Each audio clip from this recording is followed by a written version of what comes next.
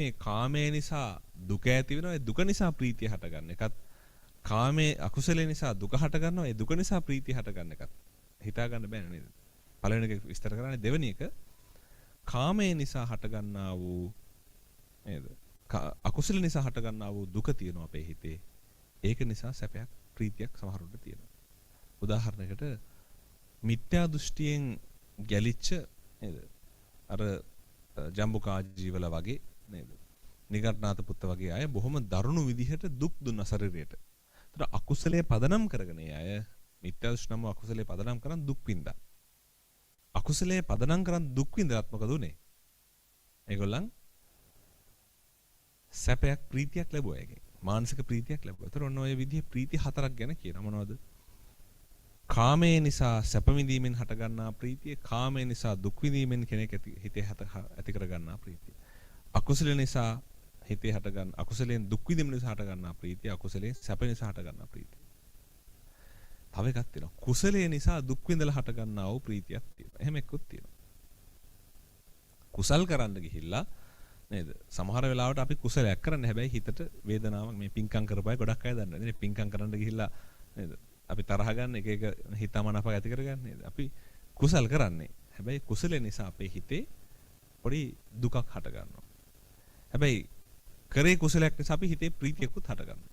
ඒතර කුසලේ නිසා දුක් විඳලා කුසලේ නිසා දුකක් හටගෙන හැබැයි ඒ අනුසාරයෙන් ප්‍රීතිය උපදන අවස්ථාවක් තියෙනවා.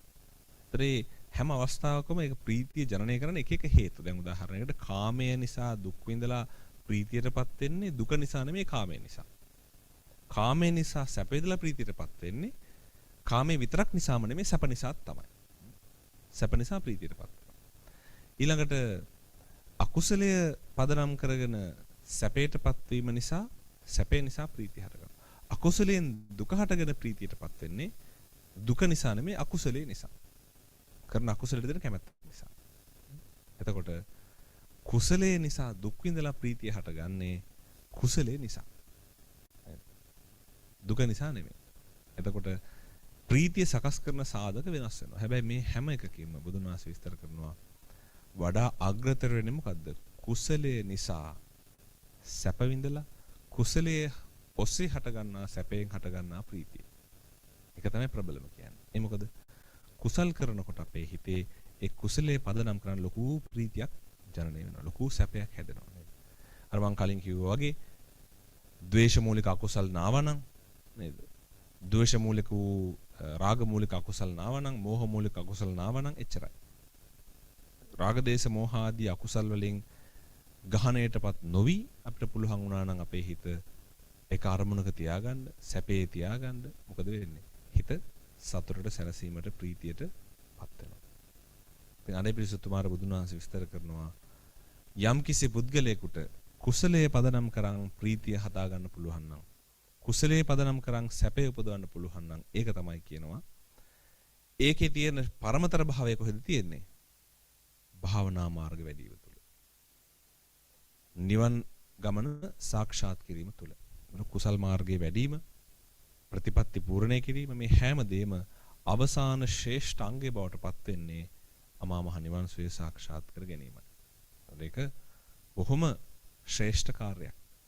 ඒ නිසා දන් පින්කම් කරනවා, ප්‍රතිපත්ති පූජා පවත්වනවා, මේ සියලු දේ හරහා ආමිස සහ ප්‍රතිපත්ති කියන මේ සියලු ආකාරයේ පූජා හරහා යම් කිසි කෙනෙක් Tamanගේ නිවන් මාර්ගය නිවැරදිව සකස් කර ගන්නවා. ඒක තමයි පරමතර වූ ප්‍රීතිය බවට ලෝකෙපත් වෙනවා කියලා කියන්නේ. නිසා අපි දැන් සූදානම් වෙන අපිට කෙටි වෙලාවක් මේ එළාමගේ ප්‍රශ්න නිසා ගියා. ඒ නිසා අපි දැන් භාවනාවට යමු වෙන ඕන කාලේ මොකද 9:00ට බුද්ධ විහාර සංස්කෘතික ධර්ම දේශනාව තියෙනවා. අපි දැන් පැය භාගයක් කාලයක් භාවනා කරන්නයි යන්නේ. අපේ දරුවෝ ටිකක් ඉන්නුනේ දරුවන්ටත් එක්ක ටිකක් අපහසු වෙයි සමහරවිට. අපි ඉවසීමෙන් යුක්තව විනාඩි 20ක් විතර භාවනා කරමු. So, dear kids, thank you for coming to the program today and observe the precepts as well. And now we are going to practice meditation. So, I think most of you have participated in my discussion. So then you have meditated for 10 minutes. Today we are going to meditate for 20 minutes. Okay. So a little bit extra time for you, maybe double the time that you meditate normally. But try. You can try to meditate, but if you cannot meditate, you can open your eyes and relax, but don't make noises because others are meditating. You can just stay. If you feel like, but don't walk around, just stay in your seat and try to support others with the meditation. Okay? And if you don't know about meditation, I'll give you a very quick advice how to practice meditation. Just sit back, relax, sit properly. Sit in a proper posture that you feel comfortable. And if it is cross-leg and straight back, much better. And then you can slowly try to focus in your breath. In breath and out breath. If you can focus on the breathing in and breathing out, keep your attention there. If you cannot, start focusing from head to toe. Bring your attention to your head and slowly bring your attention through the entire body. We call it body scan meditation. Just to bring your attention to the meditation practice. And then try to keep your attention there to practice meditation for 20 minutes. නේ හොඳයි. අපි දැන් භාවනා කරන්න සූදානම් වන්නේ කවුරුත් පහසු ඉරියව්වකින් වාඩි වෙලා තමන්ගේ හිසේ සිට දෙපතුල දක්වා හොඳින් සිහි කරන්න. හිසේ සිට දෙපතුල දක්වා කොටසින් කොටස මුළු ශරීරයේම හිමින් සිහි කරන්න. මේ කය සිහි කරන් යන අතරතුරේ ඔබට ඔබේ හුස්ම රැල්ල ඉහළ පහළ යාම හොඳින් වැටහෙනවා නම් ඒක හොඳින් බලාගෙන ඉන්න. එහෙම නැත්නම් නැවත තමන්ගේ හිතේ හුස්ම ඉහළ පහළ යාමට අවධානය යොමු කරන්න. නැවත හුස්ම ඉහළ පහළ යාමෙන් සිත පිට යනවා නම් අරමුණෙන් පිට යනවා නම් නැවත කයට හිත ගෙනල්ලා කයේ සිරසේ සිට පාදාන්තය දක්වා සිහි කරන්න. හොඳයි. කවුරුත් හොඳින් තමන්ගේ භාවනාව ආරම්භ කරමු.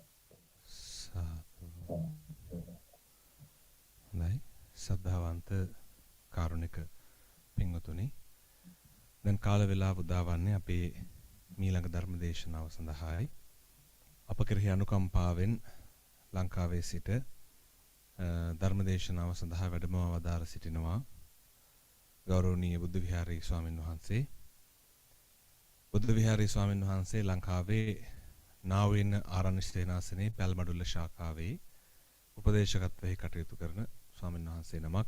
ඒ වගේම ස්වාමීන් වහන්සේ ලංකාවේත් ධර්ම අධ්‍යයනය සිදු කරලා ඒ වගේම බුරුමේ ආදී රටවලත් දීර්ඝ කාලයක් භාවනා පුහුණුව නිම කරලා ඇමරිකාව ඇතුළු ඇමරිකාව මැලේසියාව සිංගප්පූරු ඇතුළු රටවල් ගණනාවක උන්වහන්සේගේ විදේශීය දහම් සේවාවන් පවත්වපු ස්වාමීන් වහන්සේ නමක්.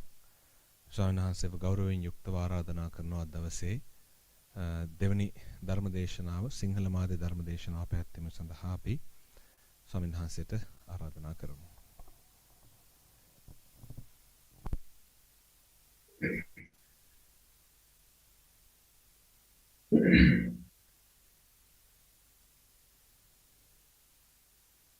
නමෝ තස්ස භගවතෝ අරහතෝ සම්මා සම්බුද්දස්ස නමෝ තස්ස භගවතෝ අරහතෝ සම්මා සම්බුද්දස්ස නමෝ තස්ස භගවතෝ අරහතෝ සම්මා සම්බුද්දස්ස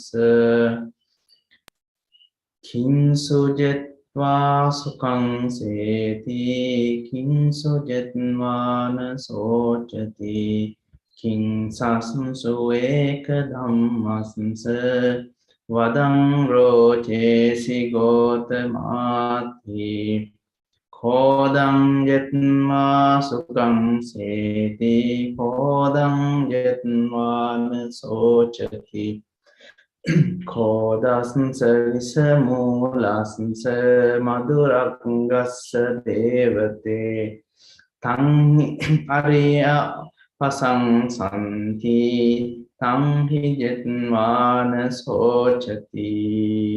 ශ්‍රද්ධාවන්ත වාසනාවන්ත පින්වත්නි, අද දවසේ ධම්සුව ආරණ්‍ය සේනාසනේ ධර්ම දේශනාව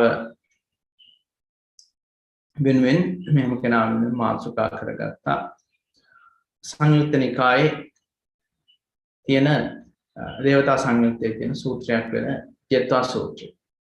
එතකොට එක්තරා දෙවියෙක් ඇවිල්ලා බුදුරජාණන් වහන්සේගෙන් අහනවා කිංසු ජෙත්වා සුඛං සේති කිංසු ජෙත්වාන සෝචති. මොකක් විනාශ කරලා සැපයටපත් වෙනවද? ඒ වගේ මොන වගේ දෙයක් විනාශ කරලා ශෝකයටපත් වෙන්නේ? කිං සස් ඒක ධම්මස්ස වදං කෝචේසි ගොත්. මොන වගේ ධර්මයක විනාශය මරණය බුදුරජාණන් වහන්සේට රුචි වෙනවාද කියලා බුදුරජාණන් වහන්සේගෙන් අහනවා. බුදුරජාණන් වහන්සේ දෙවියට පිළිතුරු දෙනවා. කෝදං ජෙත්වා සුඛං සේති කෝදං ජෙත්වාන සෝචති. ක්‍රෝධය කියන මෙන්න මේ දේ විනාශ කරලා සැපයටපත් වෙනවා. ඒ වගේම ක්‍රෝධය කියන මෙන්න මේ දේ විනාශ කරලා දුකටපත් වෙන්නේ නැහැ. ඒ වගේම මෙන්න මේ ක්‍රෝධය කියන ධර්මයේ ක්‍රෝධය කියන දේ මූලයේ විශේෂයිතයි. ඒ වගේම මේ ක්‍රෝධය කියන ධර්මයේ අග කෙලවර ප්‍රණීත රසයෙන් යුක්තයි. අන්න ඒ දේ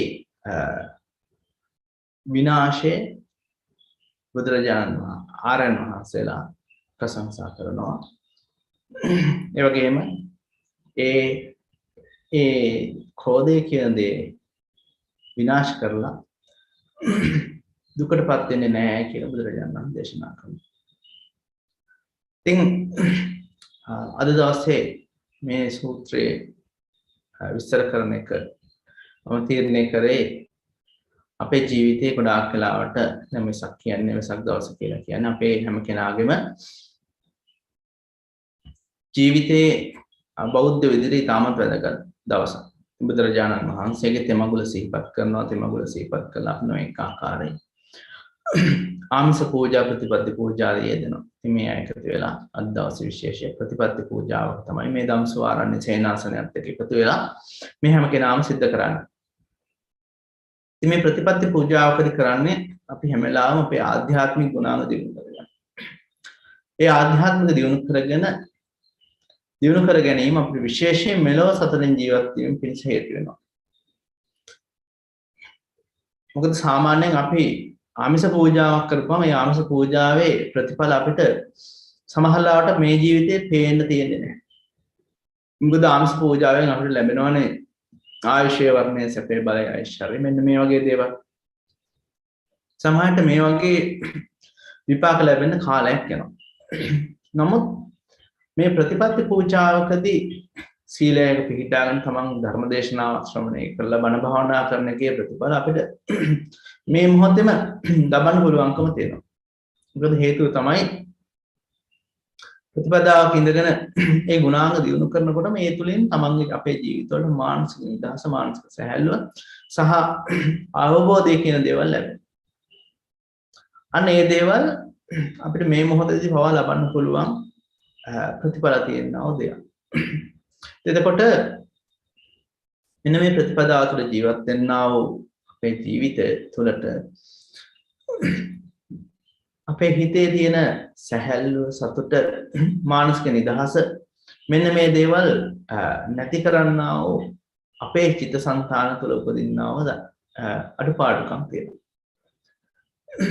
ඉතින් මෙන්න මේ අඩුපාඩුකම් අපේ ජීවිතය තුළ සංසිඳවා ගැනීම විනාශ කර නැති කර ගැනීම කාන්තෙන් අපිට මෙලොව ජීවිතයේ සතුටින් ජීවත් වෙන්න උපකාර වෙනවා. ඒ වගේම ඒ විතරක් නෙමෙයි අපි මේ ජීවිතේ අපි දිනු කරන්නා වූ ඒ ගුණාංග වල පුහුණුව අපිට පරලොව ජීවිතයේදී සතුටින් ජීවත් වෙන්න ඒකාන්තයෙන් උපකාර වෙනවා. මොකද ඒ ගුණාංග අපි මෙලොව ජීවිත වශයෙන් දිනු කරන්නා වූ ඒ ගුණාංග වල ඇසුරු කිරීම පරලොව ජීවිතයේදී අපිට ඒකාන්තයෙන්ම ඒ ගුණාංග පිළිටනවා. පීඩන විතරක් නෙමෙයි ඒ නිසා අපේ ජීවිත පුණ්‍යවන්ත ජීවිත බවට පත් වෙනවා. ඒ විතරක් නෙමෙයි අපේ ජීවිතය තුළ දිනු වෙනා ගුණාංග නිසා අපිට පරලෝක ජීවිතයත් සතරින් ජීවත් වෙන්න උදව් වෙනවා. මෙලොව ජීවිතයත් සතරින් ජීවත් වෙන්න උදව් වෙනවා. එතකොට මේ ලෝකේ ජීවත් වෙනා වූ සත්‍යයන්ට තමන්ගේ චිත්තසංතාන තුළ මානසික නිදහස මානසික සැහැල්ලුව නැති කරලා දාන ප්‍රධාන දෙයක් තමයි මේ ක්‍රෝධය කියලා කියන්නේ. ඉතින් මෙන්න මේ ක්‍රෝධය කියන දේ නැති කරලා දාන්න යටපත් කරන්න සම්පූර්ණයෙන් නැති කරලා දාන්න පුළුවන් මේ අනාගාමී මාර්ගය. නමුත් ඒ අනාගාමී මාර්ගය දක්වා තමන්ගේ ජීවිතයේ ගුණාංග දියුණු කරන්නා වූ ප්‍රතිපදාව තුළදී අන්නේ ප්‍රතිපදාව ශක්තිමත් කරගන්නට යන ගමනේදී අපිට මෙන්න මේ තරහ ක්‍රෝධය කියන දේ අපිට ක්‍රමානුකූලව තමයි නැති කරගන්න සිද්ධ වෙන්නේ. ඒ වගේ මේ තරහ නැති කරගන්න අපි යන්නා වූ ප්‍රතිපදාව තුළදී අපිට ඒකාන්තයෙන් ලොකු මානසික නිදහසක් මානසික සැහැල්ලුවක් ඒකාන්තයෙන් අපේ ජීවිතේට ලැබෙනවා.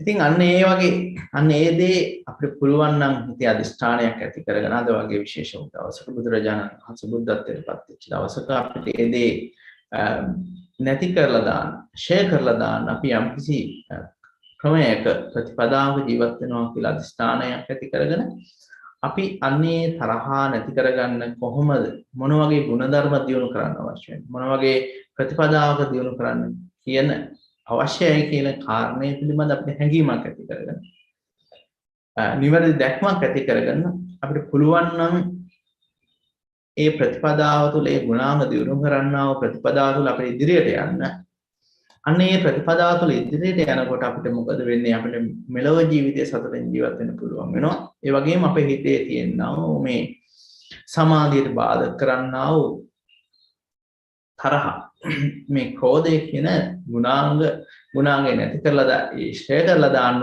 කරන්නා වූ උත්සාහය තුළදී අපිට මේ කරන්නා වූ බණ භාවනාවක් තියෙනවා නම් ඒ බණ භාවනාවේ ප්‍රතිඵල ඉක්මනට ලබන්න සමාධිය ආදී දේවල් ලබන්න මේ හැම දෙයකටම අපිට උපකාර වෙනවා.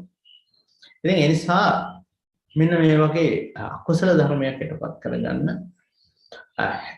අදහසක් සංකල්පයක් අපේ චිත්ත සංතාන තුළ ඇති කරගන්න එක තාමත් වැදගත් මේ වගේ වටිනා දවසක.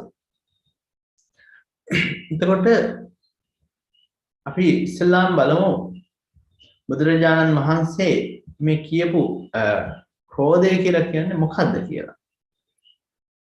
දැන් අපි අපේ ජීවිතේ අපි ක්‍රෝධය කියන දේ, තරහ කියන දේ අපි කොහොමද හඳුනාගන්නේ? සාමාන්‍යයෙන් මේ තරහ කියන එක හැම වෙලාවෙම ඇති වෙන්නේ අපේ අකමැති අරමුණු අපේ හිතට එනකොට. ඒ කියලා කියන්නේ අපි ජීවිතේ හැම වෙලාවෙම බලාපොරොත්තු වෙන්නා වූ දේවල් තියෙනවා. අපේ හිත කැමති වෙනවා හැම වෙලාවෙම සතුටින් ජීවත් වෙන්න. අපේ හිත හැම වෙලාවෙම කැමති අපේ ආරක්ෂාව තියෙනවා නම්, සතුට තියෙනවා නම්, ඒ වගේම කායික මානසික නිදහස අපේ ජීවිතේ සකස් වෙනවා නම් හැම මොනවා හරි දෙයකින් ඒක කුසලයෙන් හින්දා වෙන්න පුළුවන්, අකුසලයෙන් හින්දා වෙන්න පුළුවන්. සාමාන්‍ය ලෝකයේ ඉන්න සත්වයාට තමන්ගේ ජීවිතයේ සතුටින් සැහැල්ලුවෙන් ජීවත් වීම බලාපොරොත්තු වෙන පංචකාමයක්. එතකොට අන්න ඒ විදිහට මොනවා හරි ජීවිතයේ සතුට සැහැල්ලුව කියන දේ මොනවා හරි දේවල් නිසා උපදිනවා නම් ඒක සමානලාවට ආහාර වෙන්න පුළුවන්, ඇඳුම් පැළඳුම් වෙන්න පුළුවන්, වාස වෙන්න පුළුවන්, තමන්ගේ රැකියාව වෙන්න පුළුවන්. ඒ වගේම මේ ඇහැ, කන, නාසය, දිව, ශරීරය කියන මෙන්න මේ සහ මනස කියන මෙන්න මේ දොරටු හයකින් අපි ගන්නා වූ හොඳ අරමුණු, අපේ හිත සතුටු කරන අරමුණු, අපේ හිතේ උපදින තියෙන සංකල්පයත් එක්ක, අදහසත් එක්ක අපි සතුටු කරන අරමුණු තියෙනවා නම් අන්නේ අරමුණු අපේ හිතේ උපදිනවට, අපේ හිතේ නැවත උපදිනවට අපි හරියම කැමතියි. මොකද ඒ තුළින් අපේ හිතේ සතුට කියන එක තියෙනවා. එතකොට ඒ අපි හැම වෙලාවම බලාපොරොත්තු වෙනවා මෙන්න මේ සතුට උපදින්නා වූ අරමුණු අපේ හිතේ උපදිනවා. මොකද අපි ලෝකේ මේ ජීවත් වෙන්නා වූ ලෝකෙ උපදිලා ඉන්න සත්වයෝ ගත්තාම ඒ සියලුම සත්වයෝ දෙවියෝ වෙන්න පුළුවන්, බ්‍රහ්මයෝ වෙන්න පුළුවන්, ඒ වගේම මනුෂ්‍ය ලෝකේ ඉන්නා වූ මිනිස්සුયો, තිරසංගත සත්වයෝ, ඒ වගේම പ്രേත සත්වයෝ, ඒ වගේම නිරේ ඉන්නා වූ මේ නිරේ සත්වයෝ කියන මේ සියලු සත්වයෝ හැම වෙලාවම කැමති තමන්ගේ සතුටින් තියෙනවා. ඒ හිතේ සතුට, මොකද ඒ හිතේ සතුට උපදිනකොට තමයි ඒ ජීවිතවල ජීවිතේ ඒ අය විඳිනවා කියලා කියන්නේ.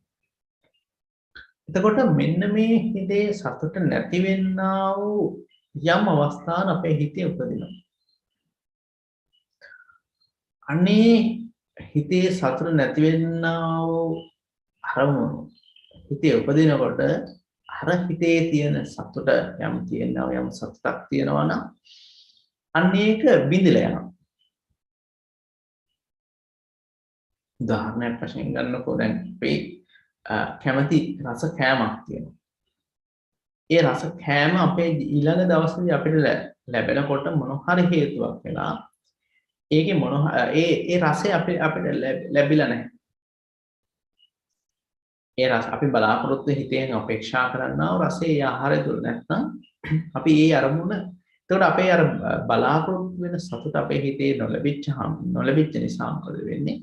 අපේ හිතේ ඒ සම්බන්ධයෙන් ඒ නොලැබීම සම්බන්ධයෙන් උපදින ප්‍රතික්ෂේප කරන අදහසින්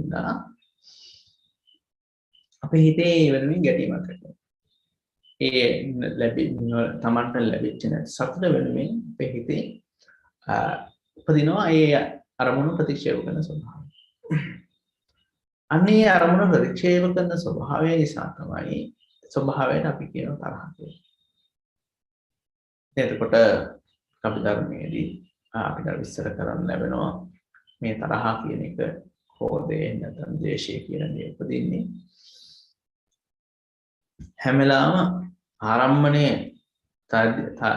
තදින් අල්ලාගෙන ඒ තදින් අල්ලාගත් ආරම්මණය සම්බන්ධයෙන් උපදිනා ගැටීම් කියලා. එතකොට අපේ ජීවිතයේ මේක තමයි සාමාන්‍යයෙන් තරහ කියන දේ හැටි. තරහ කියන කාරණේ ස්වභාවය. එතකොට මේ අය කල්පනා කරලා බලන්න මේ අයගේ ජීවිතයේ තරහා ගියපු අවස්ථාවන් කල්පනා කරලා බලන්න. සමහරවිට දවසේ තරහා ගියපු අවස්ථා ඇතිනේ නේද? එතකොට ඒ විතරක් නෙමෙයි තමන්ගේ ජීවිතේ මේ තරහ කියන එක බොහොම තමන්ගේ හිතට සමීප දෙයක්. මේකනේ යථාර්ථය. එතකොට මේ තරහ ගියපු හැම අවස්ථාවකම මේ අයට මනසින් ඒ සංසිද්ධිය දකින්න පුළුවන් නම් ඒ ගැන කල්පනා කරලා බැලුවොත් හැම වෙලාවෙම බලන්න අපේ හිතේ අපි කැමති වූ දේ කැමති දේ වෙච්ච දේ නොලැබිච්ච නිසා තමයි අපිට මේ තරහ කියන එක ඇති වෙන්නේ. එතකොට මෙන්න මේ තරහ කියන එක එතකොට මේ තරහ කියන එක සමහරවිට තමන්ගේ හිතේ තමන් තනියම ඉන්න වෙලාවට තමන්ගේ අතීතයේ වෙච්ච දේවල් සිහිපත් කරලා වෙන්න පුළුවන් නැත්නම් වර්තමානයේදී සමහරට අනාගතයේ වෙන දේවල් ගැන සිහිපත් කරලා තරහ යනවා නැත්නම් වර්තමානයේ මේ මොහොතේ තියෙන අරමුණුත් එක්ක තරහ යනවා වෙන්න පුළුවන්. එතකොට මෙන්න මේ තරහ කියන එක අපි හැම කෙනාම ජීවිතේ බොහෝ සෙයින් අපේ හිතේ මානසික පීඩාවක් ගෙන දෙන්නේ. ඉතින් මෙන්න මේ තරහ නැති කරගන්න එක තරහ කියලා කියන්නේ. ඉතින් තමන්ගේ හිතේ අපේ චිත්තසංතානයෙන් ප්‍රධානම අකුසල මූලය. දේශේ කියන අකුසල මූලය නිසා තමයි මේ සියල්ල උපදින්නේ. එතකොට මෙන්න මේ අකුසල මූලය කියන එක තාම ශක්ති සම්පන්නයි. ඒ ශක්ති සම්පන්න වෙච්ච මේ අකුසල මූලය විනාශ කරන්නත් අපි ප්‍රමාණිකූලව අපි ජීවිතයේ පුහුණුවක් ඇති කරගන්න අවශ්‍ය වෙනවා. උදාහරණයක් හිතන්න මහා විශාල ගහක් තියෙනවා කියලා. මහා අතුපතර විහිදලා ගියපු මහා විශාල ගහක් කපන්න ඕනේ නම් අපි මොකද කරන්නේ? ඉස්සෙල්ලාම අපිට ඒ ගහ එක සැරේ අපිට කපන්න පුළුවන් කමක් නැහැ. ඒ වගේම අපිට තියෙන්නේ කල්පනා හිතන්න අපිට තියෙන බොහොම දුර්වල වෙච්ච ආයුධයක් නම් ඒ දුර්වල වෙච්ච ආයුධයෙන් අර මහ විශාල ගහක් කපන්නම් අපි ඒක ගැන ක්‍රමානුකූලව කල්පනා කරන්න. ඉස්සෙල්ලාම ඒ ගහේ තියෙන වටේ තියෙන පුංචි මුල් කපන්න වෙනවා. ඒ වගේ මේ ගහට තියෙන පොඩි ආධාරක වශයෙන් තියෙන දේවල් අපි විනාශ කරන්න වෙනවා. අන්න ඒ විදිහට කාලයක් ක්‍රමානුකූලව කරන්නා වූ ව්‍යායාමයේ ප්‍රතිඵලයක් විදිහට තමයි අපිට මේ මහා විශාල නුග ගහ කපලා විනාශ කරලා දාන්න පුළුවන් වගේ මුලින් උදුරලා අයින් කරලා දාන්න පුළුවන් වගේ මෙන්න මේ තරහ කියන එක දේශේ කියන එක අපි නැති කරලා දාන්නත් අපි කාලයක් තිස්සේ ක්‍රමානුකූලව අපි ඒ සංහය දෙන්න අවශ්‍යයි. එහෙමනම් අපි කල්පනා කරලා බලමු දැන් මේ මොන වගේ ප්‍රතිපදාවකට මොන වගේ දේවල් අපිට සාමාන්‍ය ලෝකේ පුහුණු කරන්න පුළුවන් මෙන්න මේ තරහ නැති කරගන්න. දැන් මේ තරහ කියන කාරණේ ගත්තාම අපි බෞද්ධ හෝ වේවා අබෞද්ධ හෝ වේවා ලෝකේ මිනිස්සුන්ට තිරසංගත සත්‍යවල එහෙම මේ විදිහට ගත්තාම හැම කෙනාටම මේ තරහ දේශය නිසා තමන්ගේ හිතේ මානසික පීඩාවන් තමන් ජීවිතේ වන්තරපත් වෙනවා. ඒ වගේම අපි ඒ වගේ එහෙම තරහ කියන දේ ඇති වෙච්චාම අපි හැම වෙලාවම අපිට අවශ්‍යයි ඒ තරහ ඉක්මනට අයින් කරගන්න. අපි කවුරුත් කැමති නෑ මේ තරහෙන් ජීවත් වෙන්න. දුකින් ජීවත් වෙන්න. ඉතින් ඒ නිසා අපි හැම වෙලාවම උත්සාහවන්ත වෙනවා ඒ තරහ කියන එකෙන් අයින් වෙන්න. මොකද ඒ තරහ අපේ හිතේ තියෙන යම් තාක් කාලයක් තියෙනවා නම් ඒ තරහ තියෙන තාක් කාලය තුළ අපේ හිතේ සතුට මානසික සතුට සැහැල්ලුව අපිට ලැබෙන්නේ නැහැ. ඒ විතරක් නෙමෙයි අපේ හිතේ තරහෙන් දිනලාට අපිට මේ පංචකාමයේවත් විඳින්න පුළුවන් කමක් නැහැ ඒ වෙලාවට. මොකද ඒ තරහ නිසා තරහ කියන ආරම්භණය හිත දෙනකොට අර තමන් ජීවිතේ වෙනදා විඳපු පංචකාමය තමන්ට එපා වෙනවා. එහෙමනම් සාමාන්‍ය ලෝකේ ජීවත් වෙන කෙනාට පංචකාමයේ තුල ජීවත් වෙන කෙනාට මේ තරහ කියන කාරණේ පංචකාමයේ විඳින්න පාබාධාවක් වෙනවා වගේම ආධ්‍යාත්මික ජීවිතය දියුණු කරන්නා යම් කෙනෙක් කියනවා නම් ඒක නාගේ මේ ආධ්‍යාත්මික කියන ගුණ ආධ්‍යාත්මික තියෙන ගුණාංග දියුණු කරන්න ඒකාන්තයෙන් මහ විශාල බාධාවක්. විශේෂයෙන් සමාධිය ගැන කතා කරනකොට කියනවා ධ්‍යාන ආදී මොන හරි ගුණාංග තියෙනවා නම් විචාර සමාධිය. මේ සියලු දේවල් මේ දේශයේ කියන ලක්ෂණේ දේශයේ කියනවා දේ ඇති වෙච්චාම ඒ සියලු දේවල් ඒ දේශයට පුළුවන් විනාශ කළා දාන්න. දේශයේ ගින්නක් හා සමානයි. ඉතින් ඒ නිසා අපිට මේ තරහ කියන කාරණේ නැති කරගන්න එක අනිවාර්යෙන් අත්‍යවශ්‍ය දෙයක්. ඉතින් ඒ නිසා අපි අපේ හිතේ සංකල්පය අදහසක් ඇති කරගන්න මේ තරහ කියන එක අනිවාර්යයෙන්ම මම විසින් නැති කරගත යුතුයි. මට මේ තරහ කියන එක නැති කර ගැනීම අවශ්‍යතාවය තියෙනවා. ඒ වගේම මේ තරහ නැති කරගන්න එක මගේ චිත්තසංතානයේ සතුටින් සැහැල්ලුවෙන් ජීවත් වෙන්න ඒකාන්තයෙන් උපකාරයක් වෙනවා. ඒ වගේම මෙලොව ජීවිතයේ සතුටින් ජීවත් වෙන්න, පරලොව ජීවිතයේ සතුටින් ජීවත් වෙන්නත් ඒකාන්තයෙන් මේ තරහ, ද්වේෂය කියන එක නැති කර ගැනීම ඒකාන්තයෙන් යහපත් දෙයක් කියන අදහසත් අපේ හිතේ උපදවා ගන්නවා. මොකද මේ තරහ කියන මේ ද්වේෂය කියන ලක්ෂණයේ ආදීනව මෙනෙහි කරනකොට මේ තරහ කියන දේ මොකද්ද කියන මේ මානසික ස්වභාවය මේ තරහ කියන කාරණේ ඇති වෙන්නේ කොහොමද? ඒකේ මානසික ස්වභාවය කොහොමද? මෙන්න මේ දේවල් අපි තේරුම් ගන්න තමයි අපිට මේ චිත්තසංතාන තුළ උපදින්නා මේ දේශේ අයින් කරලා දාන්න ඕන දෙයක්. නැති කරලා දාන්න ඕන දෙයක් කියන අපේ හිතේ අදහස ඇති වෙනවා.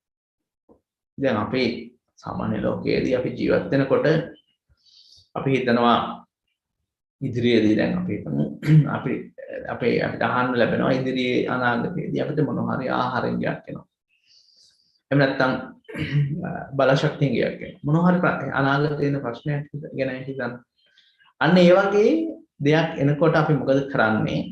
අපි හැම වෙලාවෙම ඒකට ඒ අනාගතයේ උපදින්නා වූ තමන්ගේ කායික මානසික පහසුව කායික මානසික පහසුවට හානි කරන්නා මොන හරි දෙයක් අනාගතයේ අපේ ජීවිතයේ උපදිනවා නම් අපි ඒ දේ නැති කරලා දාන්න අපි වර්තමානයේ අපි බොහොම මහන්සි වෙනවා. ඒක තමයි අපේ හිතේ හැටි. එතකොට මෙන්න මේ අපිට පුළුවන් නම් මනසින් තේරුම් ගන්න අතීතයේදීත් මේ දේශය නිසා මට ගොඩාක් හානි වෙලා තියෙනවා. මගේ හිතේ මානසික සතුට නැති වෙලා තියෙනවා. ජීවිතේ මට විඳින්න දීපු අවස්ථාවන් මට ජීවිතේ නැති වෙලා තියෙනවා. මොකද ඒ තරහ නිසා. ඒතකොට මේ තරහ මේ දේශය කියන එක නැති කරගන්න එක මට අනාගතයේ ජීවිතේ සතුටින් ජීවත් වෙන්න හේතු වෙනවා. සැහැල්ලුවෙන් ජීවත් වෙන්න. ඒ විතරක් නෙමෙයි. දැන් අපේ ජීවිතේ භෞතික වූ වස්තුන් ආරක්ෂා කරගන්න එක අපි ක්‍රියාත්මක වුණාට අපිට ඒ දේවල් පරලෝක ජීවිතයට අරගෙන යන්න බෑනේ. නමුත් මේ තරහ කියන කාරණේ, ද්වේෂය කියන කාරණේ නැති කරගන්න අපි උත්සාහවන්ත වීම තුළ අවශ්‍යතාවයේ අපේ හිතේ ඇති කරගන්න එක තුළ අපිට පුළුවන් වෙනවා මේ ජීවිතයත් අපේ ජීවිත සතුටින් ජීවත් වෙන්න සහ පරලෝක ජීවිතයත් සතුටින් ජීවත් වෙන්න. එතකොට මෙන්න මේ විදිහට අපි කල්පනා කරනකොට අපිට තව තවත් අවශ්‍යතාවය කියන එක මේ තරහ නැති කර ගැනීම අවශ්‍යතාවය කියන එකත් වැඩි වෙනවා. එතකොට අන්නේ අවශ්‍යතාව අපේ හිතේ ඇති කරගන්න එක සහ ඒ අවශ්‍යතාවයේ ඇති කර ගැනීමේ වටිනාකම සහ වැදගත්කම අපේ හිතෙන් නැවත කල්පනා කරන්න පුළුවන් නම් නැවත අපි ඒ සම්බන්ධයෙන් හිතන්න පුළුවන් නම් තව තවත් මේ තරහ කියන කාරණය නැති කරගන්න ප්‍රහාණය කරගන්න අපේ හිත නැවත උත්සාහ කිරීමක් සිද්ධ වෙනවා.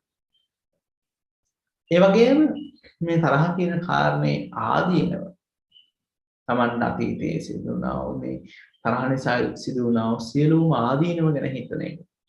මගේ හිත සංතාන තුළ මේ තරහ ඉපදුණා. අපි හිතමු මොනවා හරි කාගේ හරි මොනවා හරි කටයුත්තක් හින්දා අපේ හිතේ තරහ ඉපදුණා කියලා. නමුත් ඒ තරහ අනිත් කාගේ හරි කටයුත්තක් නිසා ඉපදුනා තමන්ට වෙච්ච මානසික හානි මානසික පසුබෑමට හේතුනේ ඇත්තටම අපි කතා කරනවා නම් මේ බාහිර කෙනාගේ ඒ කරපු සංසිද්ධිය නිසා අපේ හිත ඒ හිත ප්‍රතික්ෂේප කරපු හින්දා අපේ හිතේ ඒ වෙලාවේ තරහ ගන්න නැතුව උපේක්ෂාවෙන් තියාගන්න පුළුවන් මානසික මට්ටමක් අපි ළඟ තිබුණා නම් අපිට ඒ තරහ නිසා වෙන හානිය අපිට උපදින්නේ නැහැ.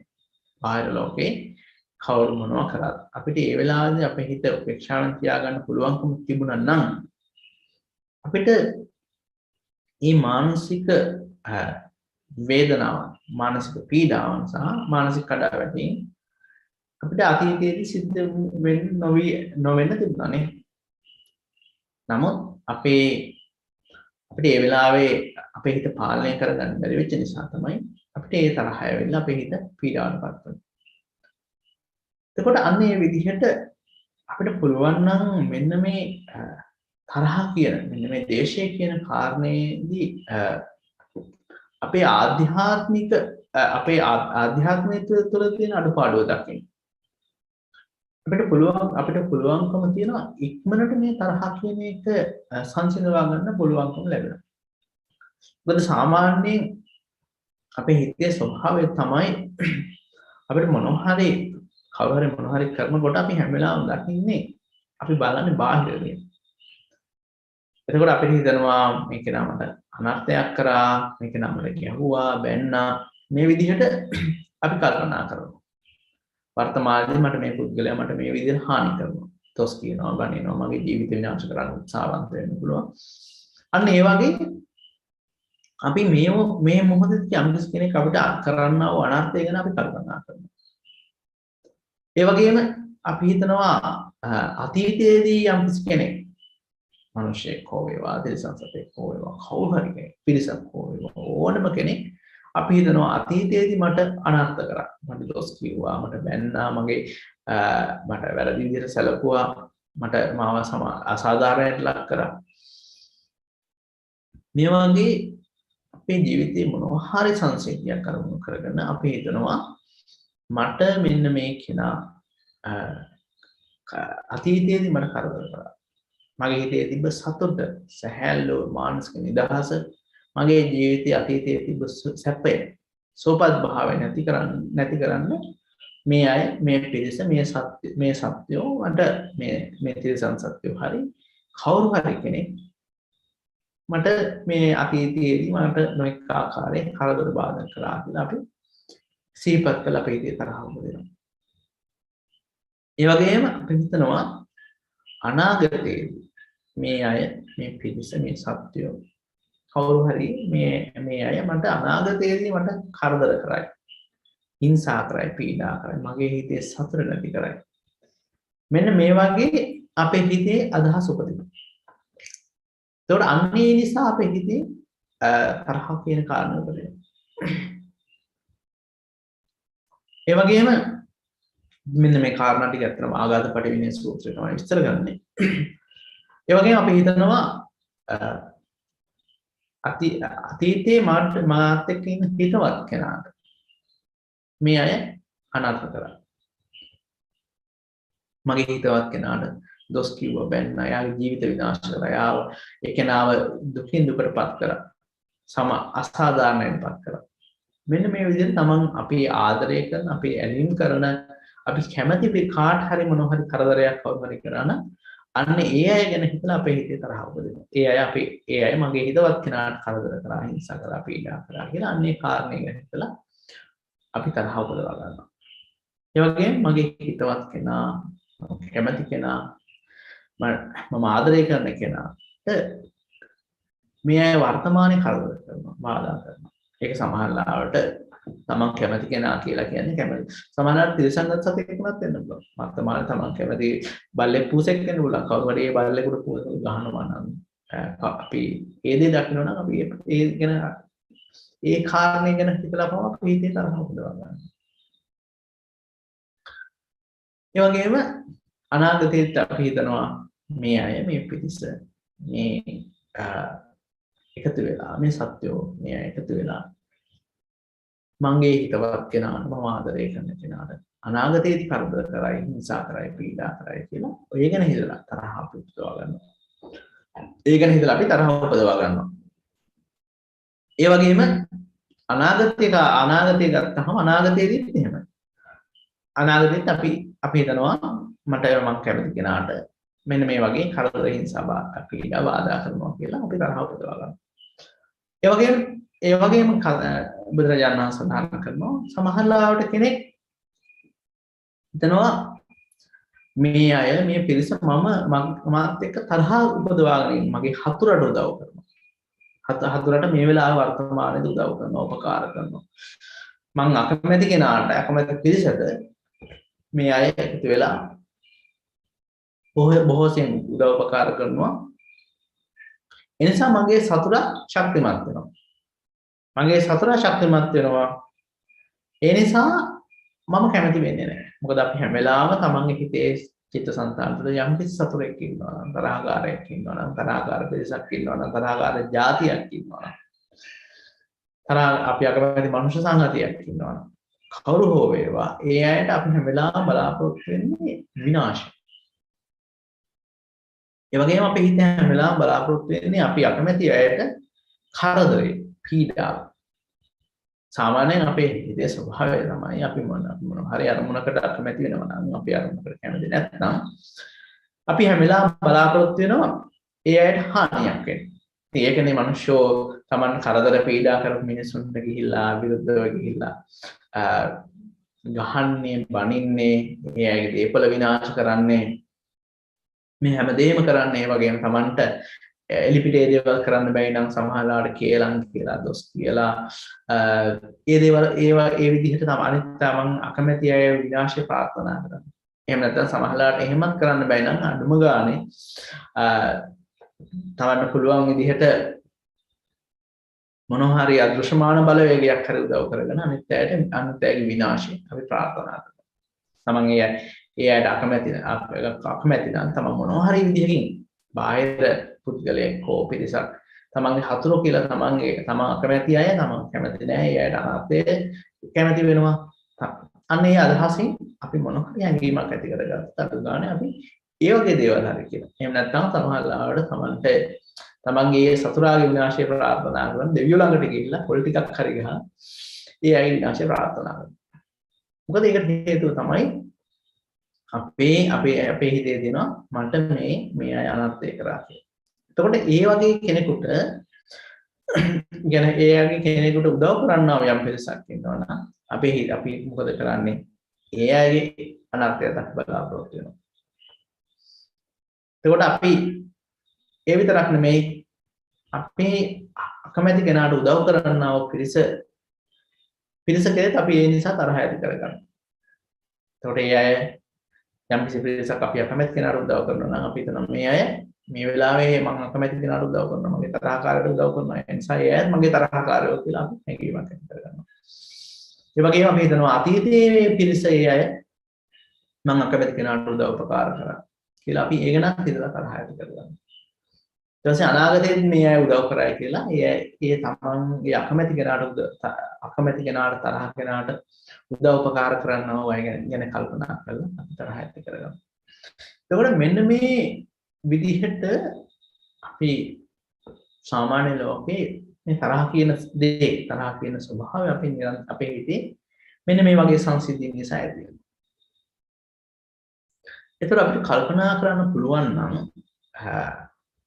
මේ තරහ ඇති වුණේ කොහොමද මගේ හිතේ? ඒ තරහ ඇති වුණේ බාහිර සංසිද්ධියක් ඉන්න උනාට ඒ තරහ ඇති වෙන්න හේතුව තමයි අපි ඒ අරමුණ දැඩිව ග්‍රහණය කරගත්තේ. ඒ වගේම ඒ තමන් කැමති දේ තමන්ට නොලැබිච්ච නිසා අපි ඒ නිසා අපේ හිතේ උපදිනා වූ දුක සංතාපය මෙන්න මේ දේවල් අපේ හිත ළඟ තිබුණ නිසා තමයි මේ බාහිර ඒ සංසිද්ධීන් නිසා අපේ හිතේ තරහ ඇති වෙන්නේ. දැන් උදාහරණයක් වශයෙන් ගන්න පුළුවන් මජ්ක්‍ධිම නිකායේ අලගත්තුම සූත්‍රයේ බුදුරජාණන් වහන්සේ කියනවා මහණෙනි මේ මිනිස්සු මට බනිනවා දොස් කියනවා ඒ වගේම මානෙන් මඩගේ මිනිස්සු කියනවා මේ ලෝකේ විනාශ කරන්න ආපු කෙනෙක්. මේ රටවල් විනාශ කරන්න ආපු කෙනෙක්. මොකද මේ බුදුරජාණන් වහන්සේගේ බණ අහලා මිනිස්සු මාර්ග නිවන් අවබෝධ කරගන්න ගත්තාම ඒ ඇවිල්ලා පැවිදි වෙන රජවරු සිටුවරු මේ සියලු දෙනාම ඇවිල්ලා මහාන වෙනවා. සියලු රාජ්‍ය කඩාකප්පල් වෙනවා. කියලා මිනිස්සු තරහ වෙනවා මාත්. මිනිස්සු මට බනිනවා. ඒ වගේම සමහර මිනිස්සු කල්පනා කරනවා මේ මගේ හිටපු දරුවා මගේ ජීවිතේ මම ළඟ හිටපු දරුවෝ මගේ මම ළඟ හිටපු මගේ ආදරණීය ස්වාමියා බිරිඳ මේ හැම කෙනාම ගිහිල්ලා මහාන වුණා බුදුරජාණන් වහන්සේගේ බණ අහලා. ඒ නිසා මගේ පවුල විනාශ වුණා. මගේ ආර්ථිකය විනාශ වුණා. ඒ වගේ දේවල් ගැන කල්පනා කළා මිනිස්සු මට බනිනවා. ඒ වගේම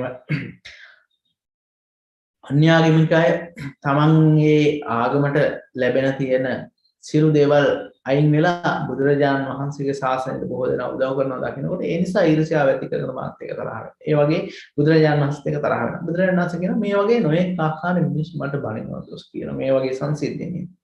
ඒ නිසා එහෙම වුණාට මගේ හිතේ තරහක්, හිතේ මානසික පීඩාවක්, දුකක් කනගාටුවක් නැහැ කියලා. මොකද ඒකට හේතුව තමයි බුදුරජාණන් වහන්සේ තමන් වහන්සේගේ අභ්‍යන්තරයෙන් සංසිඳවගෙන තියෙනවා. අභ්‍යන්තරයේ දේශයේ උපදින්න හේතු බුදුරජාණන් වහන්සේ විනාශ කරලා තියෙනවා.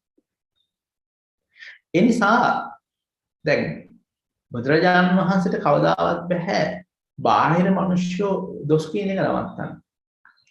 බුදුරජාණන් වහන්සේට බෑ කවදාවත් බාහිර මිනිස්සු ඊර්ෂ්‍යා කරන එක නවත්තන්න. නමුත් බුදුරජාණන් වහන්සේ කරේ අභ්‍යන්තර නිවාගත්තේ. ඒ නිසා අපි කල්පනා කරන්න ඕනේ දැන් මේ බාහිර අරමුණු නිසා අපේ හිතේ පීඩාවන් දුක්ඛම් කටළු ඇති වෙන මොන හරි තරහ උපදින්නා වූ දේවල් තියෙනවා නම් අපි පුළුවන් නම් අපිට අවධානය යොමු කරන්න මගේ තමන්ගේ හිතේ අඩපාඩු දකින්න. ඉතින් මේක බොහොම අමාරු කාරණයක්. ධම්මපදයේ කියනවා තමන්ගේ වරද දකින්න එක උදාම දුෂ්කර දෙයක් කියලා. නමුත් අපි දැන් මේ බුද්ධිමත් අය ඒ නිසා මේකට පුළුවන් නම් දැන් මේ තමන්ගේ අභ්‍යන්තරයේ ඇති වුණා වූ ඒ මානසික කැළඹීම දකින්න. කැළඹීම තේරුම් ගන්න. තමන්ගේ අභ්‍යන්තරයේ තියෙන දේශයේ කියන කිලුට දේශයේ කියනා වූ රෝගේ දේශයේ කියනා වූ සබීජේ තමන්ගේ හිතෙන් පුළුවන් නම් අංශු මාත්‍රයක් හරි තමන්ගේ හිතේ තමන්ගේ අඩුපාඩු දකින්න. අන්න එහෙම කෙනාට බොහොම පහසුයි මෙන්න මේ තරහ කියන එක යටපත් කරගන්න. මොකද ඒකට හේතුව තමයි අර අභ්‍යන්තර අඩුපාඩු තමන්ගේ හිතේ දකින්න පුළුවන්කම නිසා. ඉතින් ඒ අභ්‍යන්තර අඩුපාඩු දකින්න පුළුවන්කම අපේ හිතේ ඇති කරගන්න ගොඩාක් වැදගත්.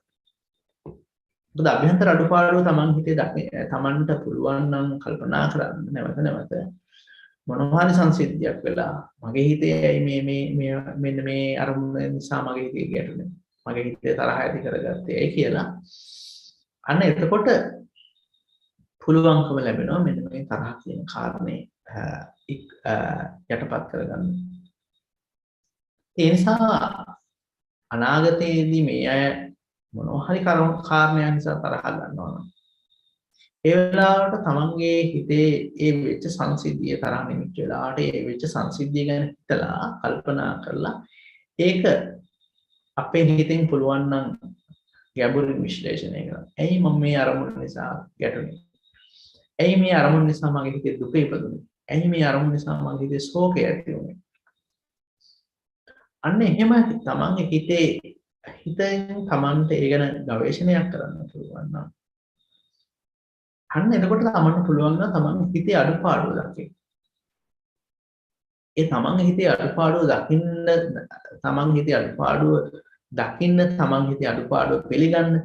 තමන් හිතේ මේ සතීතේ සංසාරයේ මේ දේශය නිසා තමන්ගේ හිතේ තමන්ට වෙච්ච හානි ගැන කල්පනා කරන්න. මොකද උදාහරණයක් අපි ගත්තොත් එහෙම අපි මරණාසන්න මොහොතදී අපි මොනවා හරි අරමුණක් ඉන්න තරහෙන් මරණයටපත් වුණොත් එහෙම අපිට කවුරු හරි ගැහුවා බැන්නා මොනවා හරි දෙයක් ඉන්න තමන්ගේ දේවල් විනාශ කරා මොනවා හරි දෙයක් ගැන හිතලා මතක් වෙලා තරහෙන් මරනොත් එහෙම සමහරලාට ඒ මරණාසන්න මොහොතදී ගන්නා වූ දේශ අරමුණකින්ද ඊළඟ ජීවිතේ සුගතිය උපදින්නේ නැහැ.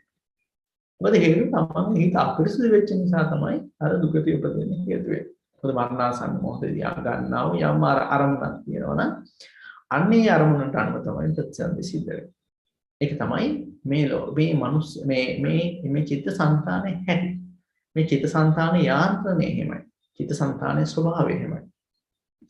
එතකොට ඒ බාහිර මොනවා හරි කෙනෙක් නිසා අපේ හිතේ තරහ කියන දේ ඇති කරගත්තා නම් ඒ තරහ ඇති කරගෙන තමන් හිත දූෂණය වුණාට පස්සේ ඒ දූෂණය වෙච්ච හිත තුළ උපදින්නා වූ අකුසල ආරම්මණත් එක්ක තමයි විපාක සකස් වෙන්නේ. එතකොට අන්නේ අකුසල ආරම්මණත් එක්ක අකුසල ආරම්මණය අකුසලයට එක්ක තියෙනා වූ අකුසල විපාක තමන්ගේ ජීවිතේ දුක ගෑවලා දෙනවා. අතීතයේත් එහෙමයි වර්තමානයේත් එහෙමයි අනාගතයේත් එහෙමයි. එතකොට අර මොනවා හරි සංසිද්ධියක් නිසා තරහ ඇති වුණාට පස්සේ අපිට පුළුවන් නම් ඒ සංසිද්ධිය ගැන ගැඹුරින් විශ්ලේෂණය කරලා කල්පනා කරලා ඒ අඩුපාඩුව තමන් හිතේ ඇති වුණා අඩුපාඩුව ඇති ඒ සංසිද්ධිය නිසා තරහ ඇති වුණේ තමන්ගේ දුර්වලතාවය කියලා දකින්න. අන්න එතකොට පුළුවන් වෙනවා අපිට අපි එතනම ඒ තරහ යටපත් කරන්න තරහ නැති කරගන්න අපිට බොහොම ඉක්මනින් අපිට පුළුවන්කම ලැබෙනවා. නමුත් සාමාන්‍ය ලෝකයේදී මේ කාරණේ දකින්න අමාරුයි. උත්තරයන් නැසය ධම්මපදයේ සඳහන් කරනවා ඒ කාරණේ දකින්න අමාරුයි කියලා. ඉතින් ඇත්තටම ඒක බොහොම දුෂ්කර දෙයක්. නමුත් අපි මේ දුෂ්කර දෙයට අපි උත්සාහවන්ත වෙනවා නම් අපිට පුළුවන් වෙනවා ඉක්මනට මේ තරහ කියන එකේ උපදින්නා වූ පීඩාව නැති කරගන්න සහ සංසිඳවා ගන්න. මොකද මේ කාලයක් මනහන අය ඒ වගේ මේ කාලයක් මේ අය සිල් සමාදන් වෙන අය කාලයක් ප්‍රතිපදාවේ ඉන්න අය. ඒකෝර අපිට මේ ගුණාංග දියුණු කරනකොට අපි හැමදාම පළවෙනි ස්තරේ ඉන්න නැතුව දෙවෙනි ස්තරේ තුන්වෙනි ස්තරේට යන්න සිද්ධ වෙනවා. ඉතින් ඒ නිසා මේ නිසා ඉතින් කල්පනා කරලා බලන්න තමන්ගේ අඩුපාඩු කොහොමද මේ වගේ දෙයක තේරුම් ගන්න කියන එක. ඒ වගේම අපිට බාහිර අපිට තරහ ඇති කරපු කෙනා ගැනත් අපි ගැනත් හිතලා අපි තරහ සංසිඳවා ගන්න පුළුවන්. ඉතින් ඒ කාරණේදී අපි කල්පනා කරලා බලන්න පුළුවන් තමන්ගේ හිතේ තමන්ට ඒ තරහ ඇති කරගත්තා වූ මානසික පීඩාව නැති කරපු කෙනාට මේ කාරණේ නිසා අකුසලයන් උපදිනවා. අකුසල සංස්කාර හිතේ උපදිනවා. ඒ අකුසල සංස්කාර නිසා තමන් හානි කරපු කෙනා ආපහු මරණාසන්න මොහොතේ තරහ ආරම්භ කරලා මරණයට පත් වෙන දුගතිය උපදිනවා. ඒ වගේම තමන්ට තරහ තමන්ගේ දේශය තමන් හානි කරපු කෙනාට ඇත්තටම කර්මයේ කර්මඵලයේ සම්බන්ධයෙන් හොඳ අවබෝධයක් තිබුණා නම් තමන්ට ඒ දේවල් කරන්නේ නැහැ. හොඳ සම්මාදිට්ඨියෙන් ඉන්න සත්පුරුෂෝ තමන්ට හානි කරන්නේ නැහැ. එතකොට ඒ කෙනා අපිට හානි කරන්නා වූ යම්කිසි කෙනෙක් අපිට හානියක් කරනවා නම් කරදරයක් කරනවා නම් බාධාවක් කරනවා නම් පීඩාවක් ඇති කරගන්නවා නම් ඒ කෙනා සත්පුරුෂ ධර්මයක පිහිටාගෙන ඒ දේ කරන්නේ නැහැ. එතකොට ඒ කෙනා අසත්පුරුෂ ධර්මයක පිහිටාගෙනමයි ඒක කරන්නේ. එතකොට ඒ නිසා ඒ කෙනා තමන්ගේ ජීවිතයේ තමන්ගේ ආධ්‍යාත්මික ජීවිතයේ දේශය නිසා පුරුස්සා ගන්නවා. එතකොට ඒ නිසා තමන්ට හානි කරන කෙනා ඒකාන්තයෙන් නිවනින් දුරස් වෙනවා. විමුක්තියෙන් දුරස් වෙනවා. සමාධියක් තියන කෙනෙක් කවදාවත් අනෙක් කෙනෙකුට හානියක් කරන්නේ නැහැ. මොකද තමන්ගේ හිතේ සමාධිය ඒකාන්තයෙන් පිරිනවනවා කියලා දන්න කෙනා අනිත් අයට අනාර්ථයක් කරන්නේ නැහැ. ඒ නිසා මේ තමන්ට හානි කරන්නා වූ කෙනාගේ මානසික දුර්වලතාවය අපි දකින්න තේරුම් අපි උත්සාහවන්ත වෙනවා. තරහෙන් ඉන්න කෙනා හරියට අභ්‍යන්තරයේ ගිනිගෙන දැවෙන්නා වූ ගිනි කන්දක් වගේ. මොකද ගොඩාක් වෙලාවට තරහෙන් ජීවත් වෙන කෙනා ඒ අරමුණුත් එක්ක හැම වෙලාවෙම හිතා ඒ දේවල්ත් එක්ක ගැටෙනවා. තරහෙන් ඉන්නේ. ඒ පුද්ගලයා තරහ නිසා එයා දවස මානසික පීඩාවෙන් ජීවත් වෙනවා. සමහර ලාවට ඒ මානසික පීඩාව උච්චතම අවස්ථාවට ආපුවම සමහර ලාවට ඒ අය දොස් කියනවා බනිනවා ඒ දේවල් කරනවා. නමුත් ඒ චිත්ත සංතානය ගත්තාම ඒ චිත්තසංතානෙ හැම වෙලාවෙම අර තරහ නිසා පීඩාවෙන් ජීවත් වෙනවා. ඒ වගේම ඒ තරහ නිසා ඒ හිතට පුළුවන්කමක් නැහැ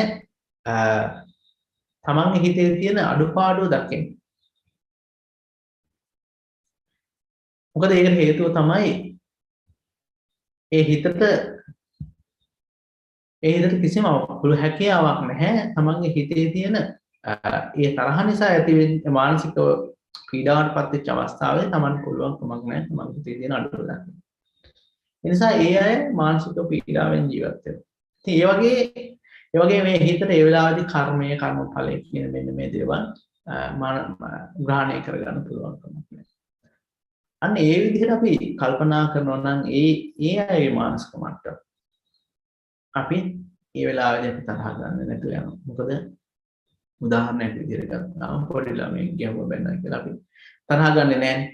ඒකට හේතුව තමයි අපිට පුළුවන් අපි හිතනවා මෙයාගේ මේ පුංචි දරුවාගේ මානසික මට්ටම බොහොම අඩු එකක්. ඒ පුංචි දරුවාගේ මානසික මට්ටම බොහොම දුර්වල නිසා අපි ඒකේනා මොනවා කිව්වත් සාමාන්‍යයෙන් තරහ ගන්නෙ නැහැ. බුද්ධිමත් උගත් වැඩි හිටියෝ විදිහට. නමුත් ලෝකේ අපිට අනර්ථ කරන්නා වූ පුද්ගලයෝ ගත්තාම ඒගොල්ලෝ වැඩිහිටිය වයසින් වැඩිහිටිය වුණා. ඒගොල්ලන්ගේ මනස සලකපුවම පොඩි දරුවෝ හා සමානයි. මොකද ඒ අයගේ මනස වැඩිලා තිබ්බනම් ඒ අයගේ ජීවිතවල සම්මාදිට්ඨිය වැඩිලා තිබ්බනම් ගුණධර්ම වැඩිලා තිබ්බනම් අන්න ඒ ගුණධර්ම වැඩිලා තියෙන හිත කවදාවත් ඒ අනර්ථයක් දේශසහගතව අපිට හානි කරන්නේ නැහැ. ඉතින් ඒ නිසා අපිට අනර්ථය කරපු අයගේ මානසික මට්ටම කොහොමද මේ මානසික මට්ටමේ ස්වභාවය කොහොමද කියලා අපිට බුද්ධිමත්ව අපි තේරුම් ගන්න පුළුවන්කම තිබ්බොත් අපිට ඒ ගැන අපි නිවැරදිව අපිට කල්පනා කරන්න පුළුවන්කම තිබුණොත් අපිට පුළුවන් වෙනවා අන්න ඒකත් අපිට උදව් උපකාර වෙනවා අනිත් අයගේ ජීවිතවල තමන්ගේ අනිත් අයගේ තමන්ට අනර්ථය කරපු කෙනාගේ මානසික මට්ටම තේරුම් අරගෙන අපිට මේ තරහ කියන කාරණෙන් අත මිදෙන්න. ඒ වගේම අපේ ජීවිතය තුළ තවත් ඉතාමත් වැදගත් දෙයක් තමයි මේ අනිත් අයට සමාව දෙන එක. මොකද ජීවිතේ අනිත් අය අපිට මොනවා හරි කරදරයක්, පීඩාවක්, බාධාවක් කරපුවාම අපිට පුළුවන් නම් ඒ අයගේ මනුෂ්‍යෝ වශයෙන් අපිට යම්කිසි හානියක් කරා නම් කෙනෙක්. ඒ අයට අපිට අකමැත්තෙන් හරි අපිට ඒ අයට සමාව දෙන්න පුළුවන්.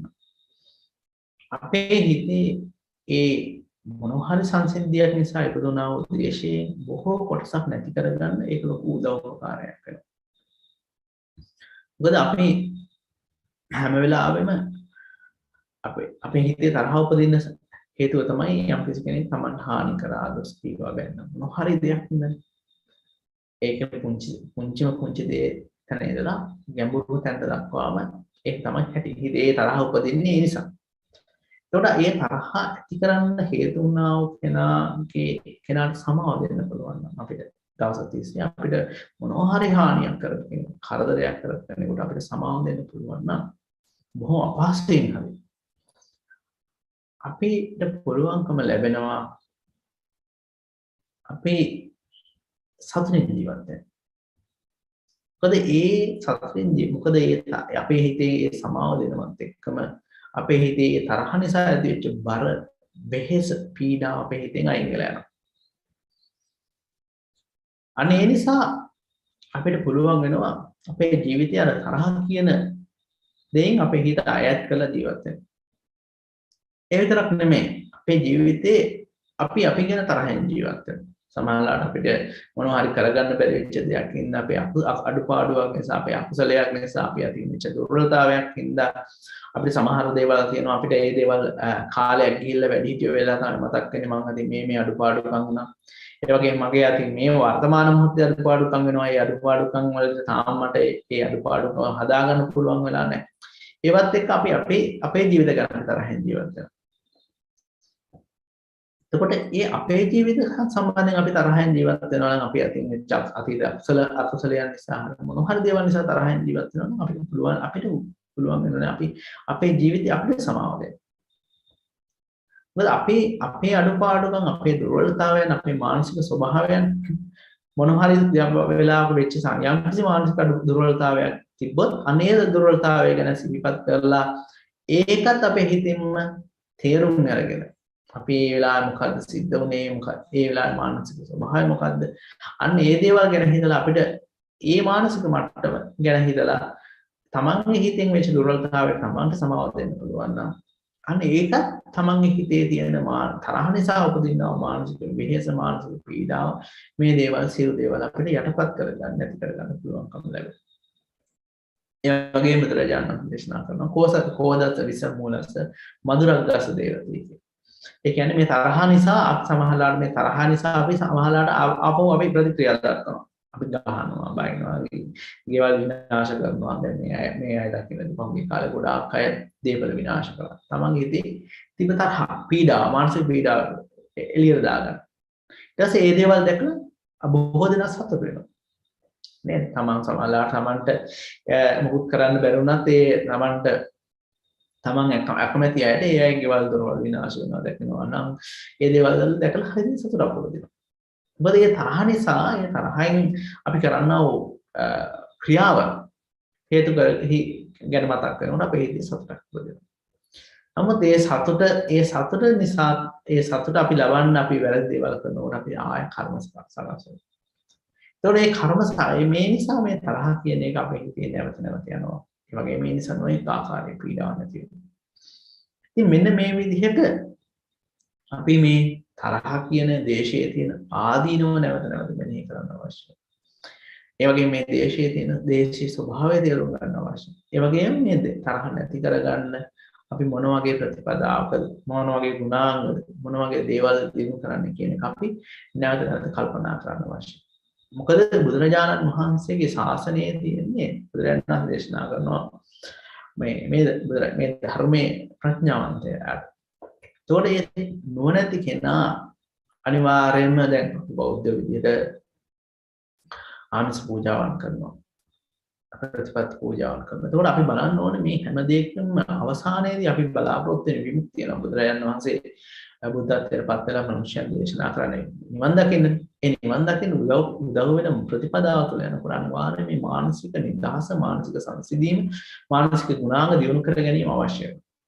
එතකොට තමයි මේ බුදුරජාණන් වහන්සේ කියපු ඉලක්කයට අපි ළඟා වෙන්න පුළුවන්. එහෙම නැත්නම් අපි හිතනවා නම් එහෙම මේ තරහ අඩුපාඩුකම් මේවා තියාගෙන මට නිවන් දකින්න පුළුවන්. ඒක කවදාවත් වෙන්නේ නැති දෙයක්. ඒ වගේම හැම වෙලාවම කල්පනා කරන්න මේ මගේ හිතේ මේ තරහ තියෙනවා කියලා කියන්නේ මට සතර අපාය උරුමයි. මට සංසාර ගමන උරුමයි. මට මේකෙන් අත මිදීමක් ලැබෙන්නේ නැහැ. මේ අඩුපාඩුකම් හදාගන්න නැත්නම් ඒ නිසා මම ජාති ජරා ව්‍යාධි මරණ ශෝක පරිදේව දුක්ඛ දෝමනස ඔක්කොටම අහුවෙනවා. ඒ නිසා මෙන්න මේ තරහ මේ දේශයේ තියෙන අඩුපාඩුකම් නැවත නැවත මෙනෙහි කළා.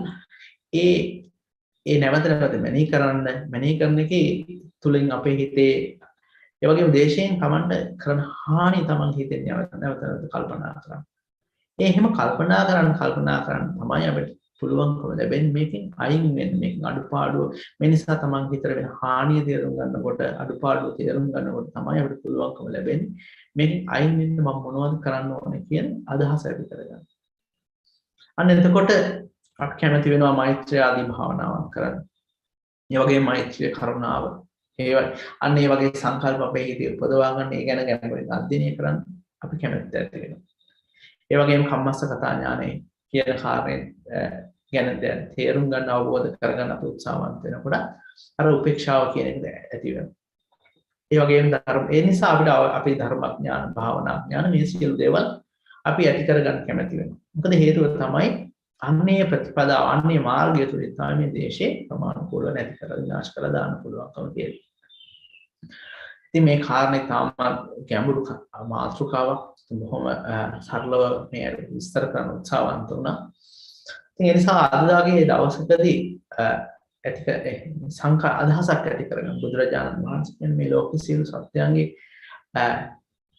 මානසික පීඩාව නිවන්න උදව් උපකාර කරන කෙනෙක්. මේ බුදුරජාණන් වහන්සේම කරේ බුදුරජාණන් වහන්සේ තමන්ගේ හිතේ තරහ නැති කරගන්න නිසා. දේශය නැති කරගෙන තමයි බුදුරජාණන් වහන්සේ අනිත් දේශය නැති කරන ධර්ම දේශනා කරේ. ඉතින් ඒ නිසා අද වගේ දවසකදී මෙන්න මේ අයගේ හිත සංතානවල උපදින්නා තියෙනා උපදිනා දේශයත් නැති කරගන්න. මම අද වගේ උතුම් දවසක ප්‍රතිපදාවෙන් නියැලෙනවා ප්‍රතිපදාව පිළිදාගෙන කටයුතු කරනවා කියන අධිෂ්ඨානය ඇති කරගන්න. ඉතින් ඒ වගේම මේ ඇයට හැම වෙලාවම අර්ථයෙන් ධර්මයෙන් අනුශාසනා කරනවා. අපේ සහෝදර ගෞරවනීය ඉහළ ගොකරැලේ පාසාදික ස්වාමීන් වහන්සේ හැම වෙලාවම මේ ඇයට මේ තමන්ගේ ආධ්‍යාත්මිකව සීලය සමාධිය ප්‍රඥාව දියුණු කරන්න ආධ්‍යාත්මික ගුණවගාව දියුණු කරන්න හැම වෙලාවම උදව් උපකාර අවවාද සිද්ධ කරනවා. ඉතින් ඒ ස්වාමීන් වහන්සේගේ අවවාද අනුශාසනා ඇතුව මේ අය කටයුතු කරන්න තව තවත් ඉදිරියට කටයුතු කරන්න ඒ තුලින් මේ අයට පුළුවන් වෙනවා මේ අයගේ නිවා ගන්න. ඉතින් ඒ වගේම අද දවසේ මේ සිද්ධ කරගත්තා මේ සෑම කුසල සම්පත්තියක්ම මෙයාගේ ජීවිතවල මෙලොව පරලොව යහපත පිණිස හේතු වේවා. ඒ වගේම මේ අද දවසේ මේ පටන් ගත්ත උත්සාහයේ වීර්යය තව තවත් අඛණ්ඩව ජීවිතයේ මරණය දක්වාම පුහුණු කරන් මෙයාට ධර්ම ශක්තිය ලැබේවා. ඒ ධර්ම ශක්තිය තුළ පිහිටාගෙන අප්‍රමාදීව සීල සමාධි ප්‍රඥාව දියුණු කරගෙන දුකත් සමුදයත් නිරෝධයත් මාර්ගයත් කියන චතුරාර්ය සත්‍ය ධර්මය අවබෝධයෙන් වෙනින් සැනසෙන්නම මේ ධර්ම දේශනාමය කුසල ඒකාන්තේ මේ හැම දිනාටම හේතු වේවා වාසනාව වේවා කියලා අපි ආශිර්වාද කරනවා. හැම දිනාටම පෙරවන් සත්‍යයි අභිවාදන සීලිස නිච්ඡං උද්ධාපචායනෝ චත්තාරෝ ධම්මා වඩ්ඩන්ති ආයුවන්නෝ සුඛං බලං ආයුරාෝග්‍ය සම්පatti සග්ග සම්පatti මේවච අතෝ නිබ්බාන සම්පatti ඉමිනාතේ සමිච්ඡතු.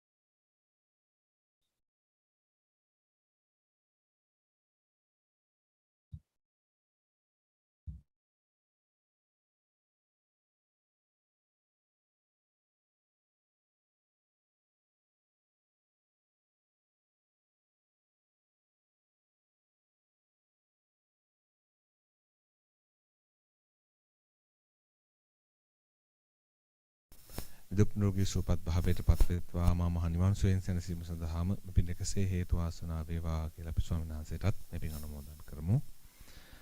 දැන් අපිට කාල වේලාව උදාපත් වන්නේ බුද්ධ පූජාව පූජා කිරීම සඳහායි. තථාගතයන් වහන්සේ උදෙසා උතුම් වූ සම්බුද්ධ පූජාව සකස් කොට ගෞරවයෙන් යුක්තව දැන් පූජා කරන්නට යෙදෙනවා. තථාගතයන් වහන්සේගේ උත්තරීතර වූ බුදු ගුණ මෙනෙහි කරලා ඒ වගේම ධර්මයේ ගුණ මෙනෙහි කරලා සංඝ රත්නයේ ගුණ මෙනෙහි කරලා තුනුරුවන් මෙනෙහි කරගෙන අපි දැන් සූදානම් වන්නේ මේ බුදු පූජාව පූජා කිරීමේ කටයුතු සඳහා. තව ස්වල්ප මොහොතකින් බුදු පූජාව තැන්පත් කොට අපි බුදු පූජාව ආරම්භ කරමු.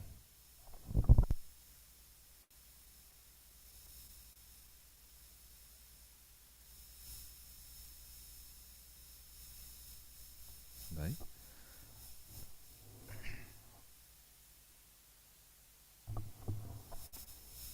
කවුරුත් සාදුකාරයක් පවත්වමු.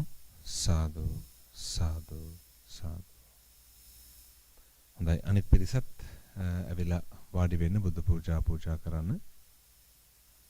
එන්න කියන හැමෝටම වාඩි වෙන්න. සුපත්. දවසේ දානීය පිළිගැනුණු පින්වතුන් සහිත සියලු දෙනාම ඇවිල්ලා වාඩි වෙන්න බුදු පූජා කරන්න.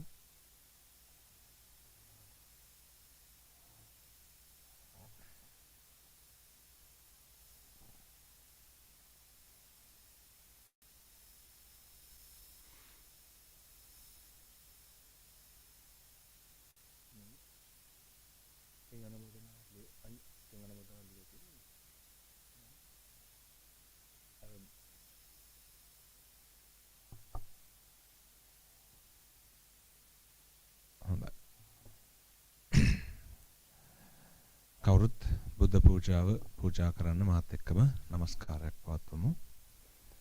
නමෝ තස්ස භගවතු අරහතෝ සම්මා සම්බුද්දස්ස නමෝ තස්ස භගවතු අරහතෝ සම්මා සම්බුද්දස්ස නමෝ තස්ස භගවතු අරහතෝ සම්මා සම්බුද්දස්ස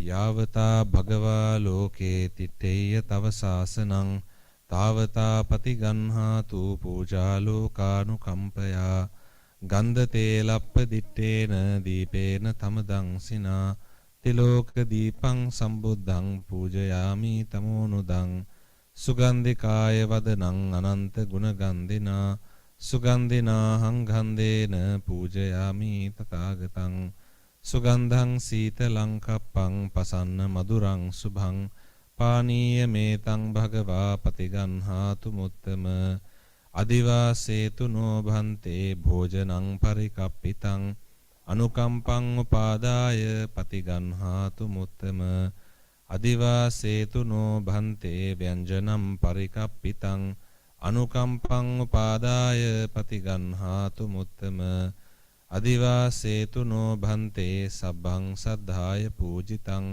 අනුකම්පං උපාදාය පතිගන්හාතු මුත්තම වන්නගන්ධ ගුණෝපේතං ඒතං කුසුම සන්තසින් පූජයාමි මුනින්දස්ස සිරීපාද සරෝරුවේ පූජේමි බුද්ධං කුසුමේන නේන පුඤ්ඤේන මේ තේන ලබාමි මොක්ඛං පුප්පම්මිලායාති යතයි ධම්මේ කායෝ තථායාති විනාශ භාවං ඉතිපීසෝ භගවා අරහං සම්මා සම්බුද්ධෝ විජ්ජාචරණ සම්පන්නෝ සුගතෝ ලෝකවිදෝ අනුත්තරෝ පුරිස ධම්මසාරති සත්තා දේව මනුස්සානං බුද්ධෝ භගවාති බුද්ධං ජීවිත පරියන්තං සරණං ගච්ඡාමි යේච බුද්ධාතීතාච යේච බුද්ධානාගතා පච්චුප්පන්නාච යේ බුද්ධා අහං වන්දාමි සබ්බදා නති මේ සරණං අඤ්ඤං බුද්ධෝ මේ සරණං වරං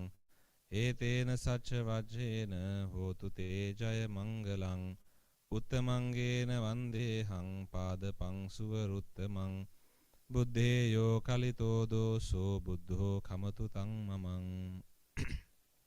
ස්වාක්ඛාතෝ භගවතා ධම්මෝ සන්දිට්ඨිකෝ අකාලිකෝ ඒහි පස්සිකෝ ඕපනයිකෝ පච්චත්තං වේදිතබ්බෝ විඤ්ඤූහීති ධම්මං ජීවිත පරියන්තං සරණං ගච්ඡාමි යේච ධම්මාතීතාච යේච ධම්මානාගතා පච්චුප්පන්නාච යේ ධම්මා අහං වන්දාමි සබ්බදා නති මේ සරණං අඤ්ඤං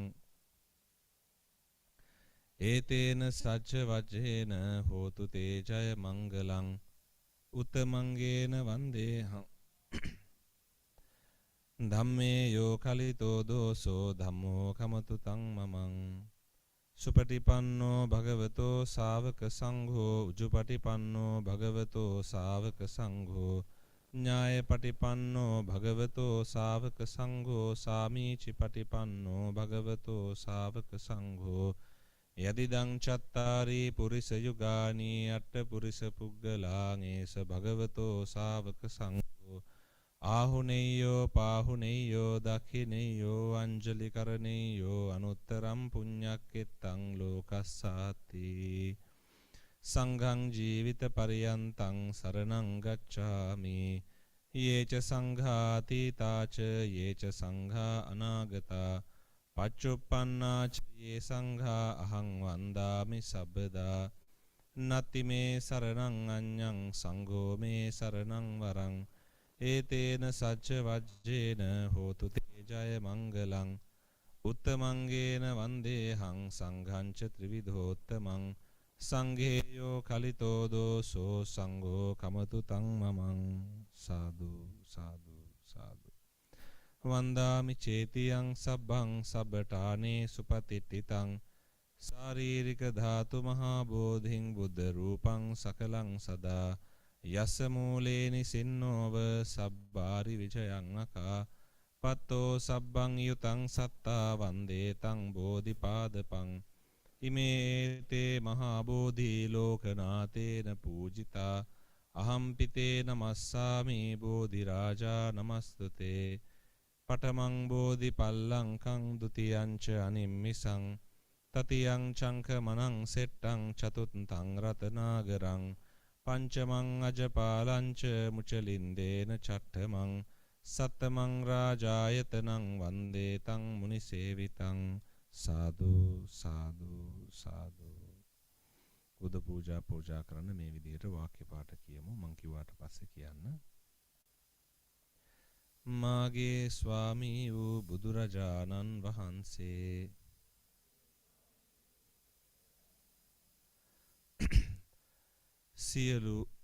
සියලු අකුසල ධර්මයන් කෙරෙන් ප්‍රහාණය කළ හේයින් සියලු කුසල ධර්මයන් මනවින් උපදවාලු හේයින් සියලු ආමිස ප්‍රතිපත්ති පූජාවන්ට ඒකාන්තයෙන්ම සුදුසු වන හේයින් රහසින්වත් පව් නොකළ හේයින් අරහං නම් වනසේක. මාගේ ස්වාමී වූ බුදුරජාණන් වහන්සේ ගුරු උපදේශ නැතිවම චතුරාර්ය සත්‍ය ධර්මය සත්‍ය ඥාන කෘත්‍ය ඥාන කෘතඥාන වශයෙන් පරිවර්ත තුනකින් යුක්තව ආකාර 12කින් යුක්තව මනවින් අවබෝධ කොට වදාළ හේන් සම්මා සම්බුද්ධ නම් වනසේක. මාගේ ස්වාමී වූ බුදුරජාණන් වහන්සේ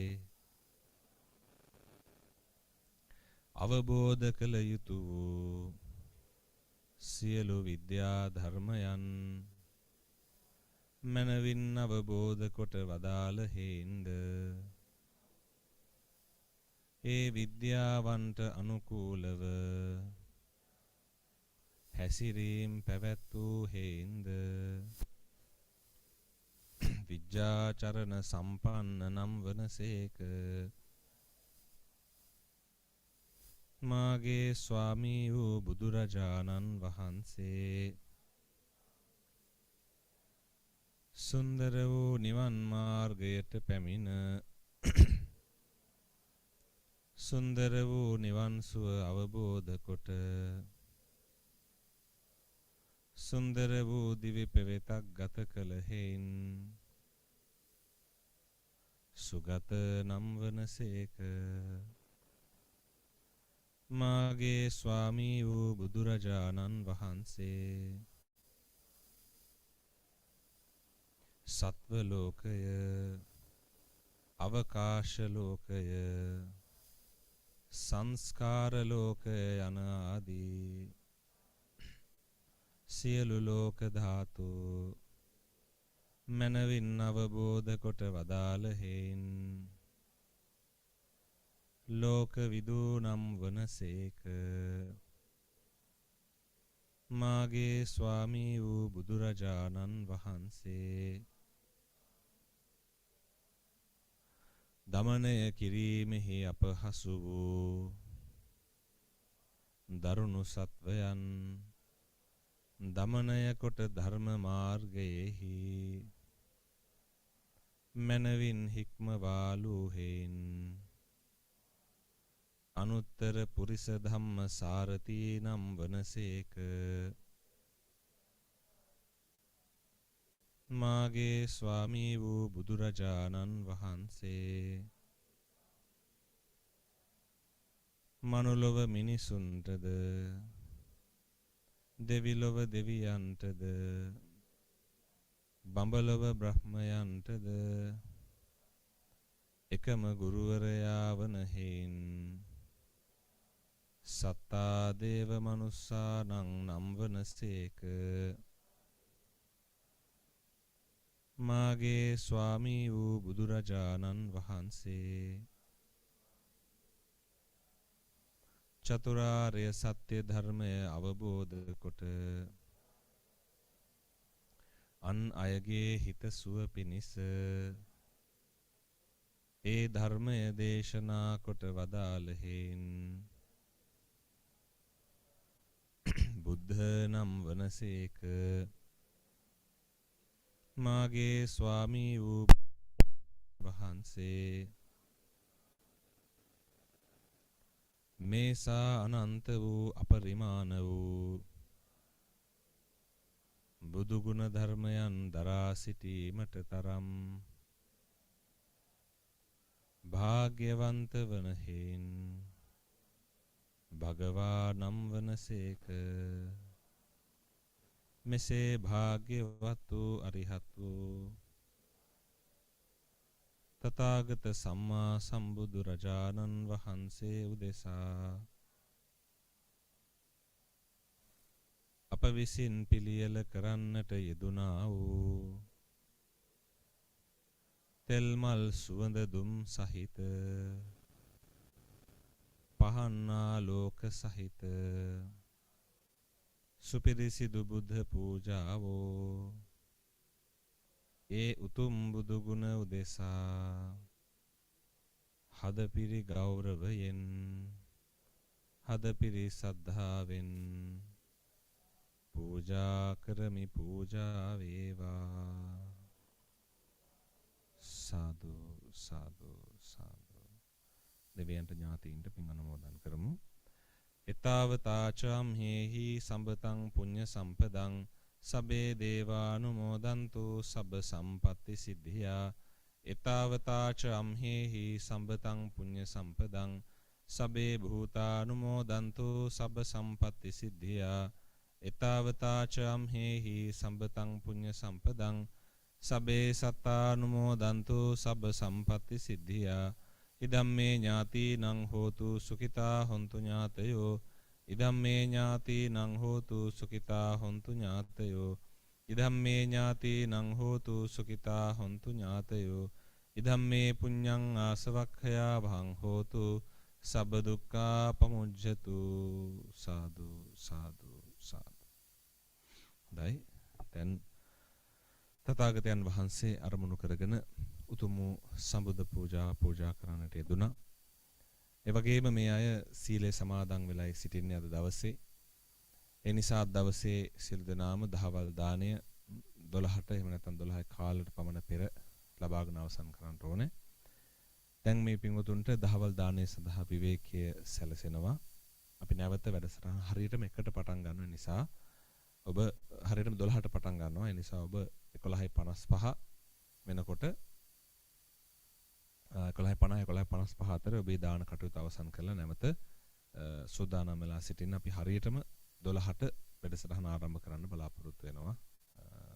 12:05 අතර වගේ. නමුත් පුළුවන් නම් 11:55 පමණ වෙනකොට ඇවිල්ලා වාඩි වෙලා ඉන්න. අපි 12ටම හරියට වැඩසටහන ආරම්භ කරන්න උත්සාහවත් වෙමු. හොඳයි. සියලු දෙනාටම තෙරුවන් සරණයි.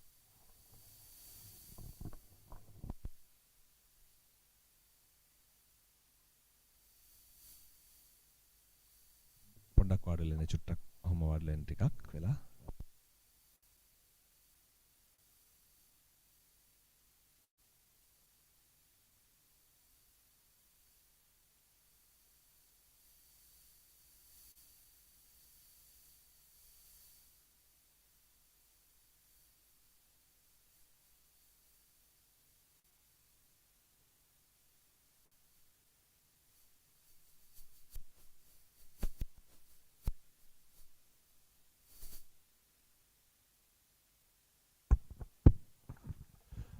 ස්වාමින් වහන්සේ දානෙට වැඩියා. දැන් ඔගොල්ලොත් වැඩි ශබ්දයක් නොකර මේ දොරටුවෙන් ඇතුල් වෙලා දානය අරගෙන නැවතත් අර දොරටුවෙන් ඇවිල්ලා වාඩි වෙන්න. ඔගොල්ලන්ට අවශ්‍ය කරන වතුර හා අනෙක් දේවල් ඒ දාන මේ ලබා දෙන කට්ටිය ළඟටම ගෙනත් දෙවි. පුළුවන් තරම් ශබ්දය අඩුවෙන් පවත්වාගෙන ඒ දානමය කටයුතු කරලා අපි 11:55 වෙනකොට ආපහු මේ ස්ථානෙට එමු.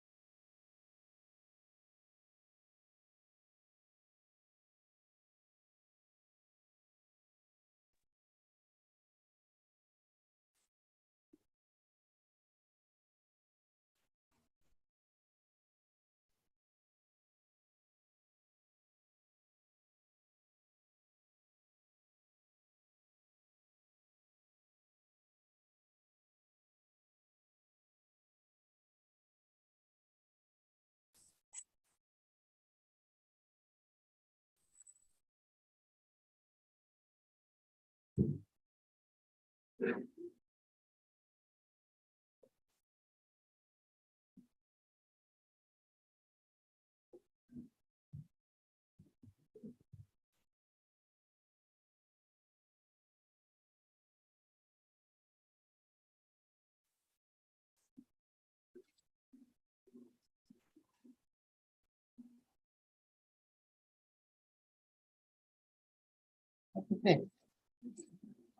Okay.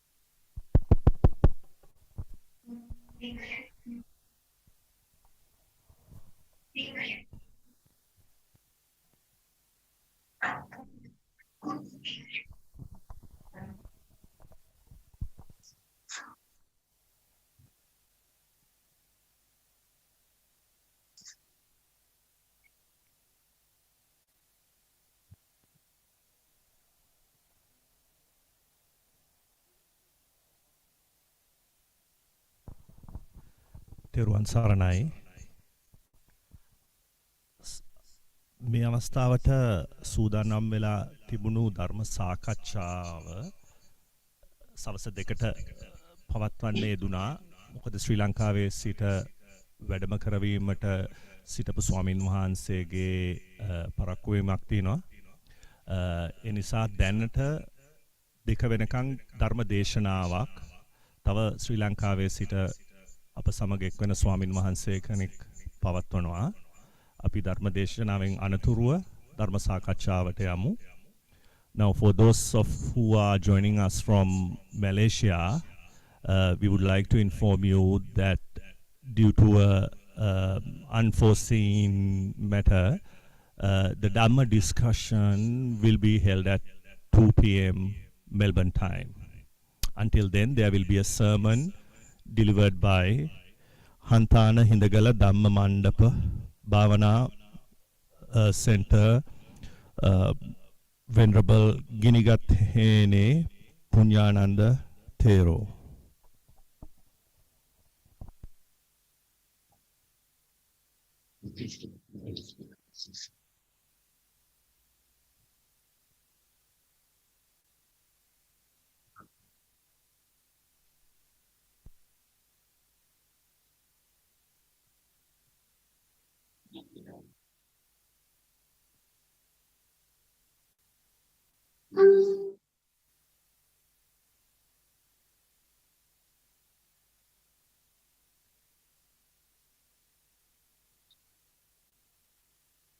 Sadhu, sadhu, sadhu.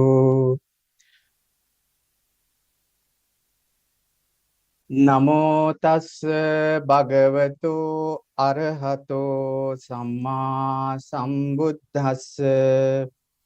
Namo tassa bhagavato arahato samma sambuddhassa.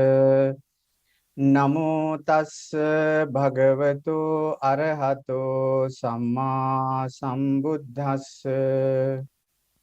Ananta ඥානං කරුණාලයං ලයං මලස්ස බුද්ධං සුසමාහිතං හිතං නමාමි ධම්මං භව සංවරං වරං ගුණාකරං චේව නිරංගනං ගණං සාදු සාදු සාදු.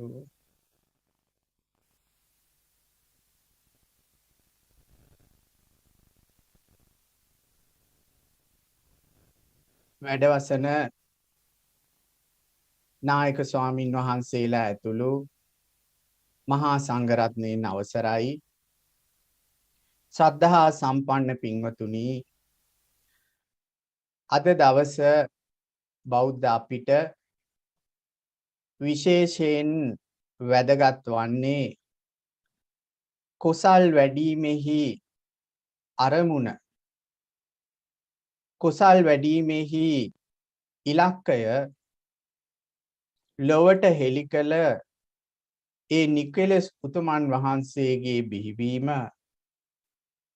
ඒ වාගේම ඒ ධර්මයේ ලෝකයට දායාද වීම, ඒ උතුමන් වහන්සේගේ අප කවුරුත් සරණ ගිය තථාගත අරහත් සම්මා සම්බුදුරජාණන් වහන්සේගේ මහා පරිනිර්වාණය, මේ ආදී වූ අපගේ ශාස්ත්‍රූන් වහන්සේගේ ජීවිතයේ ප්‍රධාන අංග සිහිපත් කර ගැනීමෙන් තමයි අපි මේ පෝය සිහිපත් කරගන්නේ. පින්වතුනි, බුදුරජාණන් වහන්සේගේ බුද්ධ ගුණ සම්බන්ධයෙන් අපි බහුල වශයෙන් සිහි කරනවා. ඒ බුද්ධ ගුණ සිහි කිරීමේ ලාභය තමයි ඒ වැඩපිළිවෙල තථාගතයන් වහන්සේ ලොවට හෙළි කරපු ඒ නිකලස් වැඩපිළිවෙල තුල අපිට ශික්ෂණය ලැබීමට මහත් වූ බලයක්, සීක බලයක් ලැබෙනවා.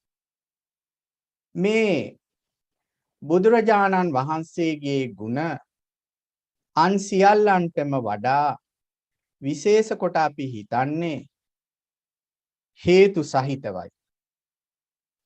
ඒ හේතුව තමයි සීක ධර්මයක් හැටියට, ඊළඟට ඉන්ද්‍රිය ධර්මයක් හැටියට, බල ධර්මයක් හැටියට නිවන දක්වාම තථාගතයන් වහන්සේ පිළිබඳ ඒ ශ්‍රද්ධා ගුණය රැකගත යුතු නිසා අපිට මේ හිත ශික්ෂණයට පත් කරන්න ප්‍රධානව ආරම්භකව හේතු සපයන්නේ ශ්‍රද්ධාව.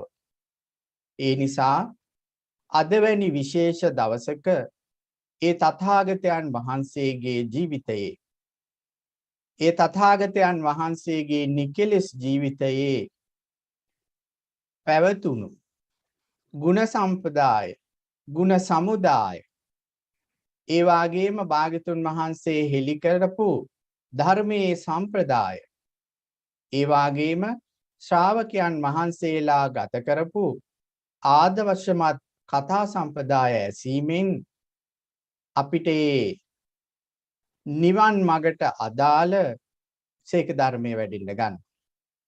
මෙතනදී අපි අද ප්‍රකට කරගන්න, කතා කරගන්න සූදානම් වෙන්නේ බුදුරජාණන් වහන්සේ විසින්ම තමන් වහන්සේ පිළිබඳ හෙළි කරපු ඒ බුද්ධ වංශ පාළියේ සඳහන් බුද්ධ ගුණ සම්බන්ධයෙන් කාරණා ටිකක්.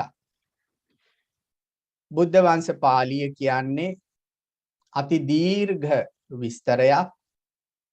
එතනදී බුදුරජාණන් වහන්සේගේ ගුණ විස්තර වශයෙන් ඇසීම අපේ චතුරාර්ය සත්‍ය අවබෝධයට ඇසීම මාත්‍රයෙන් පවා උපකාර වීම තමයි ප්‍රධාන වශයෙන් ඉලක්ක වෙන්නේ. තථාගතයන් වහන්සේ කලියුග වර්ෂයෙන් 2513 වෙනි කලියුග වර්ෂයේ වෙසක් මාස 15 පොහොය දිනේදී ඒ දඹදිව මධ්‍ය ප්‍රදේශයේ ඒ ගයා ඇසතු බෝරුක් මුල කුසතන ඇතිරියේ වැඩ ඉඳලා ඒ සකල ක්ලේශයන් ප්‍රහාණය කරලා සම්මා සම්බෝධියට පැමිණියා. ඒ වාගේම ඒ සත්සතිය ගෙවීමෙන් පසුව සහම්පති බ්‍රහ්මරාජයාගේ ආරාධනය මත ඇසලපුර පසළොස්වක පොහොය දවසක බරණැස ඉසිපතන මිගදායෙහි අඤ්ඤා කොණ්ණඤ්ඤාදියේ පස්වග මහණුන්ට ධර්මය දේශනා කරන්නට යෙදුණා. මේ ආකාරයෙන් ආරම්භ කරපු තථාගතයන් වහන්සේගේ මේ ශාසන කෘත්‍යය දිගින් දිගටම පවතිද්දී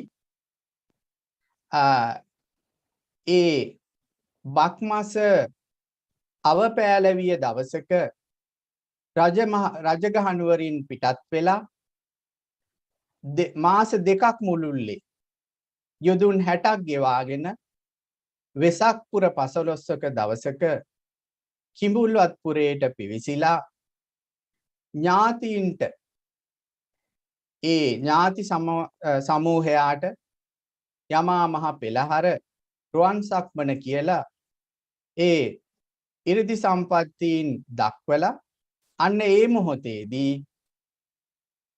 ධර්ම සේනාධිපති සරියුත් මහරහතන් වහන්සේ ආරාධනාවක් කරනවා. අන්නේ ආරාධනාව මත තමයි භාග්‍යතුන් වහන්සේ මේ බුද්ධ වංශයේ දේශනා කරන්න යෙදුනේ.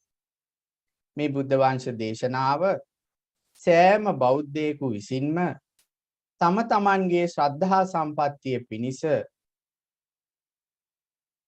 ආදර්ශවත් විදිහට ඒ වගේම ගෞරවයෙන් කිව යුතු, කිය යුතු, ඇසිය යුතු සහ හැකි පමණ සජ්ජායනා කළ යුතු ග්‍රන්ථයක් වෙනවා.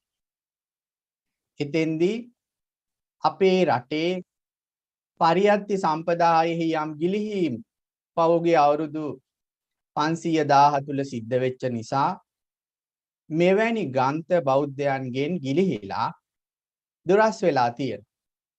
ඒ නිසා සමහරුන් ඒ පරියත්ති සම්පදායෙහි මූලික දේවල් දුරු වීම නිසා මේ වගේ ග්‍රන්ථ සඳහා සැකද උපදවලා අත්හැරලා දාලා තියෙනවා.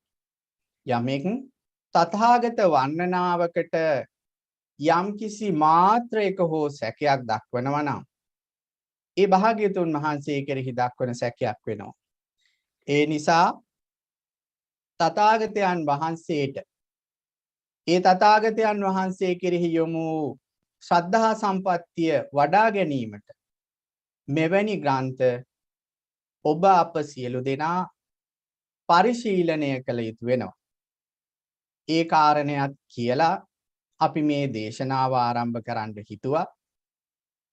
බුදුරජාණන් වහන්සේගේ ඒ කරුණු 8ක් තියෙනවා සමාන වෙන. ඒ තමයි ආයුෂ. බුදුරජාණන් වහන්සේලාගෙන් බුදුරජාණන් වහන්සේලාට ආයුෂ වෙනස්. ශරීර ප්‍රමාණය වෙනස්. කුලය වෙනස්. ඒ වගේම කාලය, ඒ කියන්නේ අර ප්‍රධාන වීරිය කරපු කාලය වෙනස්. ඒ වගේම බුද්ධ රශ්මිය වෙනස්. අබිනිෂ්ක්‍රමණය, ඒ අබිනිෂ්ක්‍රමණය වීම වෙනස්. ප්‍රෝධි වෘක්ෂය වෙනස්. පරියංක ප්‍රමාණය වෙනස්. ඒ නිසා බුදුරජාණන් වහන්සේලාගෙන් බුදුරජාණන් වහන්සේලාට වෙනස් විශාල තොරතුරු ප්‍රමාණයක් මේ දීපංකර බුදුරජාණන් වහන්සේගේ සිට මේ බුද්ධ වංශ පාළියේහි මේ පින්වතුන්ට අහන්න ලැබෙනවා.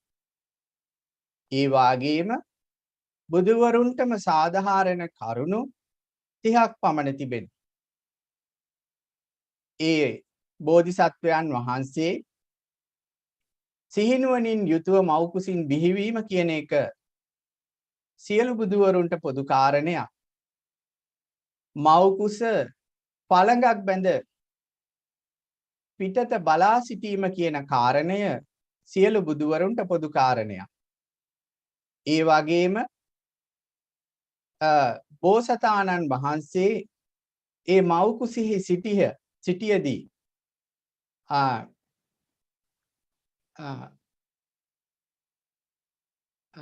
මව්කුසේ සිටියේදී අරණක, ඒ කියන්නේ වනයක බිහිවීම, මෙලොවට පහළ වීම සිද්ධ වන දෙයක්. සියලු බුදු රජාණන් වහන්සේලාට පොදු කාරණයක්. ඒ වාගේම උපන් කෙනෙහිම උතුරු දිගට සත්පියවරක් ගොස් සිංහනාද කිරීම සියලු බුදුරජාණන් වහන්සේලාට පොදු කාරණයක්. ඒ වාගේම සතර පෙර නිමිති දැකලා පුත්කුපරු උපන්දා අබිනිෂ්ක්‍රමණය කිරීම සියලු බුදුරජාණන් වහන්සේලාට පොදු කාරණයක්. ඒ වාගේම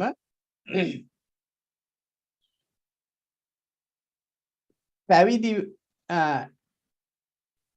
මේ ඒ කියන්නේ තපස් දිවියට පැමිණිලා ඒ භාවනා යෝගී දිවියට පැමිණිලා සද්දිනක් හෝ ප්‍රධාන වීරිය කිරීම සියලු බුදුරජාණන් වහන්සේලාට පොදු කාරණයක්.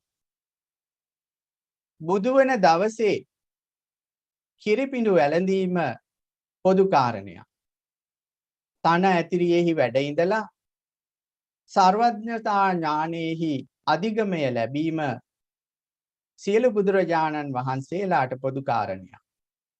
බුද්ධත්වයේ සඳහා ආනාපාන සති කර්මස්ථානයේ වැඩිම මාර පරාජය ඒ වාගේම බෝධිපර්යංකයේදී ත්‍රිවිද්‍යා ගුණ ප්‍රතිලාභ ලැබීම සත් සතිය ගෙවීම මහා බඹුන්ගේ අයදීමෙන් ආරාධනාවෙන් දහම් දෙසීම ඉසිත්පතන මිගදායෙහිදී ධම්සක් පැවතුම් සූත්‍රයේ දේශනා කිරීම නවම්පුර 15ක දිනයක ප්‍රථම ප්‍රාතිමෝක්ෂ දේශනාව සිද්ධ කිරීම ඒ වාගේම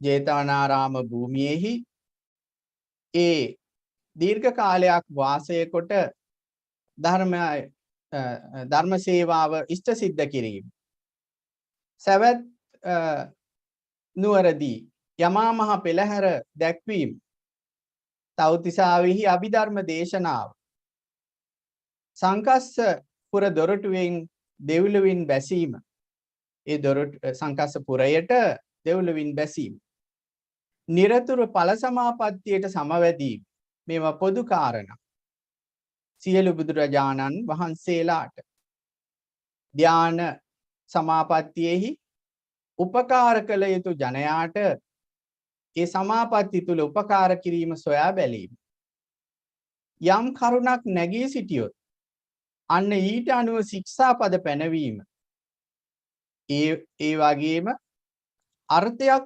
උත්පත්තියට පත්වන ස්ථානයේදී අර්ථයක් මුල්වන ස්ථානයේදී ඒක නිමිති කොටගෙන ජාතක දේශනාව සිද්ධ කිරීම ඒ වාගේම ඥාති සමාගෙහිමෙහි බුද්ධ වංශ දේශනාව සිද්ධ කිරීම ආගන්තුක භික්ෂූන් හා පිළිසඳර කිරීම ආරාධනෙන් වස්වැසීම දායකයින් නොවිමසා නොයෑම ඒ වාගේම දවස්පතා බුද්ධ කෘත්‍යය නොකඩවා පංච බුද්ධ කෘත්‍ය නොකඩවා ඉෂ්ට සිද්ධ කිරීම පරිනිර්වාණ දිනෙහි ඒ අර ඖෂධ භෝජනය වැළඳීම ඒ වගේම සමවතට සමාපatti වලට සමවැදී පිරිනිවන් පෑම කියන කාරණා සියලු බුදුරජාණන් වහන්සේලාට පොදු කාරණා වෙනවා.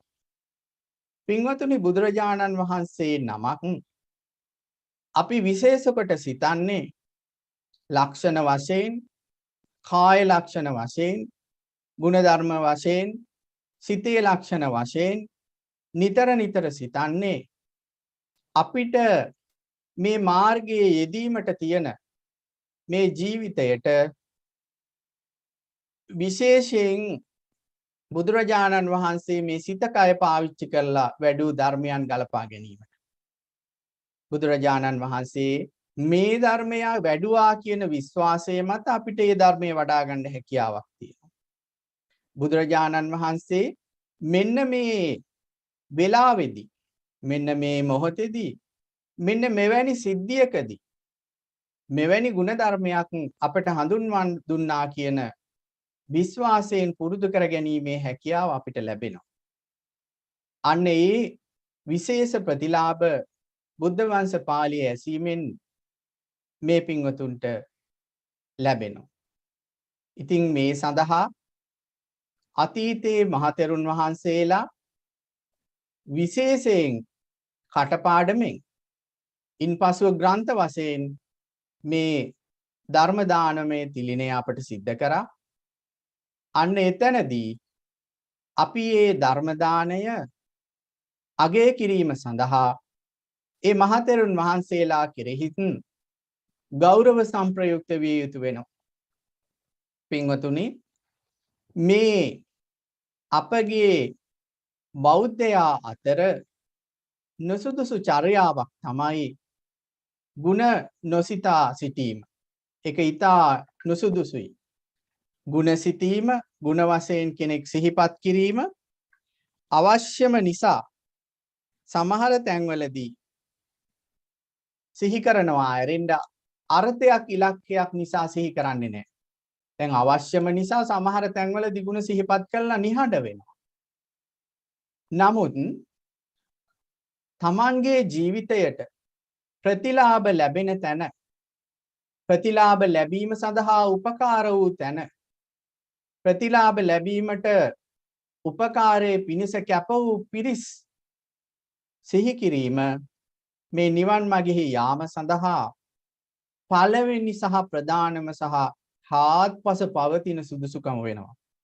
හාත්පස පවතින කියලා අපි වචනයක් කිව්වේ අන්න භූමිය, සත්පුරුෂ භූමිය ඊටා වැදගත් වෙනවා. පසුගිය කාලයේදී මෙවැනි බුදු ගුණ සිටිය යුතු, අග්‍ර වූ බුදු ගුණ සිහි කළ යුතු බෞද්ධයා බොහෝම ද්වේෂ සහගතව හැසිරුණු ආකාරයක් අපිට දක්නට ලැබුණා.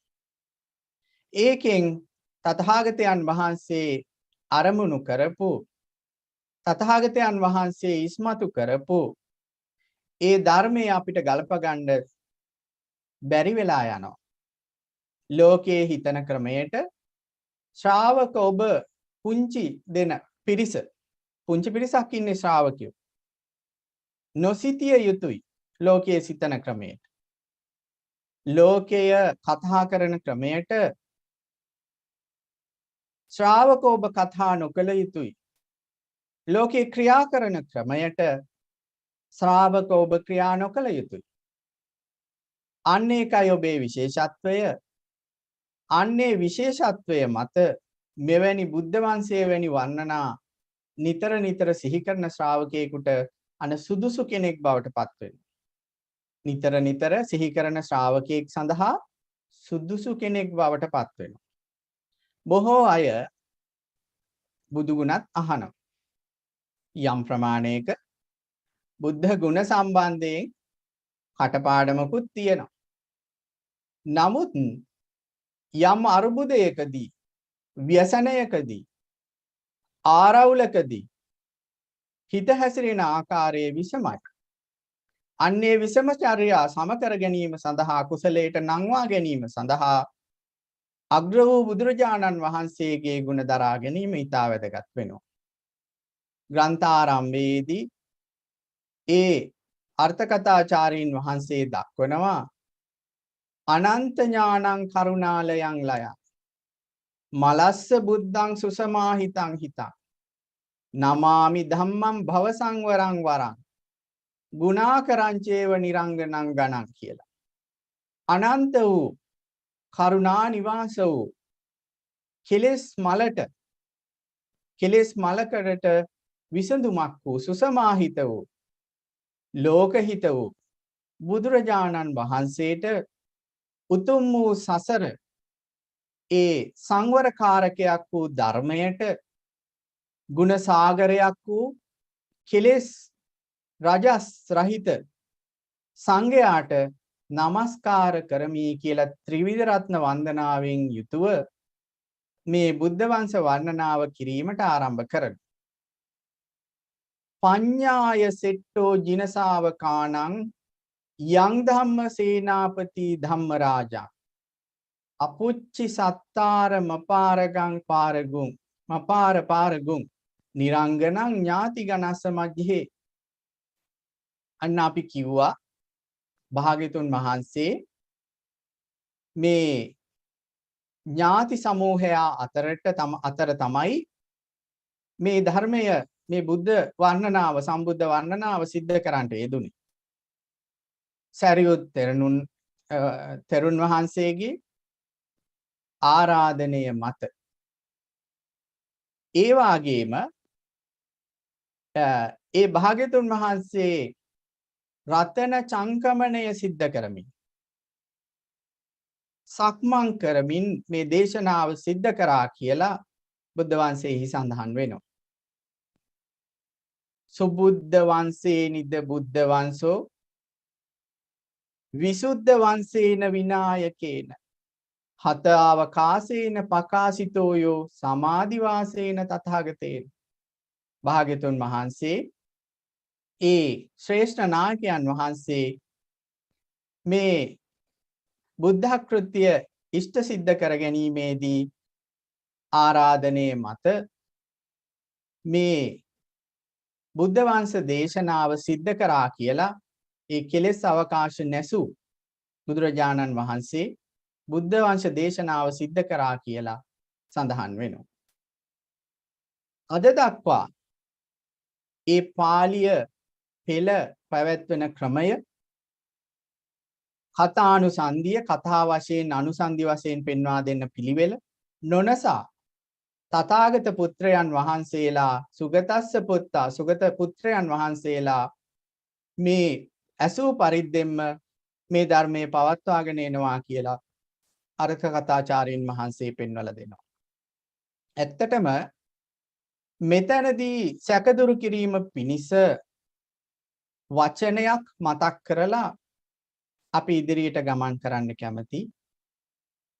ඒ තමයි මේ කථානුසාරයෙන් කටපාඩමින් කථානුසන්ධි වශයෙන් පෙන්වා දෙන මේ මෙවැනි ධර්ම හෝ අනෙකුත් ධර්ම කටපාඩමින් ගෙනෙනවා කියන ප්‍රායෝගික දැකීමත් පිරිසක් අතරේ කටපාඩම තියෙනවා කියන දැකීමත් ඒ වගේම එවැනි දෙයක් සම්බන්ධයෙන් විශ්වාසයත් ශ්‍රී ලංකාවේ පිරිසට නම් දුරු වෙලා තියෙනවා.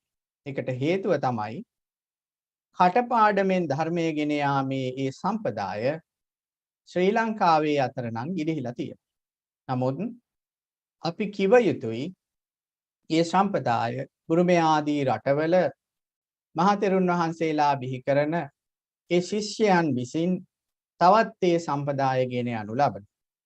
ඒ නිසා ඒ බුද්ධ වංශය ආදී මෙවැනි ධර්මත් 84000ක් සියලු ධර්මත් කටපාඩමෙන් අර්ථ සම්පන්නව ගෙනා හැටි ඉතා ගෞරවයෙන් දරාගත යුතු වෙනවා. අන්න ඒ වෙත තමයි තථාගතයන් වහන්සේගේ ධර්මයේ ආර්ය මහා සංඝරත්නයේ යම් කිසි සැකයක් තියෙනවා නම් දුර වෙලා යන්නේ. ජනයාට කරණේට අමෘත වගේ මේ ශ්‍රද්ධා ප්‍රඥා උපදවන්නා වූ මේ සංවන්නනාව මේ වන්නනාව පිළිවෙලින් බුද්ධ වංශයේහි අර්ථ වන්නනාව මනවින් සද්ධර්මයේහි අලුනා වූ සීලාදී ගුණෙන් යුතු බුද්ධ සීහ තෙරුන් විසින් ආරාධනා කිරීමෙන් මේ අර්ථ කථාචාර්යින් වහන්සේ ආරම්භ කළා කියලා මේ දක්වලා තියෙනවා. සටහන් කිරීමට මේ අර්ථ වර්ණනාව ලිවීම ආරම්භ කරා කියලා දක්වලා තියෙනවා. බුද්ධ වංශය අරගෙන අර්ථ උද්දීපනය වෙන විදිහට ඒ වගේම කථානුසන්ධිය රැකෙන විදිහට අන්න අර්ථ වර්ණනාව කරා කියලා මෙතන සඳහන් කරා. මේ විශ්වාසය උපදවා දීම සඳහා තමයි මෙවැනි ගාථා වලින් උන්වහන්සේ අපිට ඒ කාරණා පෙන්වන්නේ. ඒ වගේම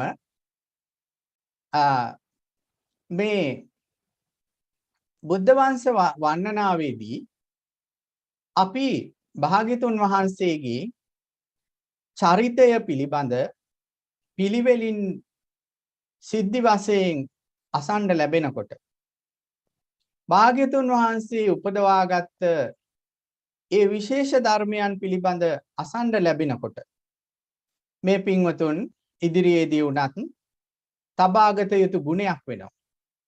ඒ තමයි ඒ භාග්‍යතුන් වහන්සේගේ එවැනි කාරණා අසනකොට හෝ කියවනකොට හොඳට සිතේ ඒකාග්‍රතාවයේ තියාගෙන නීවරණ අඩු පරිසරයක ඉඳගෙන ඇසීම තමා පුරුදු කරගත යුතු ලක්ෂණයක් වෙනවා.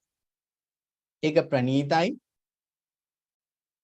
භාවනාවක් වගේ මෙවැනි දේශනා අහනවනම් නීවරණ අඩු පරිසරයක සිහිය නුවණ පවත්වාගත හැකි පරිසරයක මෙවැනි දේශනාවන් අහනවනම් ඒක ඉතා වැදගත් වෙනවා.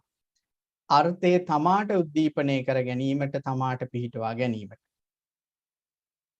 දැන් මේ සාරාසංඛ්‍ය කල්පලක්ෂයේහි අටාසංක කල්පලක්ෂයකට අධික කොට ඇති කාලයේහි උපන්නේ බුදුරජාණන් වහන්සේලා 25 බුදුරජාණන් වහන්සේලා 25ක ඒ චරිත ලක්ෂණ මේ බුද්ධ වංශයේහි ඔබට අසන්ට ලැබෙනවා. මේ පරම්පරා විස්තර කතාව බුද්ධ වංශය කියලා සඳහන් කෙරෙනවා. එතනදී මේ පින්වතුන් දන්නවා මේ දේශනාව කළේ කපිලවස්තු මහනගරයේහි නිග්‍රෝධාරාම විහාරයේහි පරම සුන්දරයේ දැකුම් කළු දෙව් මිනිසුන් ඇසට යොමු රුවන් සක්මනේහි සක්මන් කරමින් කියලා අපි මතක් කරා. රතන චංකමේ චංකමන්තේන දේශිතා කියලා එතන සඳහන් වෙනවා. ඊළඟට 290,000ක් ඥාතීන්ට නොයෙක් කෝටි ගණන් දෙවිවරුන්ට වැඩ පිණිස මේ දේශනාව කරා කියලා ඊළඟට සඳහන් කරනවා. ඒ වගේම සියලු බුදුරජාණන් වහන්සේලාගේ සියලු දේශනාව වගේ මේ දේශනාවලත් අරමුණ චතුරෝග නිත්තරණත්ථාය දේශිතා. ඕග කෙලෙස් ඕග හතරක් තියෙන. කෙලෙස් ඕග ඉක්ම යාම පිණිස කෙලෙස් රෝග තරණය කිරීම පිණිස කෙලෙස් සැඩපහරවල් ඉක්මවා යාම පිණිස තමයි මේ දේශනාවත් බුදුරජාණන් වහන්සේ විසින් සිද්ධ කරන්න යෙදුනේ. මේ පින්වතුන් දන්නවා භාග්‍යතුන් වහන්සේ පළවෙනි වස ඉසිපතනෙහි ඒ ධම්මචක්කප්පවත්තන දේශනාව පැවැත්වුවා පළවෙනි වස් කාලයේදී. ඒ වගේම ඒ පළවෙනි වස ඉසිපතන මිගදායෙහි වැඩ වාසය කරන්න යෙදුණා. දෙවැනි සහ තුන්වෙනි වසත් එහිම වැඩ වාසය කරා භාග්‍යතුන් වහන්සේ. ඊට පස්සේ දෙවැනි වස රජගහනුවර සමීපයේහි වේළුවන මහා විහාරයේ තමයි ගත කළේ. තෙවන සහ සිව්වන වස් තමයි වේළුවනාරාමයේම ගත කරන්න යෙදුනේ. පස්වැනි වස විශාලා මහනුවර සමීපයේහි මහා වන කූටාගාර ශාලාවෙහි භාග්‍යතුන් වහන්සේ වැඩ වාසය කරන්න යෙදුණා. ඒ වගේම 6 වෙනි වස් කාලයේ ගත කරේ මකුල පර්වතයේහි. 7 වෙනි වස් කාලයේ ගත කරේ තව්තිසා භවනයේහි. 8 වෙනි වස ගත කරේ ඒ භගු කියන රට සුන්සුමාරගිරි බේසකලා වනයේහි තමයි ගත කරේ. 9 වෙනි වස කෝසම්බේහි කොසඹෑ නුවර ගත කරන්න යෙදුණා. ඒ වගේම 10 වෙනි වස පාරිලෙය්‍ය වනලැහැබේ ගත කරන්න යෙදුණා. ඒ සිද්ධියත් මේ පින්වතුන්ට මතක් වෙනවා ඇති. 11 වෙනි වස නාලා කියන බමුණු ගමෙහි භාග්‍යතුන් වහන්සේ ගත කරේ. 12 වෙනි වස වේරංජාවෙහි භාග්‍යතුන් වහන්සේ ගත කරේ. 13 වෙනි වස් කාලයේ චාලිය පර්වතයේහි භාග්‍යතුන් වහන්සේ ගත කළා. ඒ වගේම 14 වෙනි වස ජේතවන මහා විහාරයේ ගත කරන්න යෙදුණා. 15 වෙනි වස කිඹුල්වත් මහනුවර වාසය කරන්න යෙදුණා. ඒ වගේම 16 වෙනි වස ආලවක දමනය කළ 84000ක් ප්‍රාණීන්ට ඒ ධර්ම ශ්‍රවණය දෙමින් අලව්නුවර වාසය කරන්න යෙදුණා. 17 වෙනි වස රජගහනුවරම වාසය කරා. ඒ වගේම 18 වෙනි වස චාලිය පර්වතයේ ඒ වගේම 19 වෙනි වස එහිම ගත කරන්න යෙදුණා. 20 වෙනි වස රජගහනුවර වාසය කරන්න යෙදුණා. මාග්‍යතුන් වහන්සේ එතෙන් පටන් බොහෝ කාලයක් අනිබද්ධව ජේතවනාරාමයේ වාසය කරා. ඒ වගේම සවැත් නුවර ඇසුරෙහිම ජේතවනාරාමයේහිද පූර්වාරාමයේහිද නිත්‍ය පරිභෝග වශයෙන් භාග්‍යවතුන් වහන්සේ වාසය කරන්න යෙදුණා. මේ වගේ බොහෝ ස්ථානවල වාසය කළ භාග්‍යවතුන් වහන්සේ ඒ ඥාති සංග්‍රහ අංග මගදාදී ඒ දසදහසක් වූ කිඹුල්වත් වාසීන්ට ඒ දසදහසක් 20000ක් ආදී රහතුන් වහන්සේලාට මේ ධර්මයේ දේශනා කරේ බුද්ධ වංශය. ඒ වගේම ඒ භාග්‍යතුන් වහන්සේ මේ බුද්ධ වංශයේ දේශනා කරලා ඒ බුද්ධ වංශයේ ශ්‍රද්ධාව උපදවාලා තමන්ගේ ඥාති සමූහයාට බොහෝ උපකාර කරන්න යෙදුණා. මේ පින්වතුන් දන්නවා ඒ කිඹුල්වත් නුවර ශාක්‍ය කුලයේහි පිරිස විශේෂ ගුණ සහිත පිරිසක්. ඒ පිරිස විසින් බොහෝ ධර්මයන් භාග්‍යවතුන් වහන්සේගෙන් ප්‍රතිලාභ කරගත්තා. ඒ ප්‍රතිලාභ කර ගැනීම නිසා ශ්‍රාවකත්වයේ බොහෝ අය සම්පූර්ණ කරගන්න යෙදුණා. ඒ ශ්‍රාවකත්වයේ සම්පූර්ණ කර ගැනීමේ ගුණ කොච්චරද කියනවා නම් යුද්ධ එද්දි පවා කෝලාහල එද්දි පවා සිත රැකගත්තා. අන්න යුද කෝලාහල කලබල එද්දි ශ්‍රාවකයා හිත රැක ගන්නවා. කලබල වෙන්නේ නැහැ. අන්‍යා කෙරෙහි හානියට යන්නෙත් නැහැ, හානිය අනුමෝදන් වෙන්නෙත් නැහැ. ඒ වගේම තමන්ට අකැප කෙනා, අවැඩ කෙනා, රටට අකැප කෙනා, අවැඩ කෙනා කියලා ඔවුන්ගේ හානිය පතන්නේ නැහැ. අන්න මේ අපි ආදර්ශවත් විදිහට ගත යුතු ඒ ශාක්‍යයන්ගේ චරිත නිතර නිතර මේ පින්වතුන් සිහි කරන්න ඕනේ. එවැනි චරිත සහිත පරම්පරාවක බුදුරජාණන් වහන්සේගේ ශ්‍රාවකයන් හැටියට අපි අන්‍යාගේ ව්‍යසනය, අන්‍යාගේ අවැඩ, තමන්ට හෝ හානි කරපු කෙනාගේ පරිහානිය, මරණය ප්‍රාර්ථනා නොකළ යුතුයි. ඒ වගේම තමන්ට හානියක් වුණා නම්, අන් අයට හානියක් වුණා නම් හානිය පිළිබඳව කුසල් මත පිහිටා අන් අයට අවවාද කිරීමටත්, පෙන්වා දීමටත්, සාමූහිකව තීරණ ගැනීමටත්, එකතු වී කටයුතු කිරීමටත්, කටයුතු කිරීමේදී සමගිය රැක ගැනීමටත්, සමගිය ඇතුළු විශේෂ ගුණධර්ම අන් අයට ආදර්ශවත් වෙන විදිහට රැක ගැනීමටත් මේ පින්වතුන් අදිෂ්ඨාන කරගන්න ඕනේ. ඒක මෙකලට සුදුසු අවවාදයක් භාග්‍යතුන් වහන්සේ විසින්ම සපයන, ඒ ශාක්‍යයන් විසින් ආදර්ශවත් විදිහට සපයන. ඒ නිසා මේ පින්වතුන් ඊතා වැදගත් කාරණයක් ඉගෙන ගත්තේ තථාගතයන් වහන්සේගේ ගුණ වර්ණනා ඇසීම සම්බන්ධයෙන්. ඒ නිසා අද සිට ඉදිරි කාලයේදී මේ පින්වතුන් අදිෂ්ඨාන කරගන්න ඕනේ මේ සම්බුද්ධ වර්ණනාව විශේෂයෙන් ශ්‍රවණය කිරීමට, සම්බුද්ධ වර්ණනාව විශේෂයෙන් කියවීමට, පාලි කොටස සජ්ජායනා කිරීමට, සිංහල පැත්ත අර්ථ වශයෙන් තේරුම් ගැනීමට. ඒක දිනපතා කොටස හෝ කරනවා නම් අපේ සිත රැකෙනවා. අපි හිතාගෙන ඉන්නවා අපි ආරක්ෂිතයි කියලා. නමුත් කිසි තැනක ආරක්ෂාවක් නැහැ.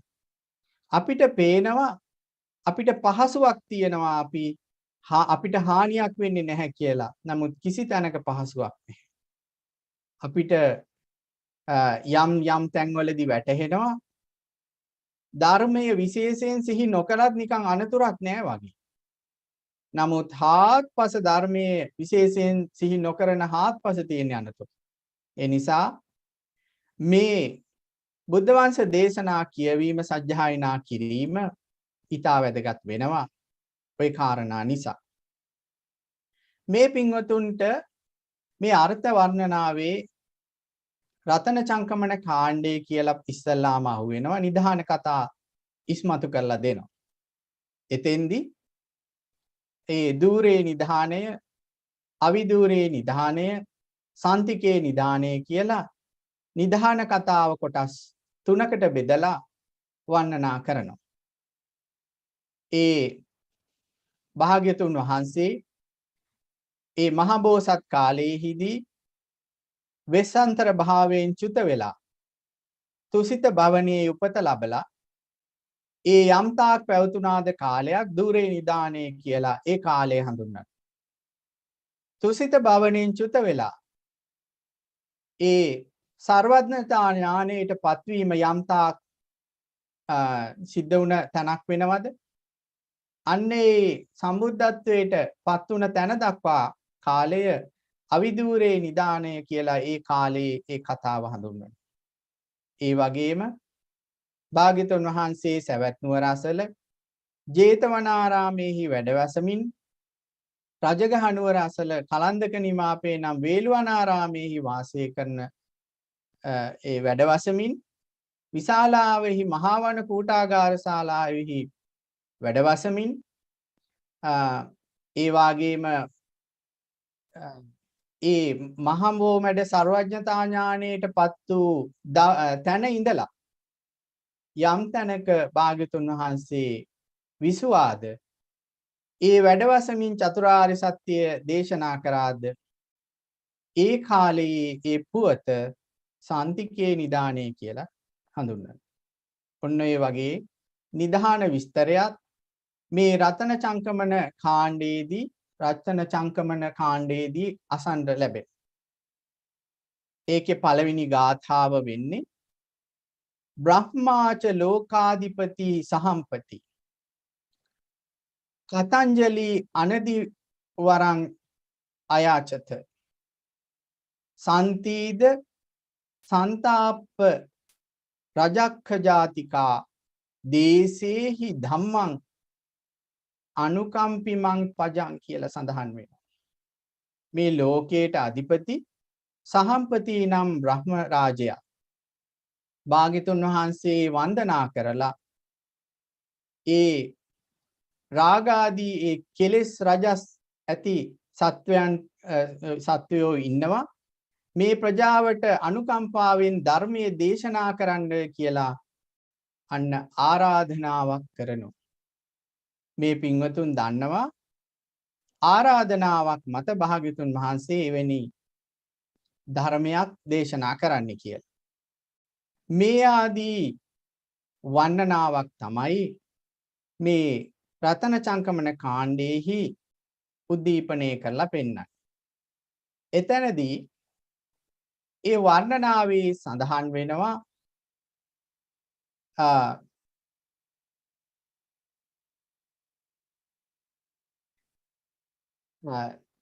ඒ වර්ණනාවේ සඳහන් වෙනවා ඒ ආරාධනය සම්බන්ධයෙන් භාග්‍යතුන් වහන්සේලා කටයුතු කරන්නේ ඉන්පස්සේ ආරාධනයට සුදුසු නම් ඒ කටයුත්ත කරනවා. මේ පින්වතුන් දන්නවා මහා පරිනිර්වාණයේදී ඒ ආරාධනය සිද්ධ වුණා කෙලෙස් සහිත ඒ මාර දිව්‍ය පුත්‍රයා අති. ඒ වාගේම ඊළඟ ගාථාවේ සඳහන් වෙනවා සම්පන්න විජ්ජාචරණස්ස තාදිනෝ ජුතින්දරස්ස සම්ති මදේභර ධාරිනෝ කියලා. ඊළඟට තථාගතස්ස පටිපුග්ගලස්ස ඒ කියන්නේ එතන සඳහන් කරන්න අෂ්ට විද්‍යාවන්ගෙන් 15 චරණ ධර්මයන්ගෙන් තාදී ගුණයේ ඇති ශරීර ස්වභාවයක් දරන්නා වූ ඒ බුදුරජාණන් වහන්සේ අන්තිම ශරීරයක් දරන ඒ බුදුරජාණන් වහන්සේ තමන් වහන්සේට සමාන පුද්ගලයෙක් නැත්තා වූ තථාගතයන් වහන්සේට සියලු සත්වයන් කෙරෙහි කාරුණ්‍යතා සබ්බ සත්තේ උප්පජ්ජී කාරුණ්‍යතා සබ්බ සත්තේ සියලු සත්වයන් කෙරෙහි කරුණාව උපදිනවා කියලා සඳහන් කරනවා. පින්වතුනි, ඒ ශාස්ත්‍රඥ වහන්සේගේ පරිපූර්ණ කරුණාව ගැන අහද්දී මේ පින්වතුන්ට උපදිනවා නම් මමත් ශාස්ත්‍රඥ වහන්සේගේ ඒ මහා පරිපූර්ණ කරුණාවට සාධාරණ වශයෙන් කරුණාව උපදවාගෙන වාසය කිරීම, ඒ චෛතසිකයේ පිහිටවා ගැනීම, උපදවා ගැනීම වැදගත් කියලා. තමාට ගලපාගෙන එවැනි සංකල්ප උපදිනවා නම් ඒ ශ්‍රාවකයා බුදුරජාණන් වහන්සේගේ ප්‍රසාදයට ලක් වෙන කෙනෙක් වෙනවා. මෙන්න මේ ආකාරයෙන් යම් ගුණයක් වෙනවද? මාත්‍ර වශයෙන් හෝ තමන්ට පිහිටවා ගති හැකි ගුණයක් නම් පිහිටවාගෙන යම් ගුණයක් බුදුරජාණන් වහන්සේලාටම අසම සම වෙනවද? අසම වෙනවද? බුදුරජාණන් වහන්සේලාටම සම වෙනවද? ඒ ගුණ අනුමේදන් වීම හෝ කළ යුතු වෙනවා. දැන් බුදුරජාණන් වහන්සේ දෙව් මිනිසුන්ට උතුම් වූ ධර්මයක් දේශනා කරපු ආකාරය මේ පින්වතුන් ඇහුවත් ඒ ආකාරයට අනුව කොච්චර බාධක මැදද මේ ධර්මයේ ගල්පා ගන්න තියෙන්නේ කියලා පහුගිය කාලේ අපිට ඔප්පු වුණා. බාධා එමටයි. අන්නේ නිසා තමයි අග්‍ර වූ බුද්ධ ගුණයක් අසමින් එතන තියෙන පුරුදු කරගත යුතු යම් කිසි ගුණ ප්‍රමාණයක් පුරුදු කරගන්න උනන්දු වෙන්න ඕන. නැත්තම් එහෙම මේවා ඇසුවා සද්ධා මාත්‍රයක් ඇති වෙනවා තමයි. ගුණ වශයෙන් Tamanට ගලපා ගන්න දෙයක් නම් ලැබෙන්නේ නැහැ. ඒක මේ වෙසක් සමයේ අපි සිට අපි නොකල යුත්තක් වෙනවා. සෑමදාම නොකල යුත්තක් වෙනවා. වෙසක් සමයේ අපි නොකිරීමට අදිස්ථාන කරගත යුතු වෙනවා අද ඉඳන්. මෙවැනි උතුම් බුද්ධ ගුණ ඇසීමෙන් හටගන්නා ශ්‍රද්ධාව තමන්ට ප්‍රයෝජනීය පිණිස තියෙනවා, වඩාත් ප්‍රයෝජනීය පිණිස තියෙනවා, අග්‍ර වූ ප්‍රයෝජනීය පිණිස තියෙනවා. අන්‍යවෙනි ධර්මයක් අහද්දි මමත් ඒ ධර්මයේ මාත්‍රයක් උපදවා ගන්න ඕනි කියන අදහස ඇති වුණා. මේ ලෝකයේ මිනිසුන්ට යම් බුදුරජාණන් වහන්සේගේ ධර්මයක් ඇසීමෙන් සහ බාහිර දෙයක් ඇසීමෙන් ඇති වෙන වෙනසක් තියෙනවා.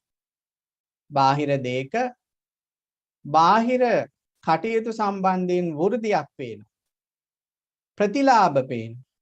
ඒ වගේම බාහිර කටයුතු සම්බන්ධයෙන් ඒ පිරිස ව්‍යවහාර කරනවා පේනවා ඒ බාහිර විෂයන්. භාග්‍යතුන් වහන්සේගේ ධර්මයේ සම්බන්ධයෙන් ශ්‍රාවකයා අදහස් කරගත යුතුයි, පිහිටවා ගත යුතුයි. අපි මේ ධර්මය අනුගමනය කළත් නොකළත්, පිළිපැද්දත් නොපිළිපැද්දත්, ඒ ධර්මයන් සම්බන්ධයෙන් උනන්දුවක් ඇති නොකර කරගෙන දිනපතා චර්යාවක් ගොඩනගා ගත්තත් නොගත්තත් සිත වැඩ කරන්නේ මේ භාග්‍යතුන් වහන්සේ පෙන්වූ ලෝකයේ පවතින ධර්මතාවන්වයි කියන කාරණේ. මේක දන්නවා. නමුත් සිද්ධියේදී කොච්චර මතක් වෙනවද කියලා බලන්න. අදාළ සිද්ධියේදී හිත ඇවිස්සෙනකොට මෙවැනි කාරණා මතක් වෙලා ඒ සිද්ධියට සම්බන්ධ සිත් කොහොමද වැඩ කරන්නේ කියලා හොයන්න හිතෙනවද නැද්ද කියලා බලන්න. ගොඩක් අයට එහෙම හිතෙන්නේ නැහැ. එතන තියෙන සාධාරණ අසාධාරණකම් හොයන්න යනවා. එතන තියෙන වගකීම යුතුයකම හොයන්න යනවා. එතන ඒ ක්‍රියා කරන පිරිසගේ සිත්වල තියෙන ස්වභාවය ධර්මයට අනුව දකින්නවා කියන එක ලේසි සිහියකින් එහෙම ඒ කියන්නේ මද සිහියකින් කරන්න පුළුවන් දෙයක් නම් නෙවෙයි. හොඳ සිහියක් ඕනේ. ඒ නිසා තමයි මෙවැනි බුද්ධ වංශ ධර්ම දේශනා වැනි භාග්‍යතුන් වහන්සේගේ චර්යාව පිළිබඳ වර්ණනා ඇසීමෙන් අන්න බාහිර පුද්ගලයන්ගේ කටයුතු වල යෙදීම ප්‍රතිවේක්ෂා කිරීමේ ලාභය එනවා. මෙවැනි ස්වභාව ඇති සිත් මෙතන වැඩ කරනවා. ඒ නිසා මේ ද්වේෂය ඇවිස්සලා තියෙන්නේ. මේ රාගය ඇවිස්සලා තියෙන්නේ. මේ කුසල සම්පත්තිය දැන් නැහැ, මෛත්‍රිය නැහැ, කරුණාව නැහැ. මේ වගේ කුසල සම්පත් ඉවසීම නැහැ කියලා කුසල අකුසල විභාගයක් නිතර ආයාසයෙන් තොරව සිහි වෙනවා. මෙවැනි ධර්ම ඇසීම. ඒ සිහිවීම සඳහා තමයි අපි කිව්වේ යම් ගුණයක් ඇසෙනකොට තමාට ගලප ගන්න උනන්දු වෙනවනම් සාමාන්‍ය ලෝකයේ ව්‍යවහාරයේදී ඒ ගලපා ගන්න ධර්මයේ තුල හික්මෙන්න හිතෙනවා. ඒ වගේම බාහිර ලෝකයට හිත පිහිටලා ඒ කරුණ විමසනකොට ඒ අයගේ කුසල අකුසල කටයුතු සම්බන්ධයෙන් කුසල අකුසල විභාගය කරන්න හිතෙනවා. ඒ නිසා ගෞරවයෙන් මෙවැනි බුද්ධ වර්ණනා දිනපතා අහන්න කියලා අපි යෝජනා කරනවා. බුම්මා මහරජිකාතාවතින්සා යාමාච දේවා තුසිචාච නිම්මිතා පරනිම්මිතා යේපිච බ්‍රහ්මකායිකා ආනන්දිතා විපුල මකන්සු ඝෝසං කියලා ඊළඟ තැනක ගාථාවක සඳහන් වෙනවා. අපි කාරණයක් කියන්න ඕනේ මේ බුද්ධ වංශයේ නවංග ශාස්ත්‍රීය ශාසනයේ ගාථා කොටසටයි අයිති වෙන්නේ. මේ බුහුමාටු දෙවියෝද චාතු මහරජික දෙවියෝද තාවතින්ස දිව්‍ය ලෝකයේ දෙවියෝද යාමනම් මේ දිව්‍ය ලෝකයේ දෙවියෝද තුසිත දිව්‍ය ලෝකයේ දෙවියෝද නිම්මාන රති දිව්‍ය ලෝකයේ දෙවියෝද පරනිම්මිත වසවත්ති දෙවියෝද නැවත යම් බ්‍රහ්ම ලෝකයේ බ්‍රහ්මකායකයේ දෙවියෝද මේ බුද්ධ වංශයේ අසා සතුටු ഘോഷා පැවැත්වුවා කියලා සඳහන් වෙනවා. ඒ වාගේම ඒ ආශ්චර්යවත් වූ පෙළහරක් භාග්‍යතුන් වහන්සේ පෙළහර දෙකක් පෑවා කියලා අපි කියවනේ. තතන චංකමණයත් යමා මහ පෙළහරත්. ඒ බොහෝ දෙවියන් සහිත මේ මිනිසුන් ලෝකාන්තරික නිර්වල උපන් සත්වයෝද සතුටු වුණා කියලා සඳහන් වෙනවා. ඒ වාගේම ලෝකාන්තරික නරකයා අනාවරණය වුණා කියලා අඳුර නැසුණා කියලා ඒ වෙලාවේ එවැනි ආශ්චර්යයක් සිද්ධ වුණා කියලා සඳහන් වෙනවා. ඒක භාග්‍යතුන් වහන්සේගේ ඉද්ධිගුණ සම්පන්න භාවය නිසා සිද්ධ වෙන ධර්මතාවය. යම් යම් තැන්වල භාග්‍යතුන් වහන්සේ මානය බිඳලීම සඳහා එවැනි ඒ 이르දි භාවිතා කරමින් දේශනා කරලා තියෙනවා ධර්මය. ඒ නිසාම කෙලෙස් රජස් යටපත් වෙලා භාග්‍යතුන් වහන්සේගේ ධර්මයේ ප්‍රතිලාභ ලැබුව කෝටි සංඛ්‍යාත ජනතාව. කෝටි සංඛ්‍යාත දෙවියන් බ්‍රහ්මයන්. ඒ වගේම ඊළඟට සඳහන් වෙනවා මේ භාග්‍යතුන් වහන්සේ ඉර්ධි දේශනා වගේම තව දෙආකාර දේශනාවකුත් කරනවා දන්නවා මේ පින්වතුන්. ආදේශනාවත් අනුශාසනාවත්. මේ අනුශාසනාවෙහි අග්‍ර වූ පරිපූර්ණ වූ සුදුසුකම තියෙන්නේ භාග්‍යතුන් වහන්සේට. අනුශාසනාවෙහි අග්‍ර වූ උතුම් වූ ලක්ෂණ සහිතව දේශනා කරද්දී අපිට අදට වුණත් ඒ දේශනා ස්වාමින් වහන්සේ නමක් මගින් අසද්දි හෝ පොතකින් කියවද්දි මේ ධර්මයේ හික්මෙන්න එනවා. දැන් මේ පින්වතුන් අද දවසේ මේ ස්ථානවල වාඩි වෙලා බොහෝ දේශනා ශ්‍රවණය කරන්න ඇති. ඉදිරි කාලයේදීත් දවසේ ඉදිරි කාලයේදීත් ශ්‍රවණය කරනවා ප්‍රතිපදාවේ දෙනවා. එතකොට ඇයි මේ ශික්ෂණයට හිත එන්නේ? බාහිර ලෝකයේ දේවල් වල ප්‍රතිලාභ තියෙනවා දකිද්දි මේ ශික්ෂණයට හිත එන්නේ ඇයි? භාග්‍යතුන් වහන්සේගේ මේ ධර්මයේ ආශ්චර්යයක් ඒක. ඒ ධර්මයේ ආශ්චර්ය සම්පන්න වූ දේ තමයි ඒ ඇහෙනකොට ප්‍රඥාවන්තයාට පරිපූර්ණව හික්මෙන්න හිතෙනවා.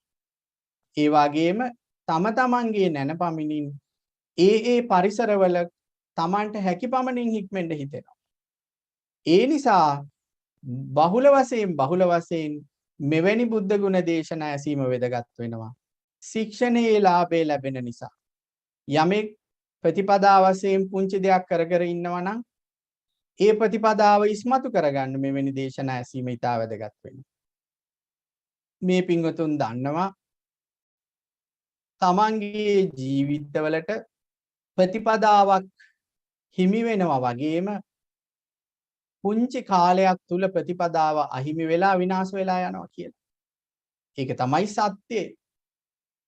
එතකොට මේ සත්‍යය අපි වසාගෙන කාලය ගත කරොත් එහෙම සත්‍යයට පිටුපාලා අපි කාලය ගත කරොත් එහෙම අපිට අර ප්‍රතිපදාවේ අහිමි වීම මොන ආකාරයෙන් වෙනවද කියලාවත් හිතා ගන්න බෑ. ඒක පැහැදිලි ඇති. හික්මෙනකොට යම් තැන්වලදී උනන්දුවක් එනවා. නමුත් අපිම දන්නේ මේ ප්‍රමාණයෙන් දැන් අඩු වෙලා ඉන්නේ කියලා. අන්න ඒ නිසා තමයි අග්‍ර වූ තථාගතයන් වහන්සේගේ ගුණ මේ ආකාරයෙන් අසමින් සිහිපත් කරමින් නැවත අසමින් මේ ප්‍රතිපදාව ගෙන යා යුතු වන්නේ. නැත්නම් අර උනන්දුව නැති වෙනවා. අපි හිතනවා නෑ අපි ප්‍රතිපදාවක් කරනවානේ. අපි භාවනා කරනවා. ධර්ම ශ්‍රවණයක් කරනවා. නමුත් පින්වතුනි මෙවැනි උපකාරක ධර්ම වලින් තොරව යමෙක් උත්සාහ කරනවා නම් නිවන් මාගේ යන්න ඒක ඉතා අසීරු කටයුත්තක්. ඇත්තටම බොහෝ අයට කළ නොහැකි කටයුත්තක් වෙනවා. ඒ නිසා ඕනෑම මට්ටමක ප්‍රතිපදාවක නියැලෙන කෙනෙක් භාවනාවක් හෝ වේවා ධානලාභියෙක් හෝ වේවා විදර්ශනා කාණ්ඩ පුරුදු කරන කෙනෙක් හෝ වේවා තමන්ගේ නිවසේ පුළුවන් හැටියට වතපිතිවත කරමින් ඉන්න කෙනෙක් හෝ වේවා මුළු ජීවිත කාලයේම ධර්ම ශ්‍රවණ කොටසක් වගේ අහගෙන ඉන්න අවස්ථාව ලැබෙන කෙනෙක් හෝ වේවා සියලු දෙනාම මේ බුදුරජාණන් වහන්සේගේ විශේෂ ගුණ සිහි කිරීම ඉතා වැදගත් වෙනවා අදාළ කටයුත්ත බලවත් කර ගැනීම සඳහා. භාග්‍යතුන් වහන්සේ ධර්ම දේශනා කරනකොට ඊළඟ ගාථාවල මම අර පිළිවෙලින් නැතුව අති දීර්ඝ දේශනාවක් හින්දා මේ රතන චංකම කාණ්ඩයේ තැන් වලින් අරගෙන විස්තර කරන්න. එතකොට මේ පින්වතුන්ට පිළිවෙලින් කියවා ගැනීමේ යම් උනන්දුවක් පිහිටිය යුතුයි. ඒ සොයා කියවිය යුතුයි. බුද්ධෝති තේසං සුත්වාන පීති uppajjati තාවදේ බුද්ධෝති කතයන්තා ඉත්තන්ති පංජලී කතා කියලා ඊළඟ ගාථාවක සඳහන් වෙනවා. ඒ කියන්නේ මේ බුද්ධ වචන කියන වචනේ ඇසීමෙන් දෙවියන්ට පවා ප්‍රීතිය උපදිනවා. බුද්ධ කියලා ඒ වචනය ඇහෙනකොට දෙවියන් පවා හිස මත දෙයක් තබා වැඳගෙන සිටිනවා කියලා පෙන්වලා දෙනවා. මේ අතීතයේදී නමුත් තථාගත වචනේ අහද්දී භාග්‍යතුන් වහන්සේ කෙරෙහි යම් ගුණයක් සිහි කරද්දී පවා අන්න අත්‍යකතු වෙන ගතියක් අපේ සමාජයේ තිබුණා. පුණ්‍යානුමෝදනා කරනකොට විශේෂයෙන් භාග්‍යතුන් වහන්සේ මුල් කරගෙන අපි මේ ගුණ අද වැඩුවා කියලා සිහි කරනකොට ඒ භාග්‍යතුන් වහන්සේ කෙරෙහි විශේෂ ගුණයක් හිතට ඇවිල්ලා ඒ ගෞරවය ඉපදිලා වන්දනාමාන කරන ගතියක් අපේ සමාජයේ තිබුණා. නමුත් ස්ථාන වශයෙන් සිද්ධි වශයෙන් චර්යා වශයෙන් අපිට ඒවා දැන් දුරස් වෙලා තියෙනවා. මම මේ ගාථාව සඳහන් කරන්න හේතුව අපේ සමාජයේ තිබ්බ ගුණයක් මේක. ඒ වාගේම භාග්‍යතුන් වහන්සේගේ ගුණ සිහි කිරීමේදී විශේෂයෙන් අතීතයේ ජනයා ඒ ගුණ වන්දනාමාන කරමින් අසන ඒ ගුණ වෙනත් ගුණයන් අසනවට වඩා විශේෂයෙන් දකිමින් අසන විශේෂයෙන් දකින්නවා කියන්නේ පූජෝපහාර පවත්වමින් ඒ ස්ථානවල වාඩි වෙන්නේ. එවැනි සම්පදායක් අපිට තිබුණා. ඒ නිසා විශේෂයෙන් බුදුගුණ ඇසීමේදී බුදුගුණ දේශනා ඇසීමේදී මේ පින්වතුන් අර සමාධි සිතින් මං කලින් කිව්වා එකඟ සිතින් නීවරණ අඩු සිතින් කලබලකාරී පරිසරවල තොරව වාසය කරමින් ඇසිය යුතු වෙනවා. එකඟ සිතින් මේ බුදුගුණ දේශනා අහන්න කාය චිත්ත පස්සද්ධියෙන් යුතුව ඒකාග්‍රතාවයෙන් යුතුව බලවත් වූ ඒකාග්‍රතා චෛසිකයේ යොදා ගැනීමකින් යුතුව මේ ප්‍රතිලාභ ලබා ගැනීමට අපිට වාසනාව ශක්තිය ධෛර්යය ලැබෙනවා. මේ බුදුරජාණන් වහන්සේ අභිවාදනයේට සුදුසු කෙනෙක් කියලා ඒ වගේම බුදුරජාණන් වහන්සේ වැඳීමට ඒ වගේම පැසසීමට සිතින් නමස්කාර කිරීමට ඒ වගේම පූජෝපහාර පිළිගැන්වීමට සුදුසු කෙනෙක් කියලා අපි අපේ සම්ප්‍රදායේ බෞද්ධ සම්ප්‍රදායේ දන්නවා. නමුත් බුදුරජාණන් වහන්සේ තමා ඉදිරියෙන් දැන් මං භාග්‍යතුන් වහන්සේ ඉදිරියෙන් මේ වැඩ ඉන්නේ කියන ගෞරවයෙන් යුතුව බුදුගුණ අහනවා නම් ඒක ඊටා වැදගත් වෙනවා. ඇස් පියාගෙන එකඟ වූ සිතින් දැන් මං සිටින්නේ තථාගතයන් වහන්සේගේ පාදමූලයේ මං දැන් මේ එකඟ සිතින් වාසය කරන්න කියලා. යමෙක් මෙවැනි බුදුගුණ දේශනා අහනවා නම් ප්‍රතිලාභ ඉහළයි ප්‍රතිලාභ උසස් වෙනවා. ඒ වගේම බුද්ධ ගුණ භාවනාවටත් ඒක හොඳ ක්‍රමයක් වෙනවා. රේරුකාණේ ස්වාමින් වහන්සේ බුදු ගුණ භාවනා විස්තරයේදී ගොඩක් තැන්වල ඒ ඡායා මාත්‍රයකින් පවා බුදුරජාණන් වහන්සේ සිහිපත් කරගෙන බුදු ගුණ වැඩිම පෙන්වා දෙනවා. ඒ වගේම මේ පින්වතුන් ඊතා වටිනා ප්‍රතිලාභයක් හැටියට දිනපතා උදෑසන නැගිටලා මූණ හොදගෙන තමන්ගේ ස්ථානයේ ආසනයක යම් හෝ තැනක වාඩි වෙලා ඉරියව්වේ පළඟ බදින්නම අවශ්‍ය නැති වෙයි. පහසු තැනක වාඩි වෙලා දැන් මං සිටින්නේ භාග්‍යතුන් වහන්සේගේ ඒ ඉදිරියේ පාදමූලයේ කියන අදහස අරගෙන යමෙක් ඒ විදිහට කෙටි වෙලාවක් හෝ බුදුගුණ භාවනාව කරනවා නම් නැත්තම් මේ වගේ බුදුගුණ වන්නනා ඕනෑ තරම් ස්වාමින් වහන්සේලා පවත්වනවා. ඒ බුදුගුණ වන්නනාවක් කෙටි වේලාවක් හෝ අර එකඟ සිතින් සවන් දෙනවා නම් ප්‍රතිලාභ ඉහළයි. නිවනට හිත යෙදෙනවා. නිවන පිණිස හේතු වන පින් උපදවන කෙනෙක් බවට පත් වෙනවා. ඒක විශේෂයෙන් දිනපතා කරනවා නම් හොඳයි. සමහර තැන්වල භාවනාව කරන්න බෑ. භාවනා පරිසරයේ නැහැ. ඉතින් එකඟ සිත පවත්වන්නත් බෑ. කලබල පරිසර ගොඩාක් තියෙනවා. නමුත් කරන්න පුළුවන් දේවල් තියෙනවානේ. මේ පින්වතුන් දන්නවා බොහෝ ස්ථානවල බොහෝ අයට මේ ඉලෙක්ට්‍රොනික උපකරණ තියෙනවා. ඒවැය මේ ස්වාමින් වහන්සේලා කරන මේ බුද්ධ වන්දනා වර්ණනා තියෙනවා.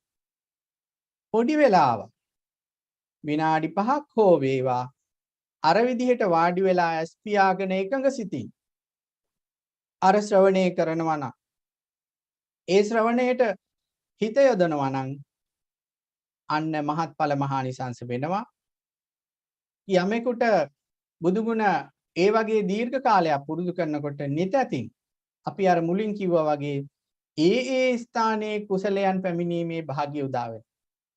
ඒ ස්ථානයේ එතනට සුදුසු කුසලයේ සිහි වෙනවා. අත්හැල යුතු අකුසලයේ පේනවා. ඒ නිසා මේ පින්වතුන් ඒ ක්‍රියාකාරකම කළ යුතු වෙනවා. මේ වෙසක් පොදා ඒ කාරණේ අහලා අද සිට එවැනි ගුණධර්ම පුරුදු කළ යුතු වෙනවා. ඊළඟට ඒ ධර්මදේශනා ඇසීමේදී ඒ වගේ එකඟ සිතක් උපදවාගෙන වාසය කිරීමේදී මේ පින්වතුන් දන්නවා අපි මේ හඬට ඒ අර්ථයට යන දෙකටම හිත යොදන්න ඕනේ කියලා.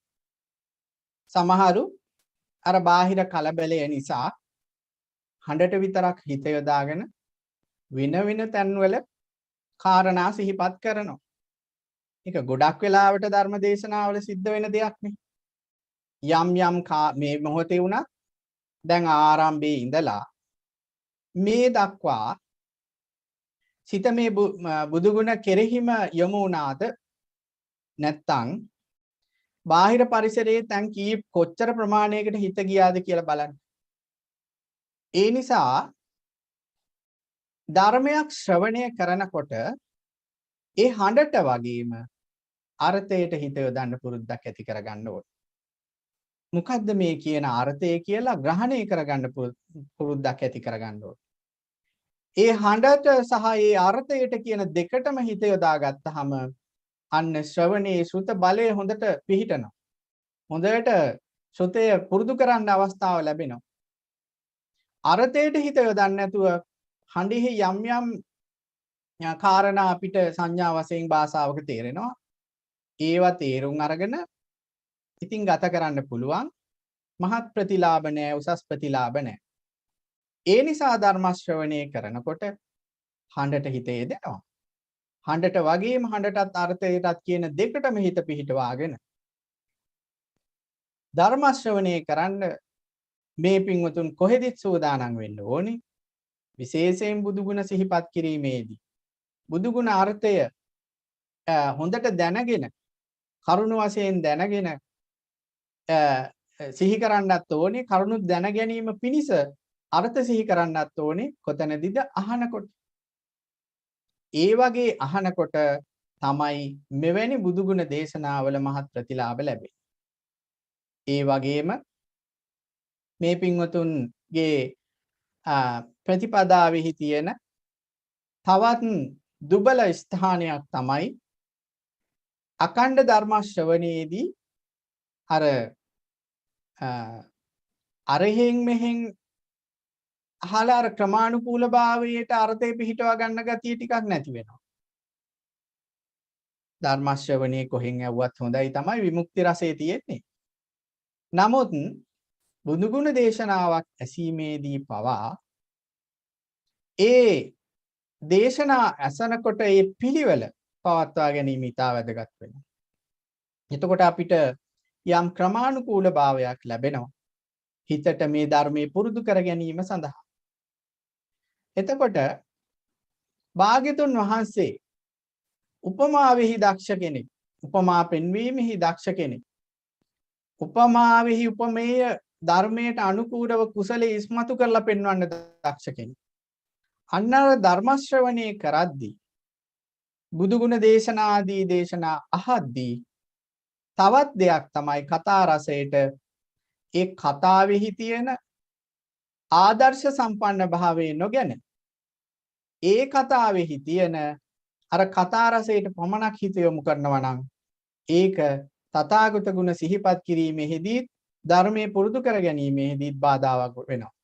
සමහරු ඒ සංස්කෘතික වශයෙන් අර කතා රස ඔස්සේ ටිකක් යනවා මිසක් ඒකෙන් තමාට ගත යුත්ත ඒ කතා රසෙහි පවතින උපමේය ගත යුත්ත අර්ථය ගත යුත්ත නැති කරගන්නවා. ඒක නොකල යුත්තක්. ඇයි මේක අහන්නේ? මේ කතාව කුමක් සඳහාද? මේ කතාවෙන් ගත යුතු ආදර්ශය මොකක්ද කියලා දැනගෙන දැකගෙන බොහෝම අර්ථ සොයමින් බොහෝම උනන්දුවෙන් අර්ථ සොයමින් ඇසිය යුතු වෙනවා. බාහිර ලෝකේ කතා සංස්කෘතික වශයෙන් තියෙන්නේ ඒ මේ කාමයන් උද්දීපනය වෙන විදිහට, හඬ ඉස්මතු වෙන විදිහට, කතා රසයේ නොඑක් සිද්ධි හාස්‍යයට ලක් වෙන විදිහට, ඒ වගේම හාස්‍යය තුල එකිනෙකාට සිනහව අපහාසය උපදවා ගන්න විදිහට තමයි බාහිර ලෝකයේ කතා නිෂ්පාදනය වෙන්නේ. ওই බාහිර කතා නිෂ්පාදනයේහි චිත්‍රපට, වේදිකා නාට්‍ය, ඒ වගේ දේවල් වල කතා රසය ඉස්මතු කරන්නේ අර ආස්වාදයේ පිණිස මිසක් එහින් ගත යුතු ආදර්ශයේ පිණිස නෙවෙයි. නමුත් ලංකාවේ ඉස්සර ආදර්ශයේ සැපෙන විදිහට කතා සැපීමේ කලාවක් තිබුණා. දැන් ඒක නැහැ. ඒ නිසා අග්‍ර වූ භාග්‍යවතුන් වහන්සේ යම් කතාවක් දක්වනවද අන්න දේශනාව අහද්දී කතාවෙන් ගත යුතු උපමාව හොය කතාව ඇසිය යුතුයි. ඒ මේ කතාව තුල අර්ථයේ සෙවිය යුතුයි ශ්‍රාවකයා විසින්. ඒ වගේම භාග්‍යවතුන් වහන්සේ මෞකුස පිළිසිඳ ගැනීමෙන් මෞකුසින් බිහිවීමෙන් භාග්‍යවතුන් වහන්සේ හා සමාන කෙනෙක් නැහැ කියලා එතන දේශනා කරනවා. ඔක්කාන්තිමේ සමෝ නත්ති ජාතිතෝ අබිනික්ඛමේ. ඒ වගේම බුදු බව ලැබීමෙන් චතුරාර්ය සත්‍ය ධර්මය පරිපූර්ණව අවබෝධ කිරීමෙන් ධම්මචක්කප්පවත්තන සූත්‍රයේ පැවැත්වීමෙන් භාග්‍යවතුන් වහන්සේ උසස් කෙනෙක් බවට පත් වෙනවා කියලා දේශනා කරනවා. එම ගාථාව තෝරගන්න හේතුව යම් අය මේ සිද්ධි සාමාන්‍යයෙන් කතා රසෙන් අහනවා. දැන් බලන්න භාග්‍යවතුන් වහන්සේ නමක් විශේෂයෙන් මෞකුස පිළිසිඳ ගැනීමේ කතාවක් තියෙනවා. කුසින් බිහිවීමේදී සත්පියවර තැබීමේ කතාවක් තියෙනවා. ඒ වගේම බුදු බව ලැබීමේදී ආශ්චර්යවත් සිද්ධි ගණනාවක කතාවක් තියෙනවා. සමහරු අසද්දි වුණත් අර බාහිර ලෝකයේ දේවල් අහලා හිත දූෂණය වෙලා බැරි වෙලාවත් චිත්ත මාත්‍රයක් හරි ආවොත් මේක වුණාවද්ද කියලා එයාට ඒ ලබන සැකය ධර්ම මාර්ගයට බලපාන. අවැඩ පිණිස බලපාන. ඒ නිසා මේ විශේෂයෙන් භාග්‍යවතුන් වහන්සේම පවසන විශේෂයෙන් වන සිද්ධි බුද්ධ චරිතයේ විශේෂයෙන් වන සිද්ධි ඒ ආකාරයෙන්ම සැක රහිතව අර්ථ සහිතව දරාගත්තොත් අන්න බුදුරජාණන් වහන්සේගේ සිහි කිරීම මාත්‍රයක් පවා බුදුරජාණන් වහන්සේ සිහි කිරීමේ මාත්‍රයකින් පවා ලැබෙන කුසලය මහත්ඵල විදිහට ලබා ගන්න පුළුවන්කම ලැබේ. ඒ වගේම මේ පින්වතුන් දන්නවා භාග්‍යවතුන් වහන්සේගේ මේ දේශනා ඇසීමේදී හිතේ මේ කාය චිත්ත පස්සද්දි බොහෝ වෙලාවට උපදිනවාද කියලා බලනවා නම් කෙනෙක් ඒක ඊටා වැදගත් වෙනවා. හිතේ එකඟ භාවයක් තියනවාද කියලා අවබෝධ කර ගැනීම ඊටා වැදගත් වෙනවා. ශ්‍රවණයෙන් සජ්ජහායනාවෙන් සමාධිය උපදිනවා නම් අන්න බලවත් කෙනෙක් එයා. ආයෙත් මං කියනවා ශ්‍රවණයේදී එයාට සමාධි සිත උපදිනවා නම් සජ්ජායනාවේදී වන්දනාවේදී පිරිත් සජ්ජායනාවේදී මෙවැනි බුද්ධ ගුණ දේශනා සජ්ජායනාවේදී සමාධි ගුණ උපදිනවා නම් අන්නේ සිත දැන් මගේ සිත බලවත් වෙනවා, මගේ සිත බුදුරජාණන් වහන්සේගේ ධර්මයක් ඉපදිමින් තියෙනවා කියලා සතුටටපත් වෙන්න පුළුවන්. ඉදිරියට ඒ සිත වඩන්න පුළුවන් විශ්වාසයෙන් යුතුව. ඒ නිසා ඒ ශ්‍රවණය ඊතා උසස් කොට සලකාගෙන සජ්ජහායනාව ඊතා උසස් කොට සලකාගෙන මේ බුද්ධ වංශ දේශනා සජ්ජහායනාවත් ශ්‍රවණයත් සිද්ධ කර යුතු වෙනවා. දැන් බලන්න මේ විවේකීව දෙන්නෙක් ඉන්නකොට එක්කෙනෙකුට පොතක් හෝ මේ ඉලෙක්ට්‍රොනික උපකරණයක තියෙන ඒ ත්‍රිපිටක විස්තරයේ තියෙන බුද්ධ වංශ ඒ ගාථා පෙළක් හෝ දීලා සජ්ජායනා කරන්න කියන්න පුළුවන්. මේක සජ්ජායනා කරන්න. සජ්ජායනා කරන කෙනාට සජ්ජායනාවේ ප්‍රතිලාභය ලැබෙනවා. ශ්‍රවණ කරන කෙනාට ශ්‍රවණ ප්‍රතිලාභය ලැබෙනවා. දෙදෙනෙක් විවේකයෙන් එකතු වුණාම ඒ ධර්මයේ ශ්‍රාවක පිරිසේ දෙදෙනෙක් වුණ විවේකයෙන් එකතු වෙනවා. විවේකී පරිසරයක ඉන්නවා. ඒ ග්‍රන්ථයක් හෝ මේ සටහනක් සපයලා එයාට සිත් උපදිනවා නම් මෙන්න මේ බුදු ගුණ ටික සජ්ජායනා කරන්න කියලා. අර කෙනත් ඇස් පියාගෙන එකක සිතින් ඒක ශ්‍රවණය කරනවා නම් බලන්න දෙදෙනාටම ප්‍රතිලාභ උපදී. මේ වගේ එතන යම් කාරණයක් කිව යුතුයි. මේ වගේ අන්‍යෝන්‍ය වශයෙන් විශාල ප්‍රමාණයක් දහම් කාරණා තියෙනවා වඩන්න. අන්‍යෝන්‍ය වශයෙන් වඩන්න පුළුවන්. සමහරු ධර්ම සංවාදයේදී නොදත් දේවල් දැන ගැනීමට මේක හේතු වෙනවා සමහරුන්ට. ඒ වගේ ඒ කියන්නේ දන්නා දේවල් වල අර්ථය ඉස්මතු කරගන්න වැදගත් වෙනවා. දෙදෙනෙක් එකතු වීමේදී කතා සංලාපයේ කොතරම් මිහිරි වුණත් කතා සංලාපයේ කොතරම් වගකීම් සහිතයයිද කියලා පෙනුණා. කතා සංලාපේ ගොඩාක් වෙලාවට මේ බාහිර ලෝකයට තමාට ප්‍රයෝජනවත් දෙයක් කියලා පෙනිපෙනී තිබුණත් ඒවා බාහිර ලෝකයේ විස්තර නිසා කෙටි කාලයක් හෝ මෙවැනි දෙයකට හිත යොදනවා නම් කුමන දෙයකටද ඒ කෙනාට දෙනවා මෙන්න මේ ගාථා හතර මට සජ්ජායනා කරන්න ඇහෙන්න. අනිත් කෙනත් ගෞරවයෙන් මේ ගාථා හතර සජ්ජායනා කරනවා. බුදුරජාණන් වහන්සේගේ භාෂාව හුරු වෙනවා. බුදුරජාණන් වහන්සේ ඉස්මතු කරපු අර්ථ තේරුම් ගැනීමේ ප්‍රතිලාභය ලැබෙනවා. බුදුරජාණන් වහන්සේගේ කෙරෙහි ශ්‍රද්ධාව උපදිනවා. ඒ වගේ ප්‍රතිලාභ රාශියක් ඒ වගේම එකඟසිත උපදිනවා. ප්‍රතිලාභ රාශියක් අත් කරගන්න පුළුවන්. ඇත්තටම අර සජ්ජායනාව කියන දෙයේදී අර බාහිර පොතක් බලාගෙන කියනවට වඩා කටපාඩම් දෙයක් එකඟ සිතින් ඇස් පියාගෙන සජ්ජායනා කරගන්න පුළුවන් නම් සමාධි ගුණ ඉපදීමේ අවස්ථාව වැඩි.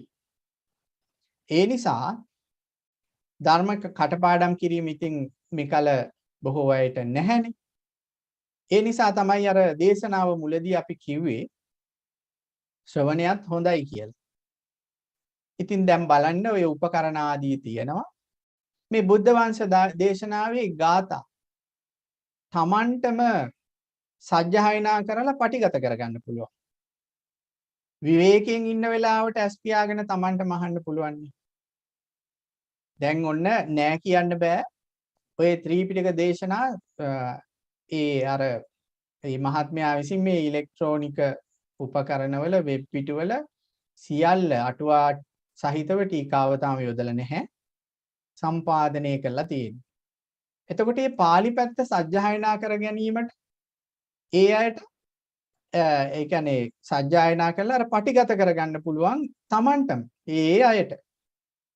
එහෙම පටිගත කරලා අන්න මං කියවනේ අර උදේ විවේක කාලයක් හම්බ වෙනවා නම් සජ්ජායනා කරන්න කියලා.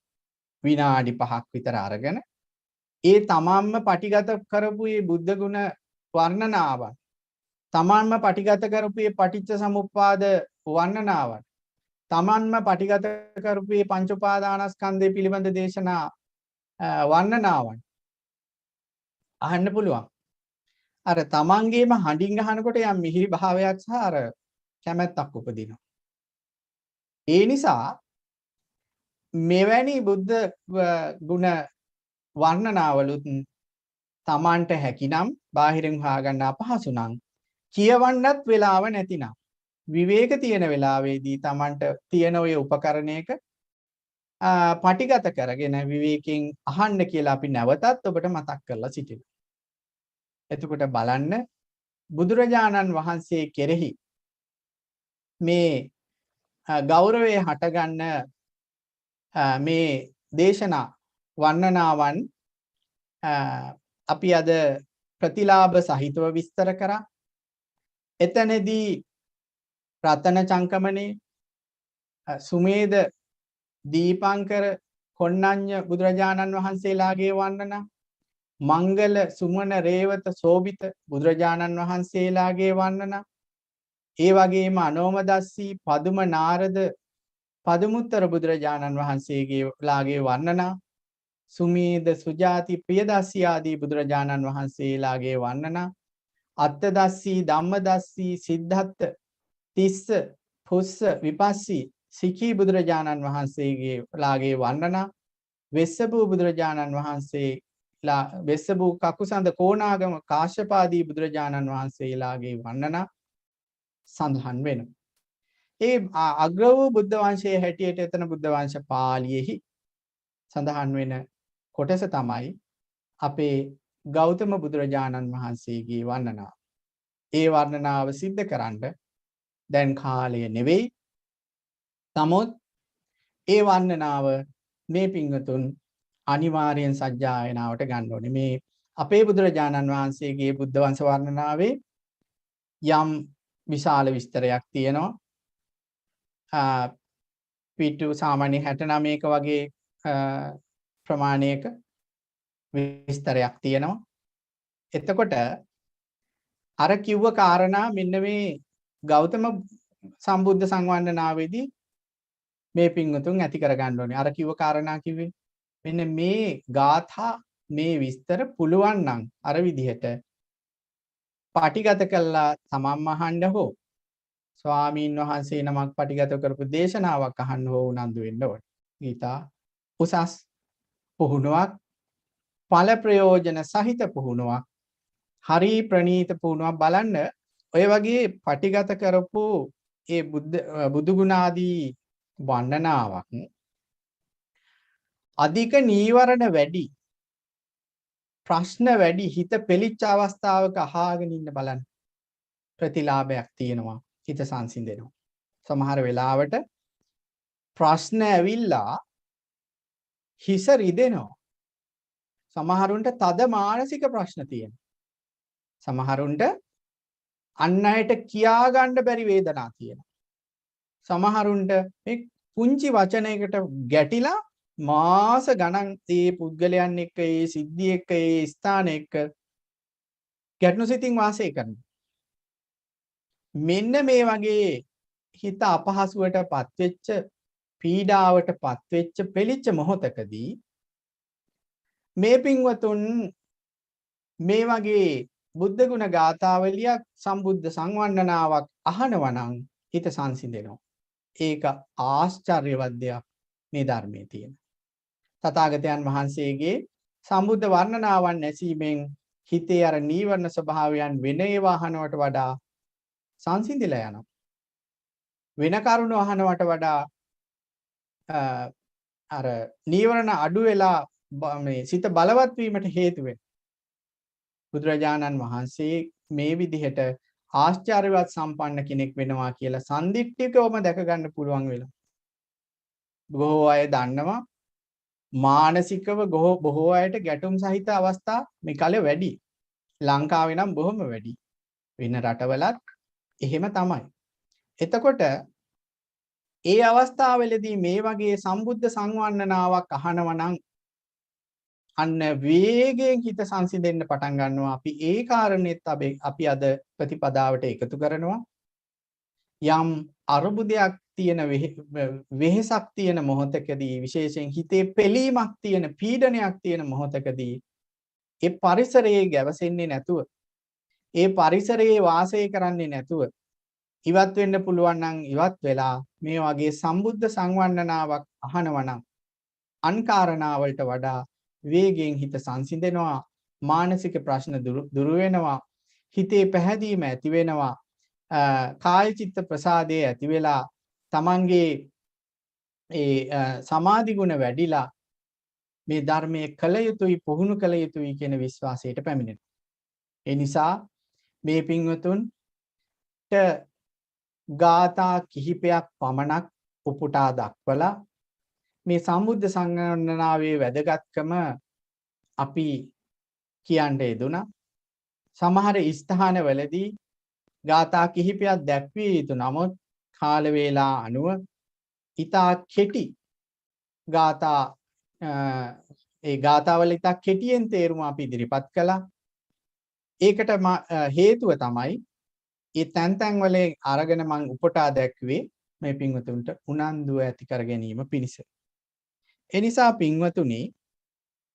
මේ සම්බුද්ධ සංවන්දනාව ශ්‍රවණය කිරීම අතිශය වැදගත් වෙන්නේ තව මේ ජීවිතයේ විශේෂ කාරණයකට අපිට මේ කාලයේ කාල විපත්ති සහිත එකක්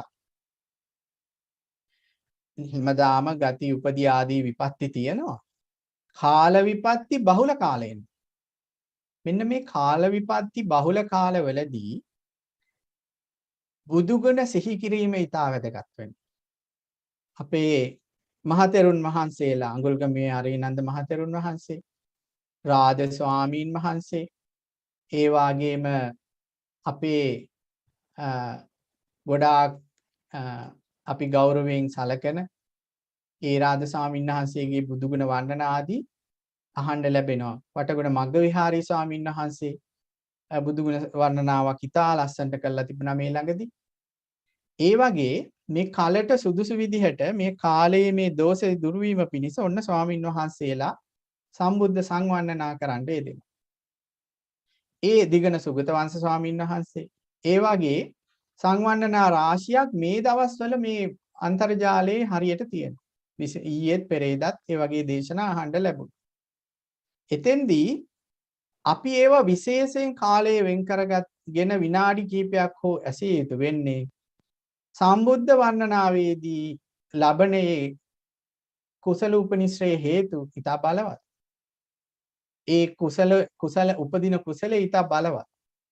මේ කාල විපත්ති දුරු කර ගැනීම සඳහා සමූහයක් බහුල වශයෙන් ඒ වගේ බුදුගුණ ඇසීම, සිහි කිරීම, නැවත නැවත සිහි කිරීම, සජ්ජායනා කිරීම, භාවනා වශයෙන් වැඩිම කළ යුතු වෙනවා. ඒ නිසා අන්නේ දායකත්වයක් ලබා දෙන්න කියලා මේ රට වෙනුවෙන් අපි යෝජනා කරනවා මේ පින්වතුන්ට. ඒ වග්‍ර වූ දායකත්වයන් මුදලෙහි දායකත්වය තව ටික කලකින් ආයෙත් ඉවරයි. ඒ වගේම සේවාවෙහි දායකත්වය ටික කලකින් ඉවරයි. නමුත් කුසලයේහි දායකත්වයේ සසර පුරා කෙනෙකුට පවතිනවා. මෙලව මෙහිම මේ මොහොතේ මේ කාලයේදී කාල විපත්ති දුරු කර ගැනීමට පවා හේතු වාසනා වෙනවා. අද දවසේ මේ පින්වතුන් මේ විදිහට මේ සම්බුද්ධ සංවර්ධනාවට යොමු වෙලා රැස්පත් කරගත්ත සියලුම කුසල පුණ්‍ය සම්භාර ධර්මයන් ශාසනයත් ලෝකයත් ආරක්ෂා කරන්නා වූ සියලු දෙවියෝ අනුමෝදන් වෙත්වා. ඒ දෙවියෝ මේ පින අනුමෝදන් වෙලා තම තමන්ගේ නිර්වාණගාමී ප්‍රතිපදාව සඳහා මේ පින් උපනිශ්‍රය කරගනිත්වා කියලා සාදුකාරයක් පවතුන. ඒ වාගේම මේ පින්වතුන්ට ගුරුහරුකම් දෙන ඒ ස්වාමීන් වහන්සේලාට මේ පින් අනුමෝදන් වේවා. ඒ ස්වාමීන් වහන්සේලා ওই ස්ථානවල වැඩ වාසය කරමින් දහම් සේවය ලබා දෙමින් ධර්මසුවේ හිතට ඇති කරමින් වාසය කරන උන්වහන්සේලාටද තම තමන්ගේ ප්‍රතිපදාවෙහි නිවන් මඟ දක්වා මේ පින් හේතු වාසනා වේවා කියලා සාදුකාරයක් පවත්වන්න. ඒ වාගේම මේ පින්වතුන්ගේ මව් පාර්ශවයේ පිය පාර්ශවයේ සියලු මළගිය ඥාතීන්ට මේ පින් අනුමෝදන් වේවා. පරලොව අභාව්‍ය ස්ථානවල ඉපද සිටී නම් ඒ දුකින් අත මිදීම පිණිස කල්යාණ මිත්‍රයන් සහිත භවයන්ගේ ඉපදිලා මේ ධර්ම මාර්ගයේ සම්පූර්ණ කර ගැනීම පිණිස නිර්වාණයට පත්වීම පිණිස මේ පින ඒකාන්තයෙන් හේතු වාසනා වේවා කියලා සාදුකාරයක් පවතුන. මේ පින්වතුන්ටත් කරන කියන කටයුත්තෙහි කුසල සම්පාදනය ලබා ගැනීම පිණිස මෙවැනි සම්බුද්ධ සංවර්ණනා ඇසීමෙන් බලවත් කුසලයන් නැවත නැවත උපදවා ගැනීම පිණිස මේ පින් හේතු වාසනා වේවා. කාය චිත්ත පීඩා දුර වෙලා කාය චිත්ත පස්සද්ධිය ඇති වෙලා භාවනා මාර්ගයට යොමු වීමට මේ පින් හේතු වාසනා වේවා. නිවන දක්වා සැපය පිණිස මේ පින් ඒකාන්ත වශයෙන් හේතුපනිශ්‍රේ වේවා කියලා සාදුකාරයක් පවත්වනවා. සබ්බීතියෝ විවජ්ජන්තු සබ්බ රෝගෝ විනස්සතු මාතේ භවත්වන්තරායෝ සුඛී දීඝායුකෝ භව භවතු සම්බ මංගලං රක්ඛන්තු සම්බ දේවතා සබ්බ බුද්ධානුභාවේන සදා සොත්ති භවන්තු තේ භවතු සම්බ මංගලං රක්ඛන්තු සම්බ දේවතා සබ්බ ධම්මානුභාවේන සදා සොත්ති භවන්තු තේ භවතු සම්බ මංගලං රක්ඛන්තු සම්බ දේවතා සබ්බ සංඝානුභාවේන සදා සුත්ති භවන්තු තේ අභිවාදන සීලිස්ස නිච්ඡං උද්ධාපචායිනෝ චත්තාරෝ ධම්මා වඩ්ඩಂತಿ ආයුවන්නෝ සුඛං බලං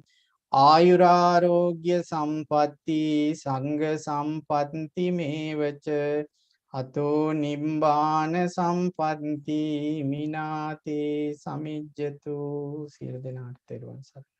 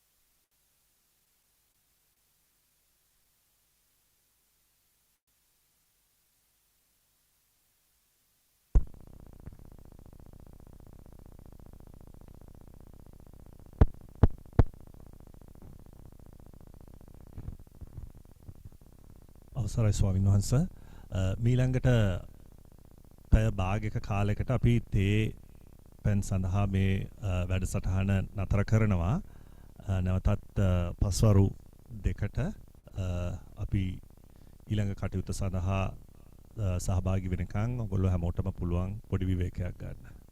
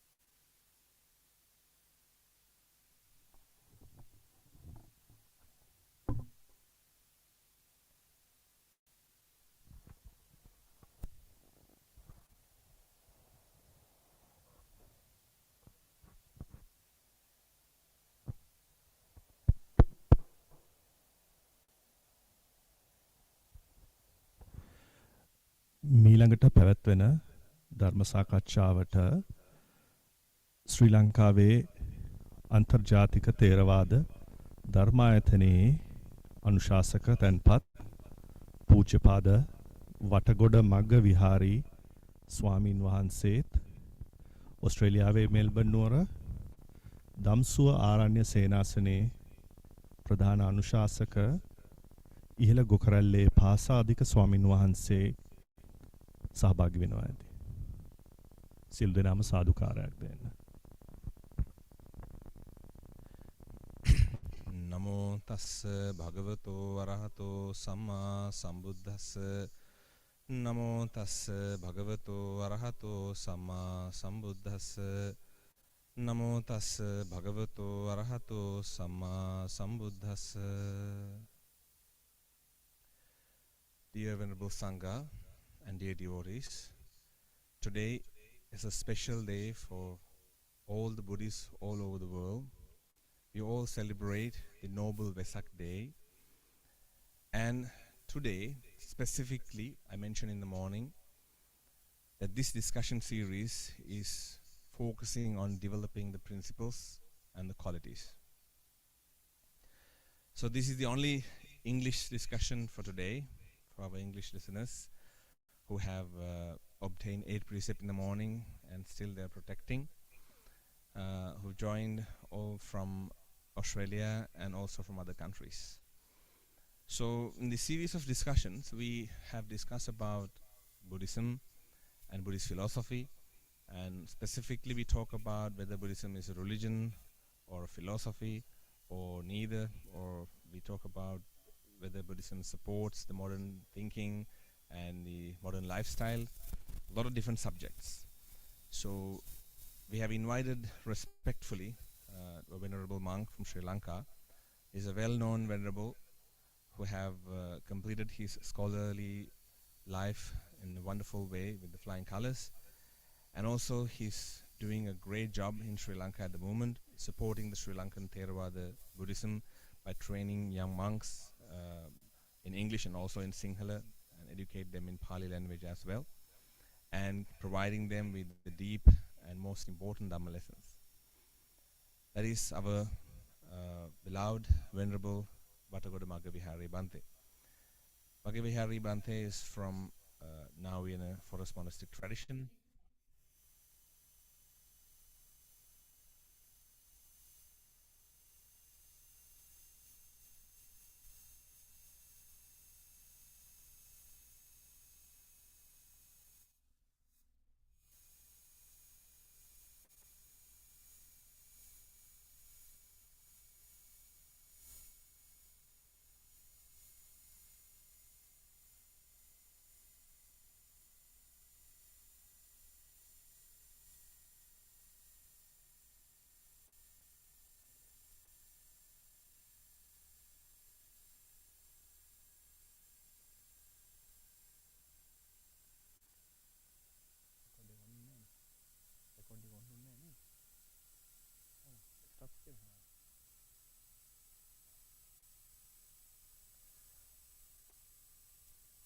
Sorry about that technical difficulty. Let me start from the beginning again.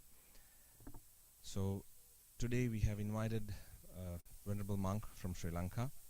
He's a well-known Bhante from Sri Lanka, and he ordained in Nawina Forest tradition and completed his education in Nawina Forest Monastery, and also he have studied in other monasteries in Galduwa tradition in Sri Lanka.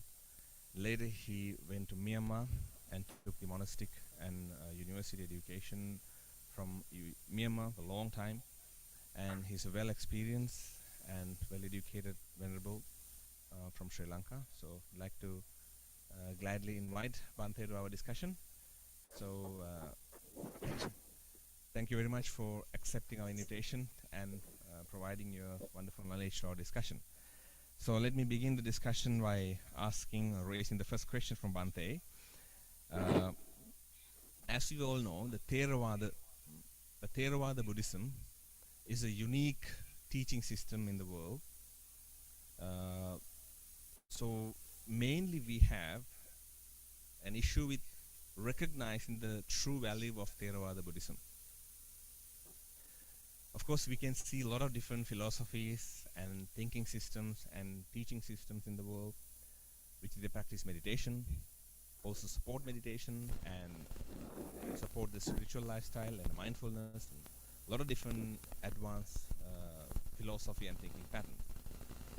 So among all of them, we recognize that Theravada Buddhism is a unique teaching system that focus on developing one's mind into the highest level, and also providing proper guidance to deliver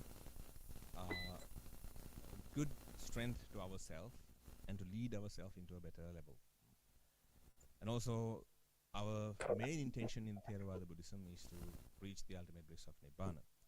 So I'd like to ask Venerable Bhante, I'd like to raise the question from him about the Theravada Buddhist technique and how we should approach to the Theravada Buddhism, and also what are the main benefits or the keen interest that we should pay towards the Theravada Buddhist technique.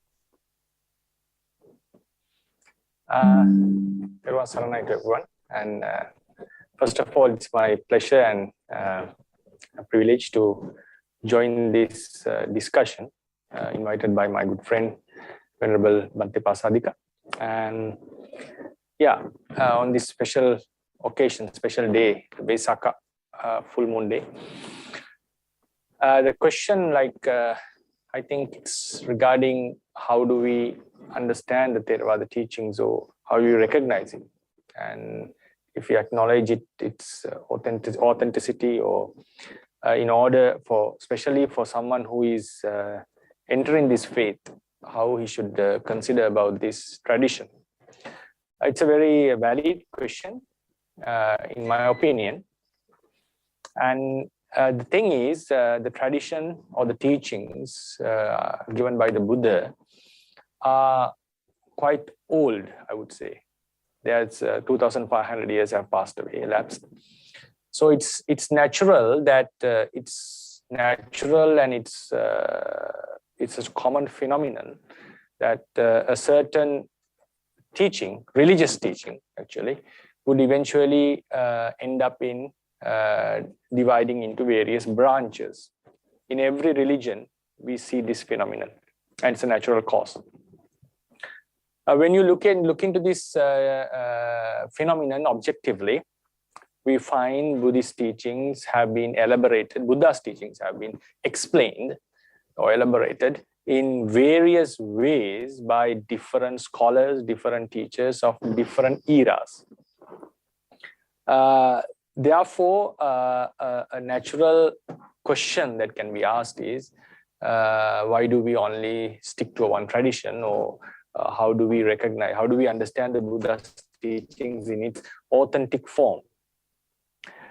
My viewpoint is, now Buddha's teaching, Buddha uttered a certain kind of teaching, and it was explained or elaborated or understood by different scholars in different ways, different monks in different ways.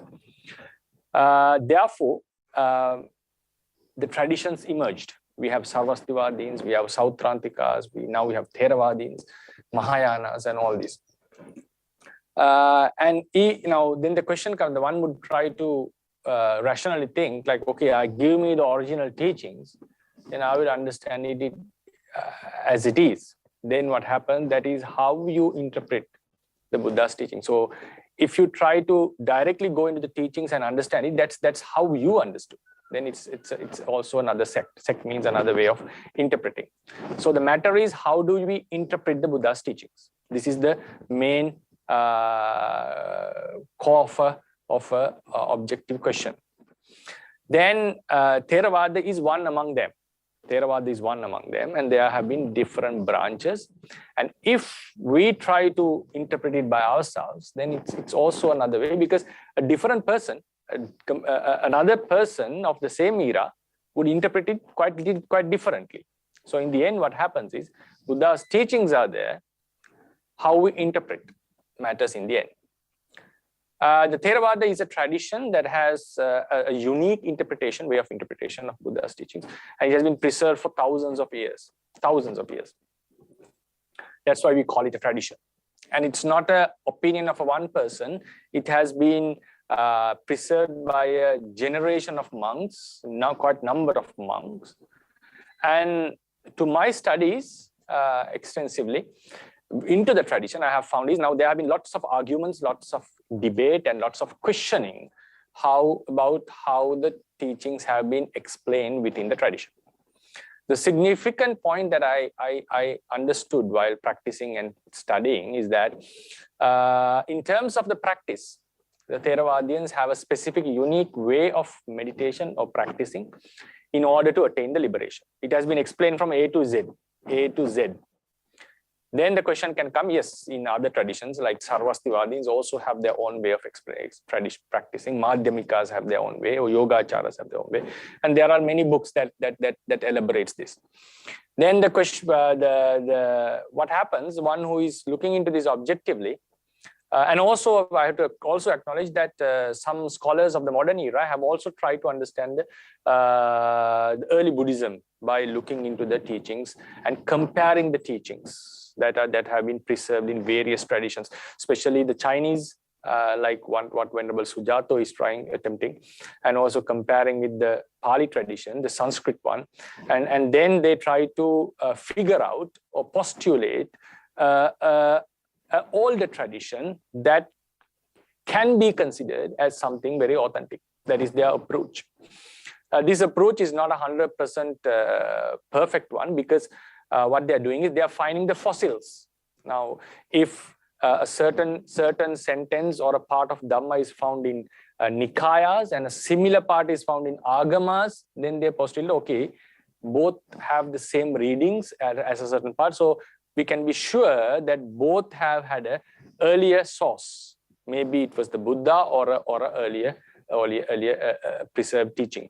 So likewise, there's another approach of finding the early Buddhism. It's a very, very scientific way of finding, but it's not foolproof, because there's lots of the evidence are very less, and the entire picture is missing. So they are finding the fossils and try to find the entire picture. So in this regard, we have various traditions explaining the Buddha's teachings quite significantly differently, and a modern approach of finding the early Buddhism. Then what happens is, if someone is interested in Buddhism, and this would not be a question for someone who plunges with faith and believing the tradition, one who is investigating or rationally thinking, the quest is quite daunting, because he has to find out, he has to study a few traditions then in the end, and figure out what is more rational and what suits yourself. For the Theravada, so as my main scope of studies is Theravada, I'm able to confidently say that it is a very wonderful tradition, and it is a philosophy that has been explained by a generation of monks, and its practice is very clear, and it explains each and every step further of in the practice. But when you look at the doctrine, there are many places that do contradict with the modern findings of the science. That's also I have to acknowledge. But in terms of the practice, there's a unanimous agreement on how the practice should happen, and it is a very sort of a logical explanation. But also, I would like to mention, just being a logical explanation doesn't make it the truth. One can also ask the counter question. So therefore, I keep it very open, and does not want to claim what is true or what is wrong. It's another tradition that has been preserved under the Buddhist sects. So if the investigation is open, so you can look into it, and it's a wonderful teaching. It has lots of rational explanation, and also other Buddhist sects also have preserved to some extent certain explanations. And in the end, it's up to the listener, up to the practitioner to decide whether he should accept it or not. That's how I look into this question. Yeah, thank you. Thank you very much, Bhante. Yes, actually, we came to an understanding here about the early Buddhism. Cannot hear you. Sorry? Okay, right. Yeah. So we came to understanding about the early Buddhism now. So this topic is really vast, and a lot of different opinions are there for the early Buddhism, right? The most respected one, or most commonly seen one, is the early Buddhism, mean the Buddhist teaching system before the first Dhamma Council. So now in the modern day, we have a lot of resources in different languages, especially we have English translation, which is openly read by a lot of different devotees and students these days. And the early Buddhist teaching system is like recognizing and representing the Theravada Buddhist techniques up to a certain extent. So at the same time, we have Atthakatha, Tika, and then later on our the vast Buddhist history and literature. So I think we can see in the society that most of the students are really interested in developing and practicing the early Buddhism, like early Buddhist meditations especially for the modern society. So in that case, if someone develop an idea about whether early Buddhism is represented in Theravada or in other traditions, so what would be your point of view in short? Yeah, it's another a tough question, I would say. Early Buddhism, yeah, it's a tough one. Early Buddhism, especially being a monk from the Theravada tradition, is tough to answer. Early Buddhism, as you said, is representing what the Buddha has taught, and also teachings that have been which were preserved immediately after his parinirvana or passing away. So in the investigation of the early Buddhism, what they are suggesting now, for example, to my limited understanding or studies on this matter, is that it is not necessarily to be something that was uttered by the Buddha by himself in the early Buddhist approach. Whatever teachings that were preserved in the earliest texts. So a certain approach what the scholars are making is language-based. So you look into the ancient Prakrit of the teachings and find out some fossil words. So with that, they come to the approach. Now, these readings should be quite earlier than these books which are found in the Tipitaka. For example, if you look into the Abhidhamma or look into the Patisambhida Magga, they have a language-wise approach and suggest that, especially the Sutta Nipata or the Jatakas are quite earlier than their language is quite early. Then comparison. Now, because in the beginning of the 20th century or the end of the 18th century, while Rice Davies and all these scholars were prominent in the Western world regarding Buddhism, they were of the opinion in the beginning that if you want to have a conclusion about early Buddhism, the only authentic source that should be referred is the Pali canon preserved in the Theravada tradition. That was their main opinion. That was their first idea.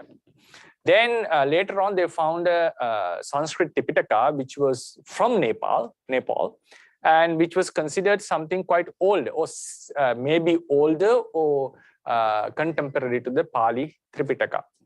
So then they came into the doubting or investigation and started to question themselves. Is it very safe for us to just to rely upon the Pali Tipitaka? Because there is Sanskrit teachings which are there are similarities and dissimilarities. And this they raised the question. Then they were asking the question why these two different Tipitakas have different readings and which are very old. And some claim that Sanskrit Tipitaka is much older than the Pali Tipitaka. Then they thought, okay, then they found some other readings, some from Gandhari and so forth, and especially from China, the translations were there. Then they have quite different teachings. Everyone is referring their master as the Buddha. Then they were thinking, it's like the process of evolution. You look into a certain species and another species, and you see the similarities, dissimilarities. Based on similarities, they think, no, it's an ancestor. There was a common ancestor from whom the both species emerged. So that is the evolution theory. So that was a similar approach that we are making in terms of philology of language and also in the in the study in the Buddhist scriptures. This is the early Buddhist approach. So now what I personally feel is this: when you go into this approach, you have a very limited amount of sources at your hand. Then the question comes, now is the question, if someone asks, are these teachings preserved in the Theravada tradition? Yes. Most of the early Buddhist teachings are being preserved in the Theravada tradition. That is the opinion of the modern scholars even. So because Theravada is the only full-fledged Tipitaka that we have, which has been preserved so far. That is a unanimously agreed opinion. It's the most preserved. Preserved means a complete set of teachings. Complete set of teachings are there. In some sects, we don't only have the Vinaya. Some have only parts of sutras and so forth. Therefore, the word early Buddhism referred by the modern scholars are part of the teachings that are considered as older. So therefore, there are older teachings and also, according to their opinion, new teachings. The point is, my point of argument is, I really stand upon this. Now, with this approach, you have a very limited source of information. Thing is, Buddha, being a very wise person, had his own philosophy, had his own ideology, I would say, not in the negative sense. And he preached based on that. So what is most significant is whether you are following the early Buddhist teachings or whether you are following a tradition, we should be able to grasp the gist or the main idea of this philosophy or teaching that we are following. So that's the only way that we can understand the teachings very deeply. Now, if you go into the early Buddhist teachings, the findings are growing, it's true. How to figure out what is the underlying philosophy, what are the fundamentals of the early Buddhist teachings. We may have the Four Noble Truths and so forth, basic elements are there, but how do we match them? How do we make them a one net or a one unit? Because they were preached by the same person. So there cannot be any contradictions between each other. They also should match with the practice. So that is the main task. Even they suggest that these teachings are already older than these ones. Okay, language-wise, historically, yes, you may be able to come into such ideas to a certain degree. But what matters is, how do we figure out the underlying philosophy? Because these teachings cannot contradict each other because they were uttered by the same teacher and preserved by one lineage of his students. If he believed that the Buddha was such a wise person that he would not utter things that are self-contradicting. Now, regarding the Theravada tradition, whether it is now, my approach is when you come into the Theravada tradition, there is no such a thing called early or later. All are considered as authentic. And the commentaries are also given such a very high status, but commentaries can be debated and are being refuted in some places within the tradition even. Now, what the commentators and all have tried is, they have tried to build or show up the philosophy fundamental beneath the Theravada teachings preserved in the Theravada tradition. So when you understand these basic elements, basic fundamentals, you'll be able to understand what the Buddha has taught according to the opinion of the Theravadins. So this has been done by Madhyamikas. There are lots of contradictions contradiction means opinions in their scholarly lineage. Lots of debates are going on. Sarvastivadins also had such a thing. Now, the early Buddhist search, it's in the prime like it's still growing and it's in the early ages. The task should be to find out, okay, we have the preserved teachings, and how do we fix this net?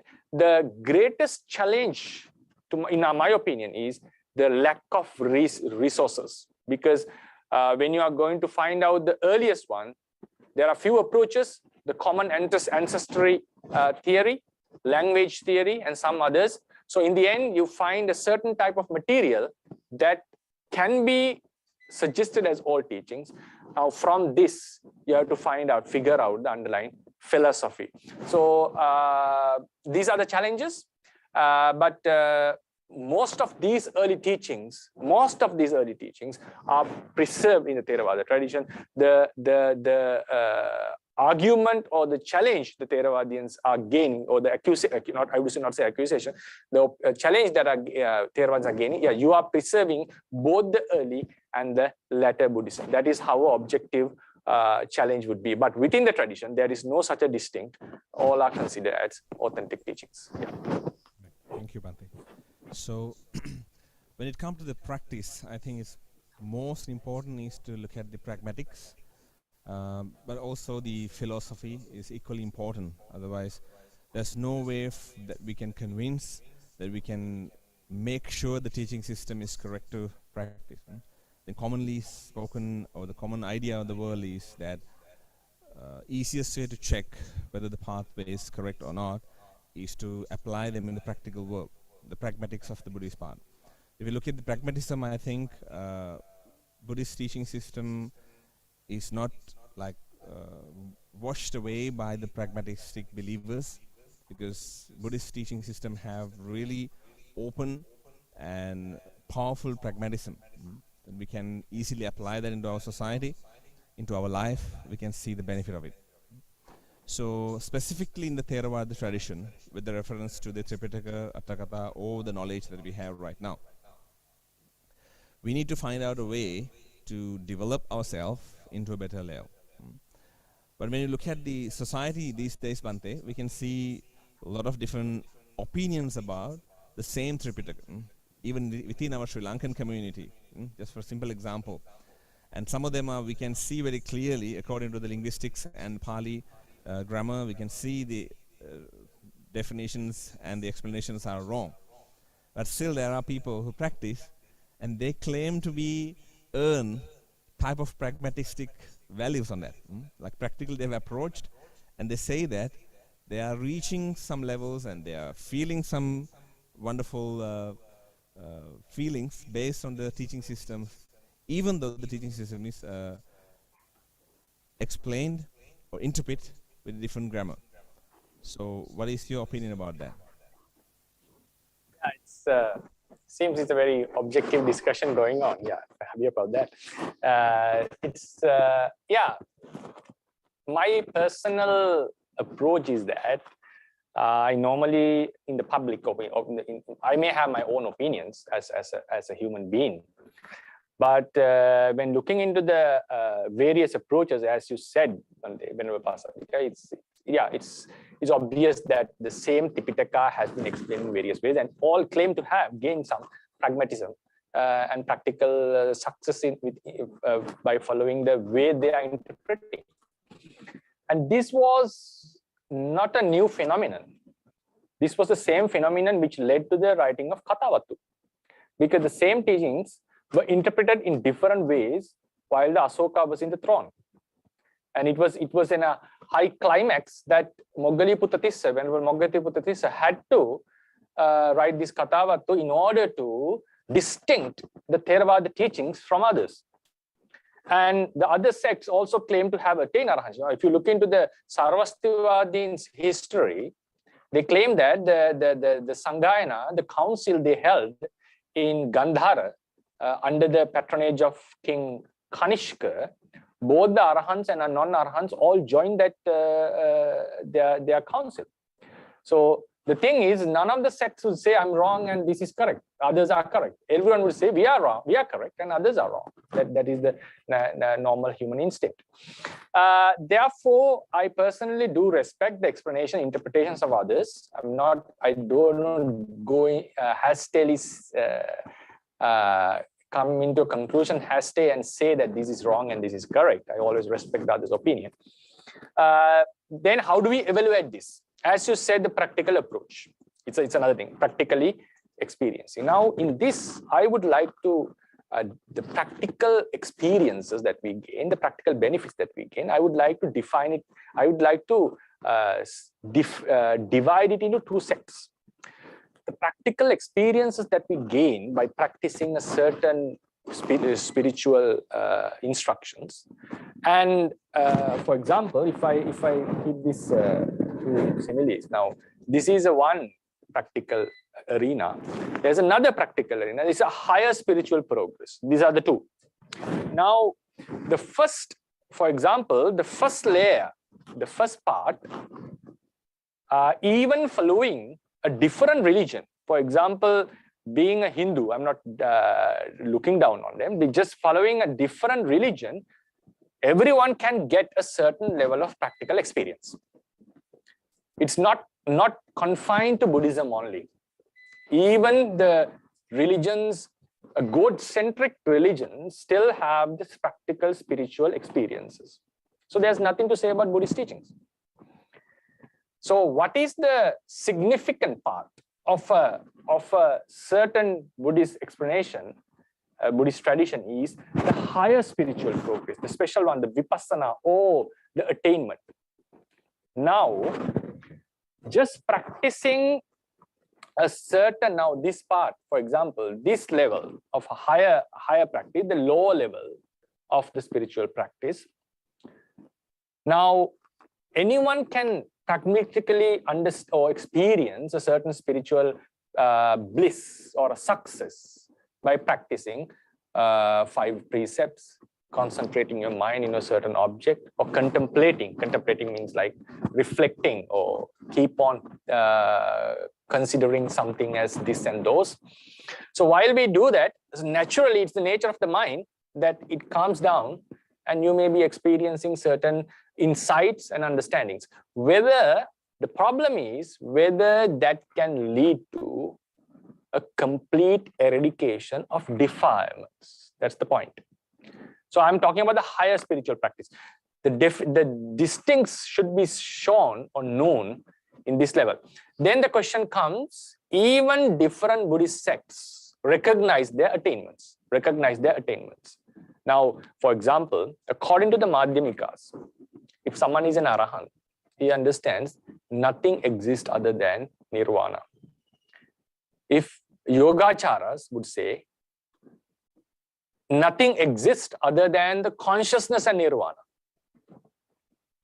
The Sarvastivadins, now this is the understanding, Arahant, a person who has got enlightened, the understanding would be this. Then emerging Buddhist sect in the present day of country would say, the enlightenment is knowing that what you experience is not what is outside. It's quite differently, so you experience your own world. And this was also uttered by Harivarman. A similar teaching was uttered by a Buddhist monk called Harivarman, and their sect was called Satya Siddhi Nikaya. But the Theravadians are of a different opinion. If you are an Arahant, you see the true nature of the world, you understand the things which are non-self as non-self, things which are impermanent as impermanent, suffering as suffering, and there will be no latent tendencies within yourself, the defilements are not coming and you have eradicated the rebirth. So thing is, even the highest spiritual attainment has their own definitions according to the traditions. Nothing to say about the lower part. Lower part can be experienced by any person who practices, right? Who practices a good conduct or a good samadhi. The distinct comes in the understanding of the vipassana level. Even in the vipassana, arena of vipassana, different traditions claim different explanations. How do we know whether it's correct or wrong? By seeing into your defilements. Then the question comes, now think about the Sotapanna level. Sotapanna still have defilements, so it's very difficult to, if someone claims I'm a Sotapanna, how do we judge him? Arahant, you'll be able to judge it quite easily. You can make him afraid, or if he gets angry, or if he cannot face the problems, we already know, this is not an Arahant. But think, if someone claims that he's a Sotapanna, how do we know him? How do we judge him? Because you cannot know the Sakkaya Ditthi in its outer form. Only by if he commits a evil deed like killing or stealing or sexual misconduct, then we can come into a conclusion this person is not a Sotapanna. Other than that, it's very difficult. So it's only the pragmatic, practically you may have experience and someone may say I'm a Sotapanna and so forth. Then another problem is here, the Buddha himself has recognized in the Tipitaka and Sutras that there are some monks who believe to be Arahant or nobles, but they are truly not. So then the question comes, even the person claims that he is a Sotapanna or Arahant. he may be wrong. So when you're looking from outside, it's very difficult to judge whether this person is teaching, whether this person is an arahant or not. It's quite difficult to judge, or a noble or not. Arahantship, yes, we'll be able to judge, because he should not have any raga dosa moha, and even the slightest arising of raga dosa moha ruled out the possibility of being an arahant. I may make it more difficult, because we know that arahants have vasana kilesa, the habituals. So it is also possible that arahant may not, a person who is a real arahant, who may not have raga, manifest his physical and verbal actions as he is doing it with lust or anger. In the case of Pilinda Vacha, he used to utter the lower, younger monks and nuns and lay people as the outcast, vasala. Easily we can misunderstand that this monk is speaking out of great mana or dosa. So it's very quite difficult to judge in that sense. Then the question comes, it should be judged by your own self. Yes, we may have our spiritual experiences. The thing is, according to the doctrine, even we can get fooled by ourselves. Then how do we find a way out? This is the question. How do you find a way out? In my opinion, pragmatism is very important. But the thing is, the dilemma is, people claim to have earned higher spiritual progress, and also a pragmatic understanding. But the thing is, two people who claim to be nobles of the same Buddha preaching two different doctrines. So it leads to the confusion of the audience. Are there two truths? Are there two paths, different paths? Because both of them are claiming to be nobles, and how do we come into a conclusion? So in order to judge whether a teaching is authentic or a person claims to have attained something, in my opinion, there's only one way. That is, go to the doctrine. Doctrine is the measurement. So, and then the question comes, even other traditions have their own doctrine explaining this is how the attainment should be. Theravadians have a claim, okay, if you are an arahant, if you are a person, if your vipassana is progressing, these are the experiences. They have been clearly explained. Then the conclusion that we can come is, now if someone claims to be arahant, if someone claims to have attained a higher spiritual bliss, we may say, according to the Theravada definition, he is not. But maybe according to Sarvastivadins, he is. Maybe according to another teacher, yes, he is an arahant, but not according to the Theravadins. And this person, it's possible that he has attained something based on the Theravada teachings, but not based on the other teachings. So that is why when we come to the same position, number 11, number one, to the same standpoint there where we were. The only way is you have to study the doctrines and find out what makes more sense and what suits myself, what is more logical, and keep on practicing and try to see whether you can experience the teachings as it has been preserved. If it is possible, not in the lower level, even while you are progressing the vipassana path and you see a real progress, yes, that's the tradition that we are supposed to work upon. Yeah, it's not a simple answer, because maybe I made it more complicated, but the question itself and the real problem in the ground reality itself is complicated. So we need to find out, why do we get this problem? Why can't we figure out a way out? Because it's not easy. The only way is you need to study the teachings thoroughly to a certain level, and also study the teachings of other traditions if you are interested, and find out what makes more sense and try to adapt it to yourself. Yeah, correct. Actually, if you look at the social point of view, we may never be able to stop it, because the diverse nature of the mind, the different diversity of the mind patterns, so it has been continued since the history. It'll continue forever, because that's like the humans are different from each other, the diversity of the mind and mind patterns. So, but it's better that we learn about these valuable conditions and discuss about them. At least we have talk about the opinion, and later we may be able to find out proper solutions based on that, especially based in the pragmatic ground. So let me bring you out of this objective discussion back to a practical something. That is the culture and religion, culture and practice. So there are specific teachings that Lord Buddha have taught us, that you can see them, you can practice them, it's available in the text, you can show them in the text. So especially in the youngsters, in our young generation, they question about this. Like when you have a teaching system taught by Lord Buddha, that everything is explained there, and you can practice the pathway. There are ways to practice the sila. There are different type of techniques to develop meditation, and there are different type of generosities and ways to develop your mind. And most of them are written, and it's easy for you to read them and practice them and apply them in your day-to-day life. So then also we have culture. That's something that we cannot forget.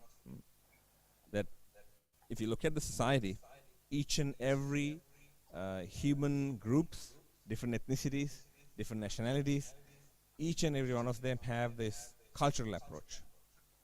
So later, I think almost all the cultures in the world and almost all the teaching systems, religions in this world have combined with cultural approach. Cultures are combined with the religious approach, religion combined with the cultural approach, something that we cannot avoid. So what is the best way to deal with this situation, like especially when someone is not really happy with the culture, but happy with the religious teachings or the teaching system? So what is the best opinion for such a person to arrange his mind in a proper way and understand that we have to practice the path? That's a way to settle down ourselves and gain such a spiritual achievement. At the same time, how to sustain our stability in the society with a proper cultural background. Yeah, it's another very practical question, especially for the new generation, I feel, right? Maybe the generation I represent, or maybe the younger than us. We have X generation, Y and Z, emerging generations are there. Yeah, the culture and religion, philosophy, it's very important for us to have a distinction between these two. I would also add some part on this, culture and ethics. Culture and ethics. Now, there are very universally admired ethics in the world. What is good and bad? There are opinions about this in the Western philosophy. Lots of questions are raised. Is there something really good or bad, or is it something relative, or is it something it's only related to a certain society, because some things done in a certain society are accepted in another society. So is it good or bad? Nothing universal is not a universal law. It's just something promulgated, or we call accepted norms by the society itself. So is it relative? This is another debate. But the Buddhism is of the opinion that there is a universally accepted or universal laws of good and bad. Now, killing another human is something considered universally not ethical, right? But at the same end, according to the political and law approach of the law, killing a criminal may be accepted in order to prevent the harm to the society. There are various opinions on this. I'm not supporting or promoting killing, but this is how the approaches can be made. So it's a different topic whether ethics are there, whether we need to consider about ethics and virtue and sila and so forth. But let's start the discussion saying that there are some universal ethics, good and bad, that we should not transgress. We have to respect the other's freedom. We have to respect the other's opinion. We have to respect the other's right of living and so forth. I think most of us agree on this. Then comes the culture. Do we need to stick onto the culture? Is it important? Is it necessary? In order to, has Buddha has made such a claim that culture has Buddha emphasized the importance of culture and so forth? I'll give you one simile, one small example on this, how practical and how flexible the Buddha was. Normally, we pay respect with our claps hands in this posture. There was a Brahmin, a very reputed Brahmin, who had the faith on Buddha and who went refuge under him. But he said once, he said, Bhante, I do respect you and you are my refuge. I do go on refuge under Buddha, Dhamma and Sangha, but I am a very respected person in the society. So though it's the norm that a disciple has to pay respect to the teacher in this way, then he said, I do manifest or I do yield great respect to you. That's also a universality, because we do have a gratitude towards our parents for carrying us and fostering us. That is also, I think, a universally accepted norm. So he said, yes, I do want to pay respect to you, but being a reputed person in the society, while I'm in the society with my retinue, it's not that much appropriate for me to pay respect in this way. So while I'm going on a chariot, if I happen to meet you, consider I'll raise my hand and think that this is the gesture of paying respect to you. I will take out the some part cloth on my neck. So consider this as my respect. This as my paying respect. Then Buddha said, okay, no worries. You can pay respect to me, or you can show your respect or gratitude to me in whatever gesture you want. I would accept that. So this shows that how flexible he was based on the culture or the social standards.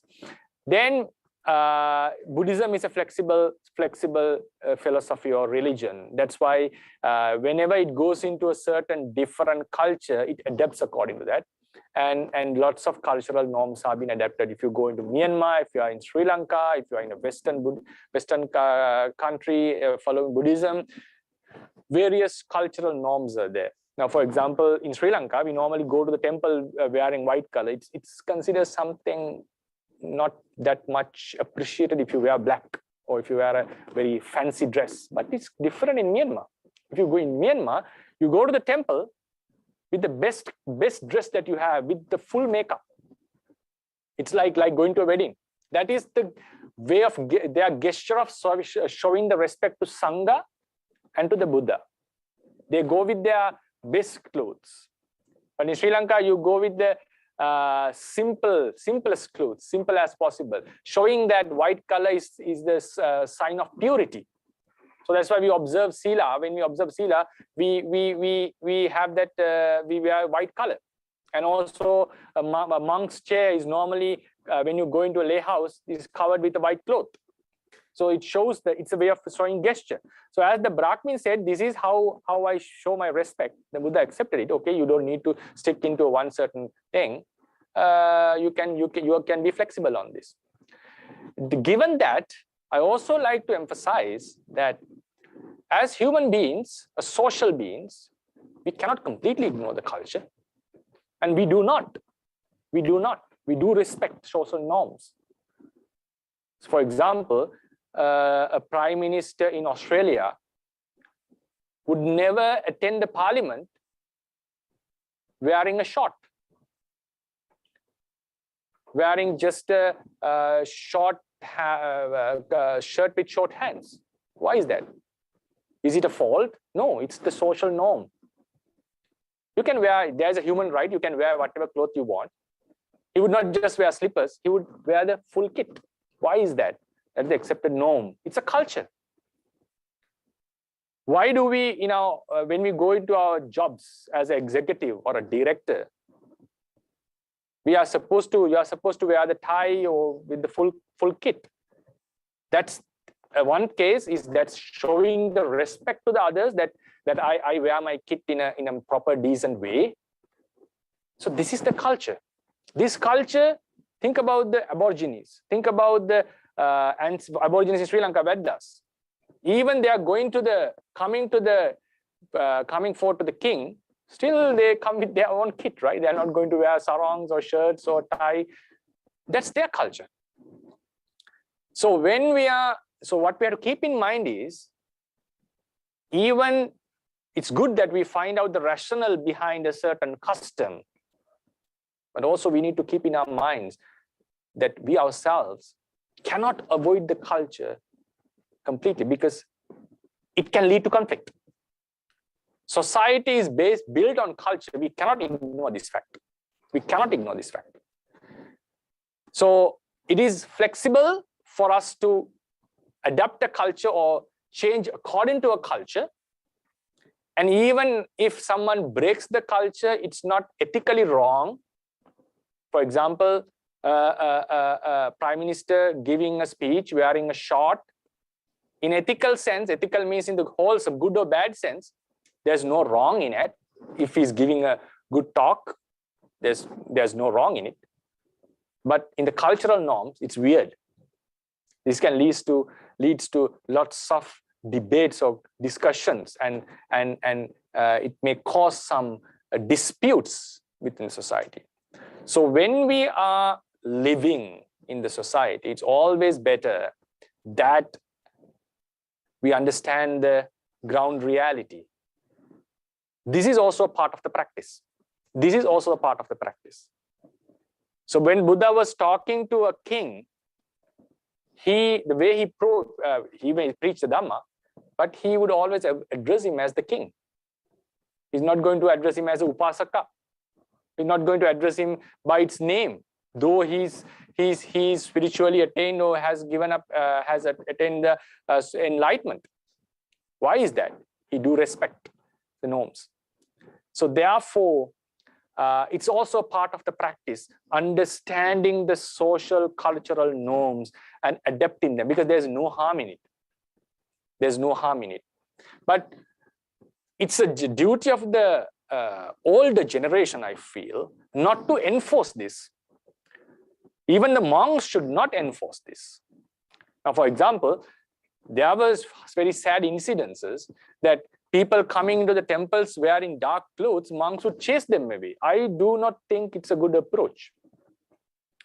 If we think it's against our culture, we may have a friendly discussion and say, this is this. It's better if you can do this in order to protect the unity. So such an approach is good. But if someone is killing someone, yes, we may have a forceful objection, and we may chase him away from the temple because it's against the main ethics. So therefore, culture is not that much significant. It's important in order to have this social order, the unity. Understanding this and adapting to it is also a part of the practice, especially based on your wisdom. But regarding good and bad, we have to have a very strict conduct, not to do good, not to do bad, but adhere to the good. And if someone is breaking these ethics, we have to have a very strong objection and say, this is wrong, we should not do this. Yes, thank you very much, Bhante. Yes, of course, when you look at the Buddha society, during Buddha's time, if you look at the clothes that they have used back then, most of us won't be able to come to the temple or to any public places in that sense. So yeah, the culture and the teaching system and practice are two different things. And as Bhante explained, I agree to most of the explanations that you have explained, because we have to respect and we have to go with the flow. Otherwise, in the society, we will look like the black sheep. So the best way that we can understand it, to respect the culture that's protected by the people and the society, and practice the pathway, so we can separate them easily. So in the same way, we are moving forward to the next same approach of the same question, but different approach actually. So that is logic. I think in the practical world, we always need logics.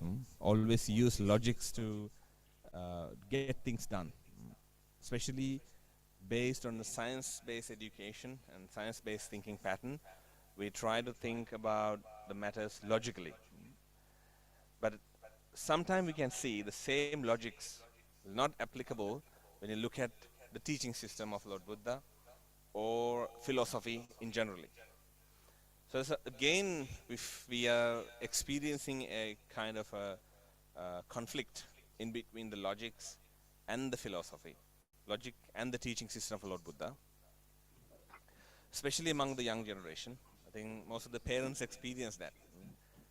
Their kid says that, oh, this is not logical, this thinking is not logical.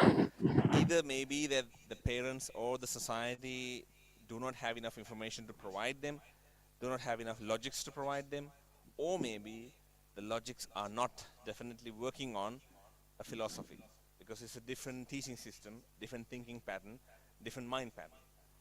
So what is the best way to handle this situation? Like, how should we look at the logic and the philosophy and balance? Because we need logics. Without logics, we can't get things done easily, especially in our day-to-day life, even in the philosophy, even in our thinking system. But when you look at the philosophy and the teaching system of Lord Buddha, there are things that you have to practice and develop, and then you understand.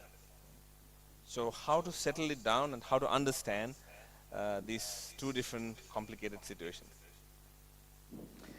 Yeah, it's also a tough question, I would say.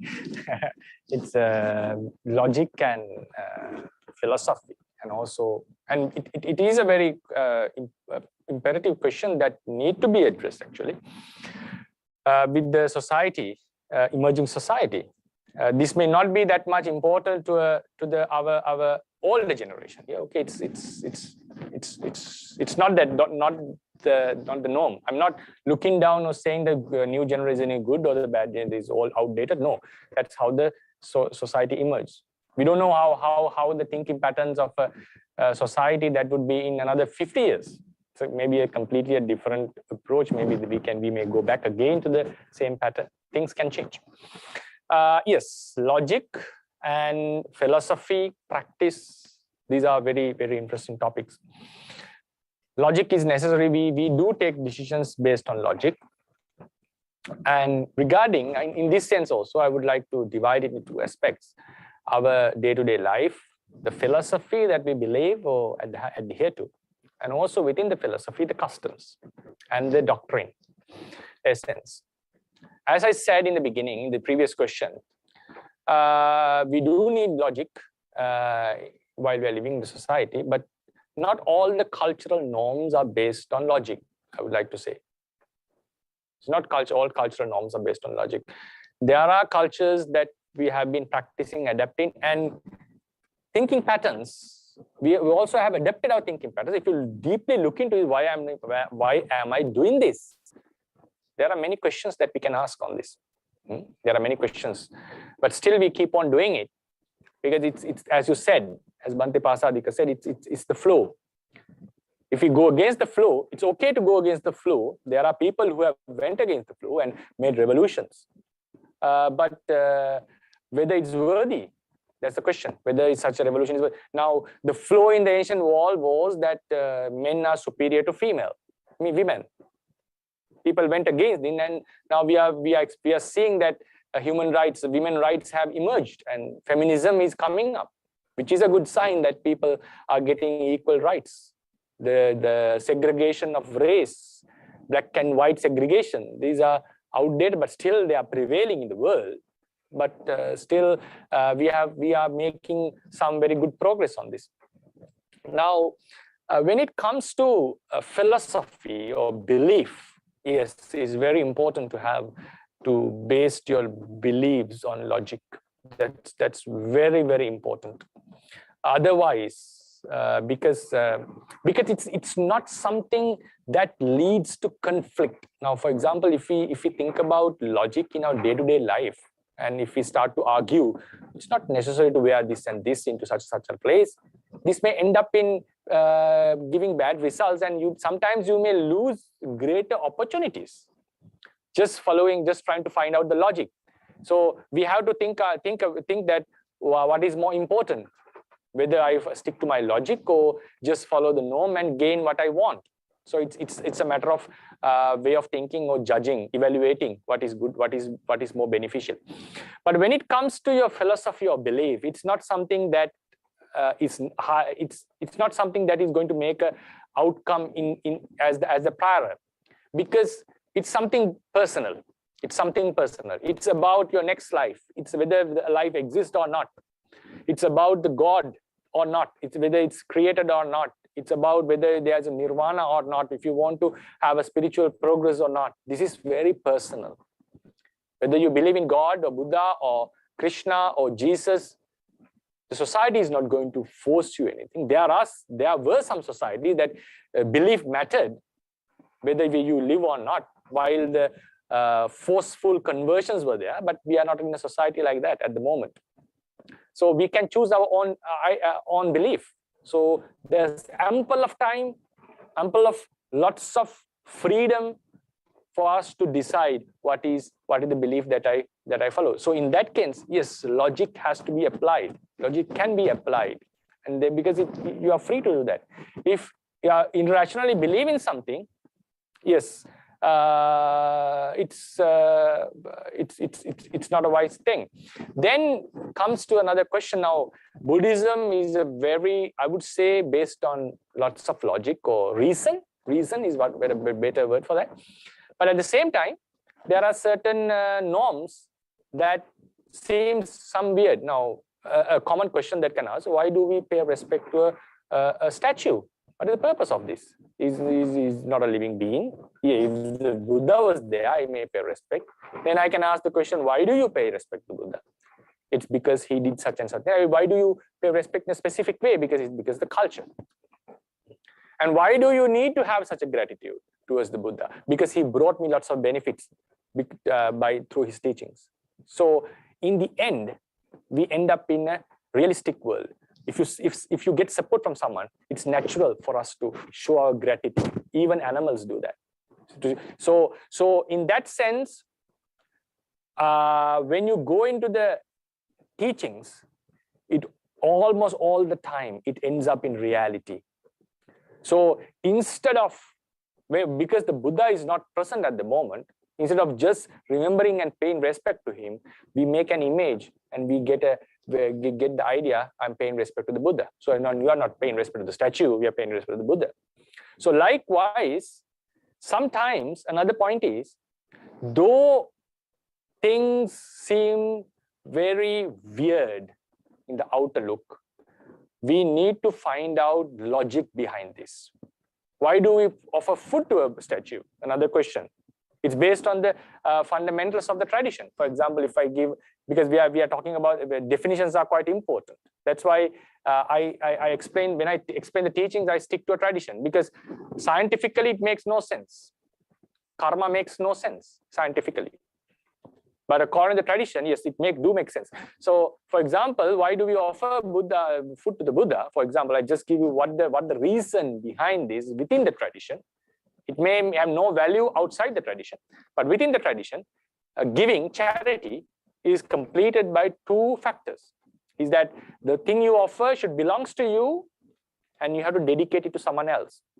These are the two factors. Whether the receiver knows it, whether the receiver uses it, whether the receiver throws it away, or whether the receiver is alive, is not a matter of fact for this offering to be completed.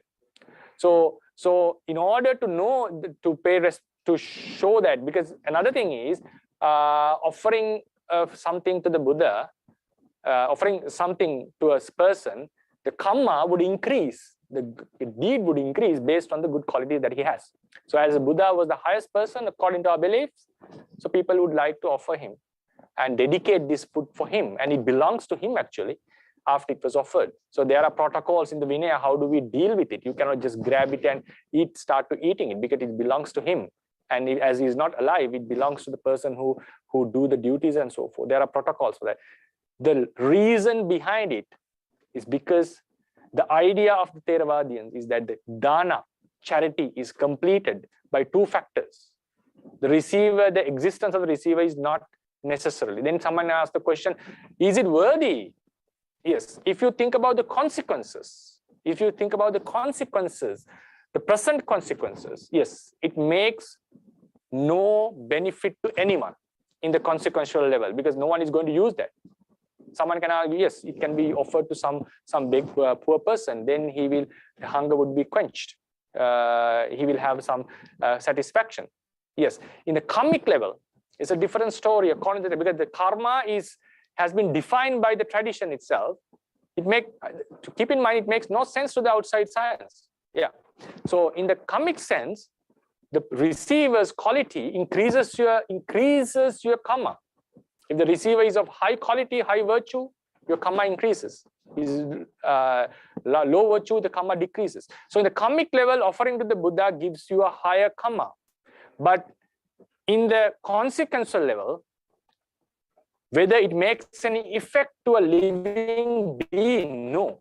It makes no effect to a living being. No one is going to use that. It will be wasted, or it will be thrown to an animal.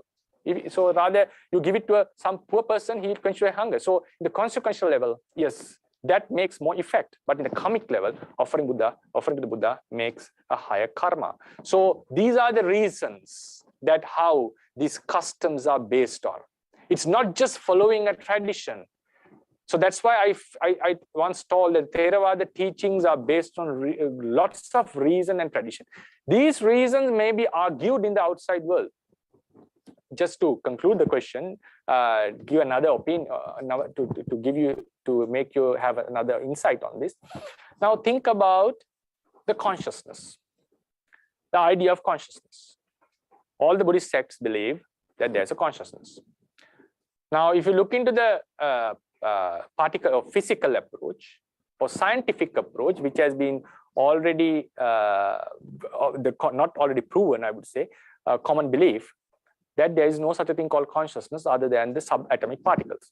Debate is going on. How do we explain the qualia? How do we explain the free will? How do we explain ethics and so forth? So there is no consciousness according to them. Now think, even a higher scientist who believes in the particle physics would say brain, the functionings of brain acts as the consciousness. Consciousness is your brain. So there are mainly three theories: mind, brain, identity theory, functionalism, and behaviorism. So mostly popular is functionalism. Brain is responsible for our thinking, and in even the artificial intelligence is growing up. But the question that cannot be answered still is the qualia. How do we get the experience? So most of the opinion of many philosophers is that we'll never be able to explain qualia based on particles. So there is a high possibility that a different element, immaterial element called consciousness would be there, and there is lots of arguments about physicalism and dualism going on. So just now, what I want to say is, now think, if everything is material, if everything is materialism, everything is determined. There's no doubt in that, because every physical movement happens due to a prior cause. It's a proven fact in science. So according to the scientific approach, if there's no consciousness, only everything is material, the world is determined. So what happens is, if world is determined, you cannot punish anyone. Someone steals your thing, it has already been determined based on the chemical structure of his brain. So it's another big argument in the Western world. If materialism is there, you cannot punish anyone for any fault, because there's no responsibility, there's no free will, and something called free will. But now think, a hard materialist who completely deny the idea of consciousness. Even there were annihilists who say the word consciousness should be completely erased from the books of philosophy because it's a lie. Even such a hard materialist, if someone comes and steals his car, would he say this was determined, so it's okay? No, he would go to the police and find the person and punish him, right? So if he goes into rational and thinks about his belief, if he's a hard materialist, you cannot punish someone for his faults. You cannot do that. It's impossible if you rely on the materialistic view. So likewise, we have beliefs. Beliefs, can it be scientifically proven, all beliefs? No, impossible, because subjective experience. Science is an objective experience. The science, consciousness, the inner world, the spiritual world is a subjective experience. So therefore, that's why some scholars, I think he's an Australian scientist, who said that the hard problem, consciousness is the hard problem, which cannot experience scientifically. So therefore, what I want to emphasize about Bante's question, I took some time, sorry for that, logic, philosophy, science. So yes, logic is very important, reasoning is very important in order to believe your philosophy. But if you bring the scientific approach, always keep it in mind. Because my example was based on karma. Someone can argue, yes, how do you believe on karma? How do you accept the karma scientifically? Science has not proven the functioning of this humans entirely. They are having an optimistic view that in future we will be able to explain consciousness through brain.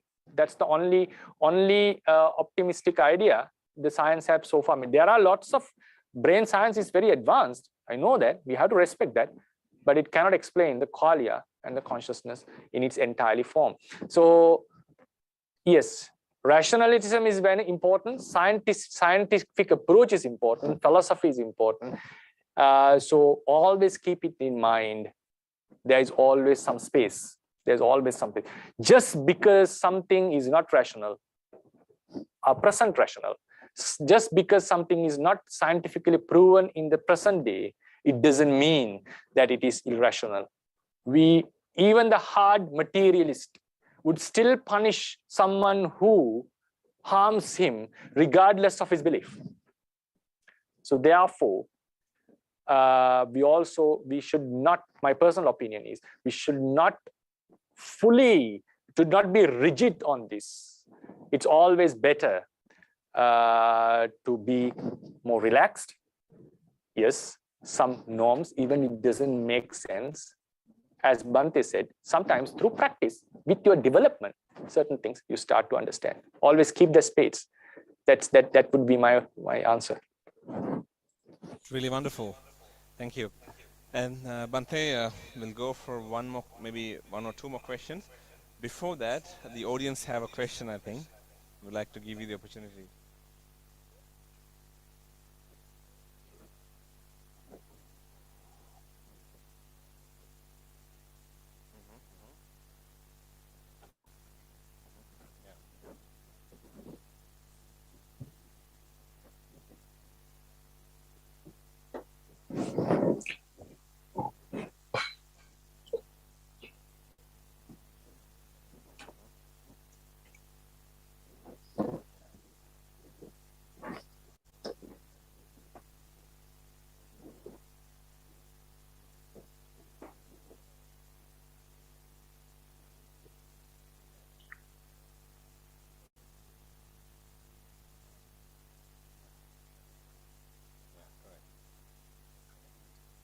Question? Yeah, what is the question? Yeah. Oh, sorry, okay. Okay, thank you.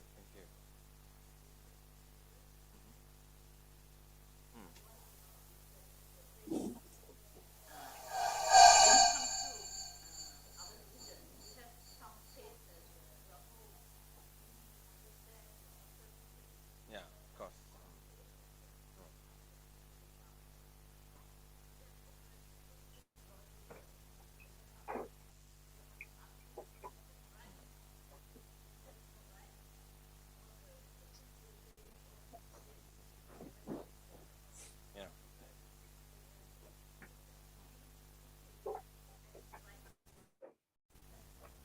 Yeah, correct.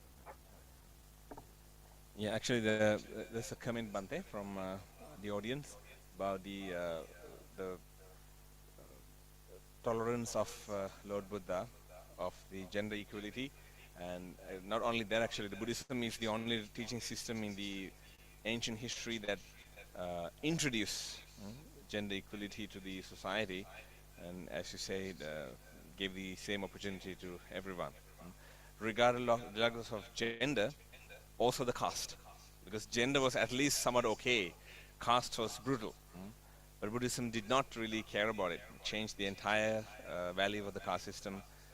Anyone was welcome to become monks and nuns and ordain and practice pathway towards Nibbana. Yes, actually, as we conducted the meditation, this Dhamma discussion, we talk about the reality and the practicality and logics. So it's like complicated, different topics sometimes. As Bhante explained, it depends on the practical approach and the way you look at it and the society that you live. You have to decide how to deal with those situations and move on. So we will go to the last question, Bhante. That is about Buddhism is more popular all over the world about the satisfaction that it teaches and also the simple lifestyle. So we bring the discussion totally back to a simple and satisfied level again. So as we can understand all over the world, especially not only among the cultural Buddhist countries like Sri Lanka, Thailand, Myanmar, in our countries we have culture and also the Buddhist philosophy, Buddhist teaching system.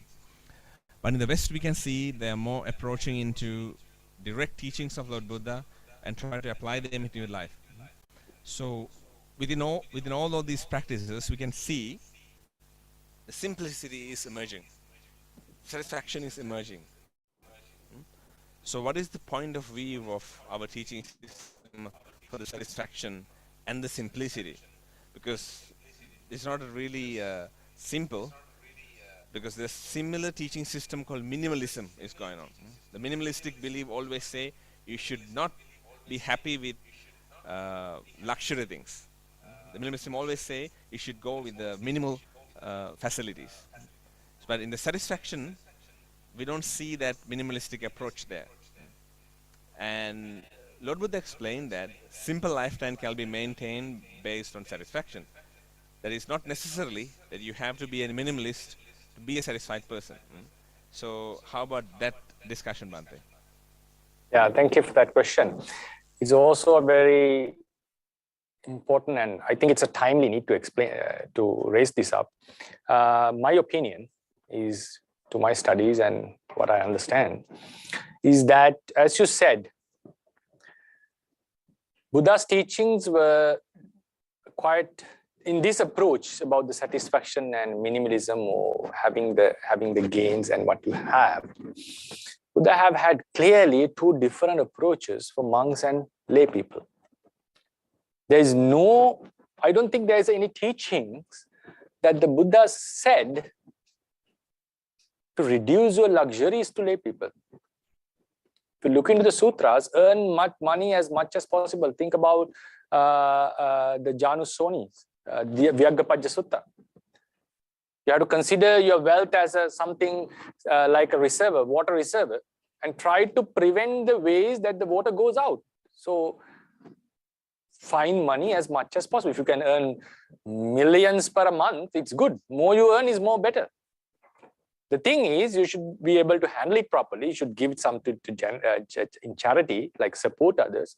And also, if you look into the Aputtaka Setti's story, Buddha even never appreciated having money and living a poor life.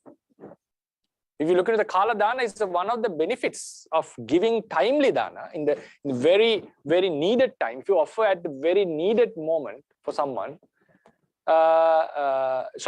if you do not regret upon your dana in the future lives, your mind would incline to use the wealth, enjoy the wealth that you have.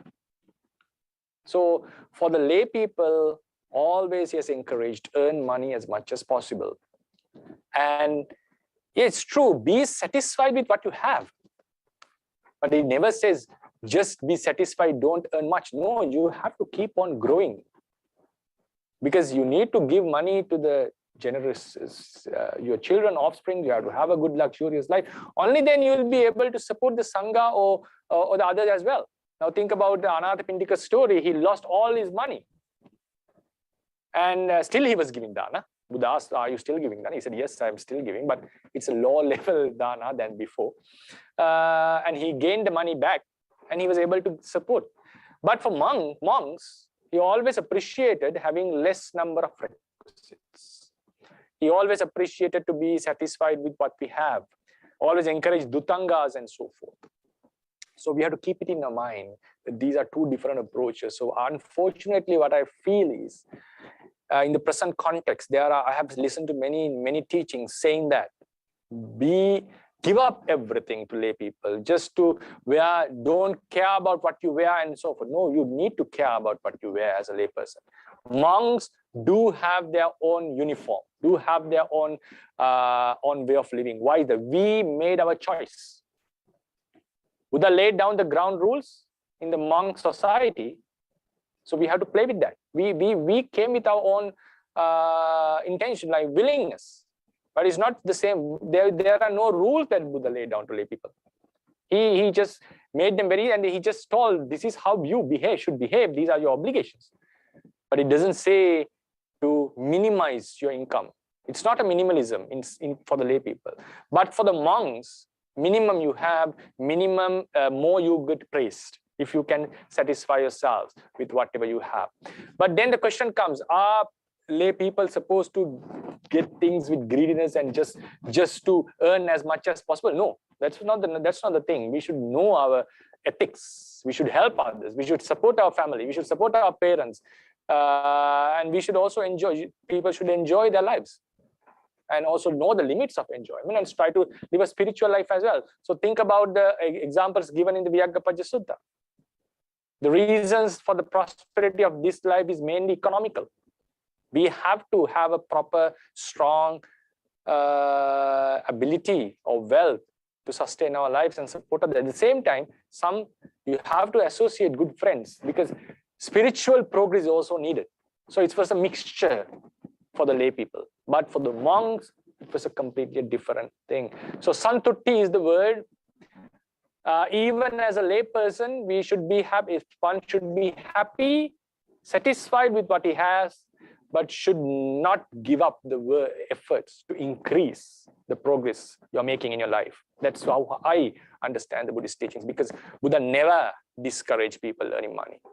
He always praised Uttanavato, Satimato, Suchikammassa, Nisammakharino. Think about the Chulla Setti Jataka. He was such a poor man, and he ended up being the Setti, selling the dead mouse. You remember the story? So he praised and said, this is how Chulla Pantaka progressed in the past life, following my advice.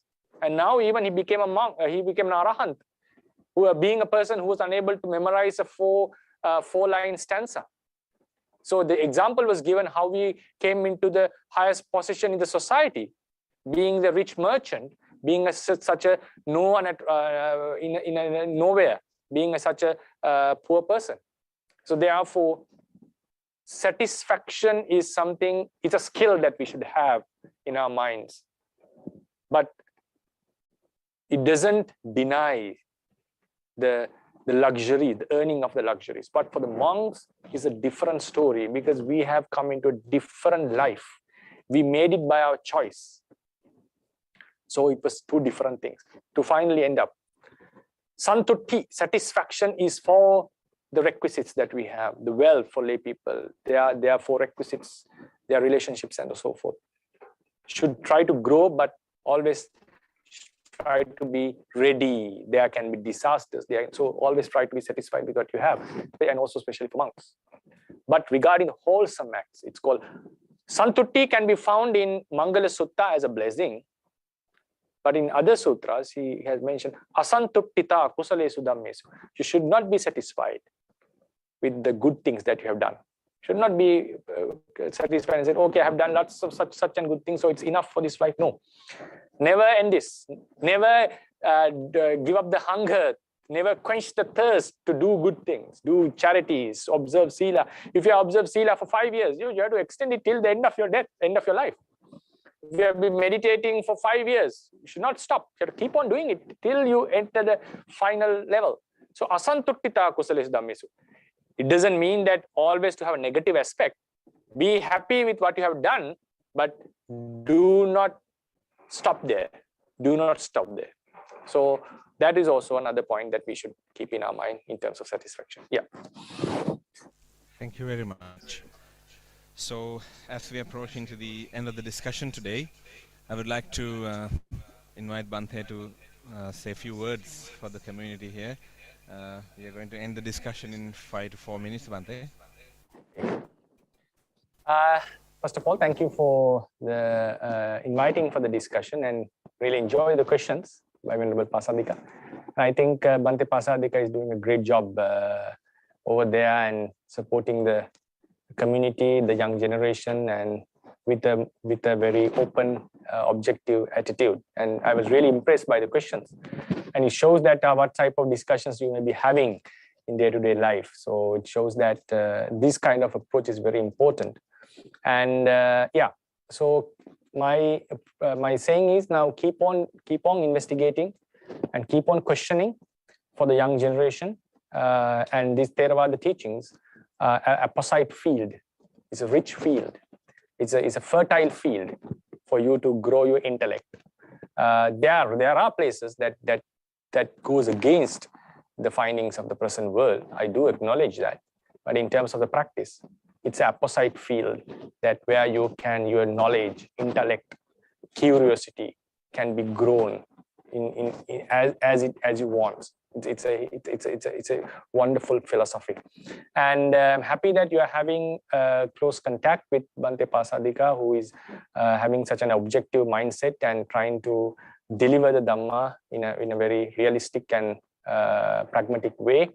And for our older means the elder generation, senior generation, we also need to keep in our mind that this is how the world changes, and we also should let our younger generations to yield their curiosity, ask the questions, and let them doubt or let them question our beliefs. And the thing is, we should be able to equip with the knowledge to answer or give the reasons behind it. Otherwise, our beliefs would not fit the younger generation, or at least lead to someone who is able to answer or deal with them. So only then, because Buddhism is not only scholastic, it's also realistic religion. It's a pragmatic teaching. So if in whatever means, if someone approaches and starts to admire these teachings and try to adapt it to our lives, will surely get benefits. And surely your level of defilements would go down. Good qualities will come up. Happiness, unity in life, in the family would surely increase. So therefore, don't consider it as a orthodox religion. It's a philosophy, and try to get into this, maybe out of faith or curiosity or questioning, whatever it is. If you are able to understand the gist and apply it in your life, surely benefits will follow. I wish you all the best. And also wish you a good Wesak day. Thank you very much. Have a nice program. Yeah. Thank you. Thank you very much, Bante. And also would like to appreciate your participated in our discussion as well, because I think that you spend really busy life these days by teaching other young monks and also preaching Dhamma to other countries. So thank you so much to allocate this time for us. Venerable Magavihari Thero is doing really a great job in Sri Lanka by training young monks and also supporting the society. So we'd like to share these meritorious deeds of all these good merits that you have done today. We observed precepts, we meditated, and we have practiced generosity, dana, and also offered Buddha Puja. We'd like to share all these meritorious deeds to Venerable Magavihari and all other monks in the world who practice the pathway. May all of you be happy, healthy, peaceful, and reach the ultimate bliss of Nibbana. Sadhu, sadhu, sadhu.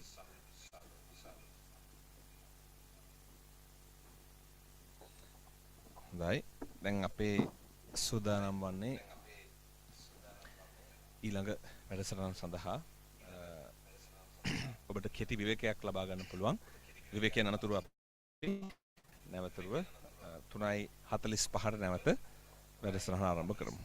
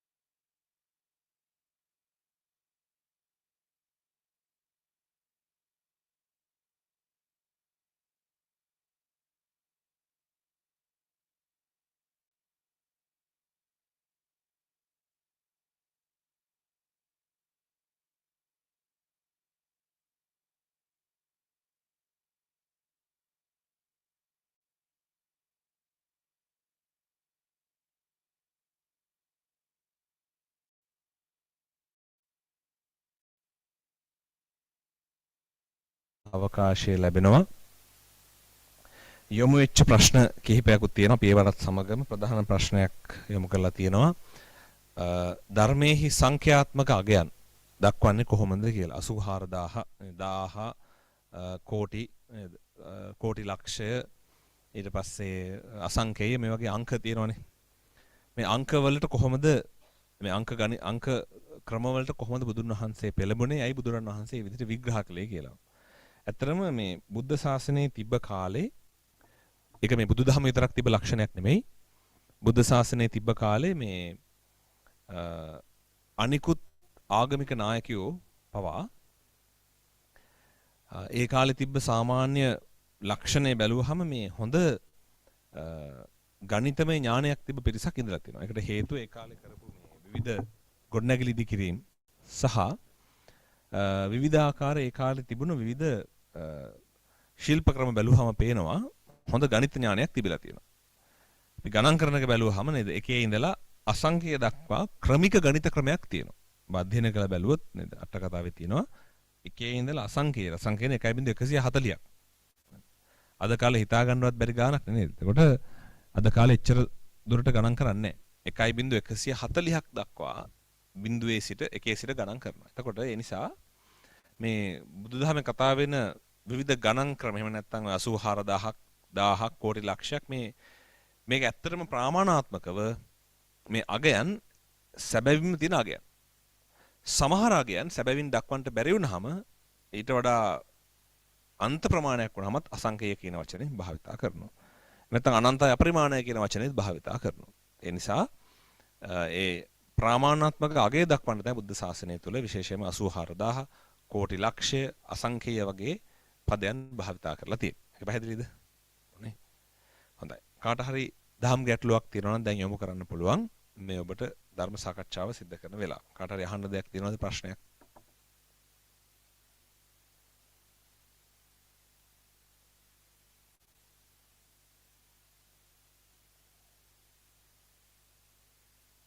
ප්‍රශ්න අපිට කොහෙද ප්‍රශ්නේ? ප්‍රශ්නය කියන්නේ එක්කෝ සියලු දේ එලෙසින්ම අවබෝධ වෙලා නැත්නම් මෙලෝ දෙයක් තේරිලා නැහැ. දෙක එකයි. මම පළවෙනි එක කියලා හිතා ගන්නම්කෝ ඉතින්.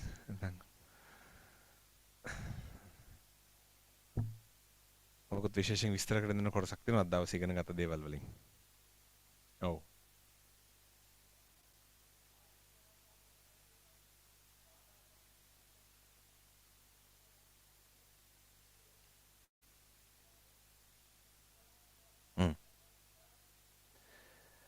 ඇත්තටම මේ සාරාංශකයේ කල්පලක්ෂයට එනකොට අසංඛේය කල්පනේ අසංඛේය කල්පලක්ෂ 4ක්නේ.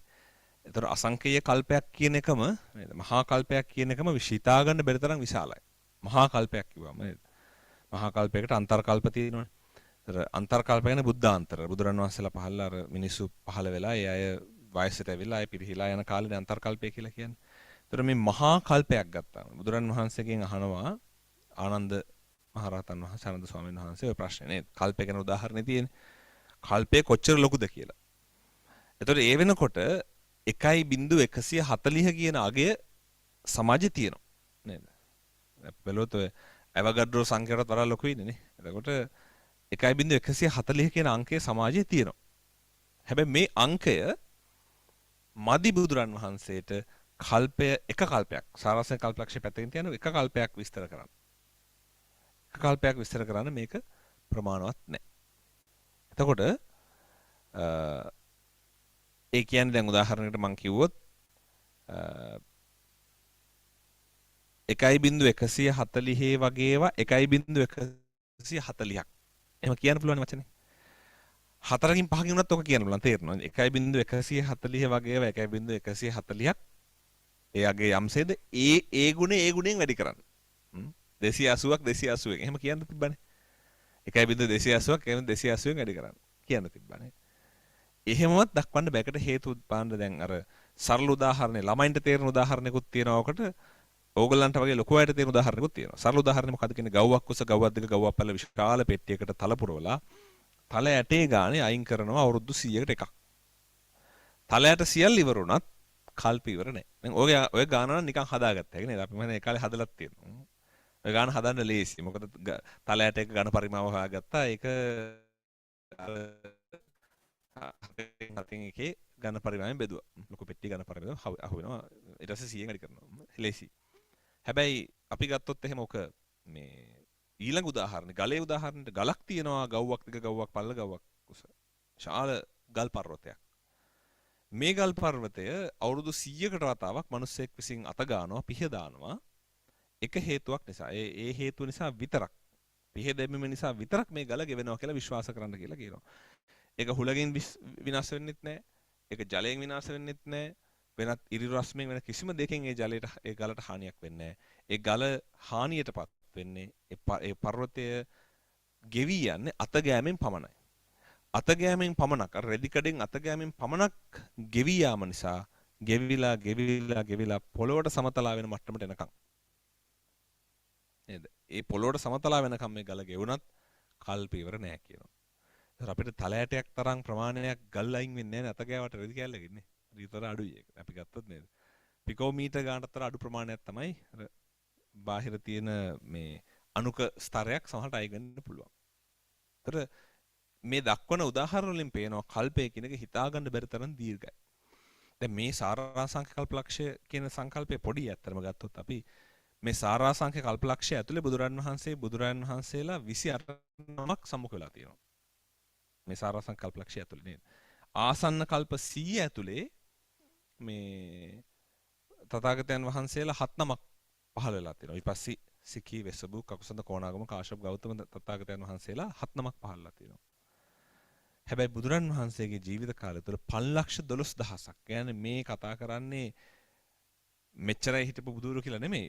බුදුරජාණන් වහන්සේ බුද්ධත්වයට පත්වීම සඳහා ප්‍රථම සිතුවිල්ල ඇති වුණ දවසේ සිට බුද්ධත්වයට පත්වන දෙක කාලේ 512000ක් බුදුරු සමුහ වෙලා විතරක් තියෙනවා. ඉන් එහාට තවත් බුදුරු. ඒතර කාලය පිළිබඳ ගත්තහම මේක හිතන්න බැරි තරම් විශාලයි. ඒතර මේ ඒ හින්දා සාරාංශකල්පලක්ෂය කියන ප්‍රමාණය ඇත්තටම හිතන්න බැරි තරම් මහා විශාල කාලයක් තමයි. ඒකම තමයි බුදුරන් වහන්සේට ගරුත්වය දක්වන අපි බුදුරන් වහන්සේට කෙලෙහි ගුණ දක්වන එක් තැනක විස්තර කරන්නේ එදා දීපංකර පාදමූලයේදී බුද්ධත්වයට පත් මේ නිවන් දැකීම සඳහා අවකාශ තිබියදී තවත් සාරාංශක කල්පලක්ෂයක් පෙරම් පුරන්න බුද්ධත්වයට පත් වෙන කල්පනා කරා කියලා කියන මේ මහා අදිෂ්ඨානයට බුදුන් වහන්සේ අදටත් අපි කෙලෙහි ගුණ දක්වන්නේ ඒක. يعني ඒක හිතාගන්න බැරි තරම් කාලයක් යනවා කියලා දැනගෙන දැන් ඔය සංඛ්‍යාව අදට ගැලපුවොත් ඇත්තටම කල්පේ වුණත් අපිට සමහරෙක් අනන්තයට සමාන කරන්න පුළුවන්. සමහරෙක් කියයි දැන් මොකද අපි සාමාන්‍ය අනන්තය කියන එක අර්ථ දක්වන්නේ අපිට ගණන් කරන්න බැරි තරම් ලොකු අංකයක් වුණාමනේ අගයක් වුණාමනේ. ඒ වගේ වෙන්න පුළුවන්. අන්න ඒ නිසා ඒක ඇත්තටම නොගිනි හැකි තරම් විශාල දීර්ඝ කාලයක්. ඉතින් වැඩේ කියන්නේ ඕක නෙමෙයි. අපි ඊටත් වඩා විශාල කාලයක්. කියන්නේ අසංඛේය කල්පලක්ෂ කෝටි ප්‍රකෝටි ගණක් සංසාරේ එනවා. ඒකයි භයානකම වැඩේ. කියන්නේ අපි සසරේ කොච්චර දුරක් කොච්චර කාලයක් එනවද කියන එකවත් අපි හරියට දන්නේ නැහැ. අපි කොච්චර දුක් විඳලා තියෙනවද කියන කාරණාවත් අපි හරියට දන්නේ. ඒ කියන්නේ ඒ උදාහරණ එක කල්පයක් විතරක් අරන් බලන්න ඔය කිව්ව විදිහට නේද? අර බුදුරණවහන්සේ දේශනා කරන්නේ අපි සත්තු වෙලා තිරිසන් ආත්ම ලැබලා ගෙලසින්දලා විතරක් අපේ මරණයටපත් වෙච්ච අවස්ථාවල් වල ගලා ගියපු රුධිර ප්‍රමාණය සාගරයේ රුධිරයට වඩා වැඩි කියනවා. එතන මේ සාගරයේ ජලයට වඩා වැඩි කියනවා. සාගරයේ ජලය කොච්චරද? ඊට වඩා වැඩි ප්‍රමාණයක් අපි මේ සසර තුල සත්තු වෙලා ගෙලසිඳීම් පමණක් ලැබලා ගලා ගියපු ලේ වලින් ලේ ප්‍රමාණය අර සාගරයට වඩා වැඩි කියනවා. මේ මුළු ලහත් ලෝකෙම තියෙන සියලුම ගස් අරගෙන ඒ ගස් වලින් පුංචි ගිනි කූරු වගේ ලී කූරු හදලා එක එක කූර ගන්නොත් මේ මගේ මේ ආත්මෙමව ඊට කලින් ආත්මෙමව මේට කලින් ආත්මෙමව කියලා මුළු ලෝකෙ තියෙන සියලුම ගස් සියලුම දැව ඉවර වෙයි කියනවා සසරේට මව පියවර ඉවර වෙන්නේ නැහැ. ඒතර සසර කියන එක ඒ තරම් දීර්ඝයි. ඒතර මේ කාලය කියන සංකල්පය බුද්ධ ශාසනය විග්‍රහ කරන කාලය කියන සංකල්පය අතීන්ද්‍රිය ප්‍රත්‍යක්ෂ ධර්මයකින්ම තේරුම් ගන්නවා මිසක් අපේ ඉන්ද්‍රිය ප්‍රත්‍යක්ෂය තුළට නෑර. දැන් අපි ටිකට කලින් ස්වාමීන් වහන්සේත් එක්ක කතා කරපු දේශනාවේදී කතා කරේ ප්‍රායෝගිකත්වයේ මත පිහිටියාම නේද ප්‍රැග්මැටිසම් කියලා කතා කරේ. අපි ප්‍රායෝගික භාවිතය පිළිබඳ පිහිටියාම සමහර සංකල්පීය කාරණා තියෙනවා අපිට මේ තියෙන පරාමිතින් එක හිතලා ඉවර කරන්න බැරි.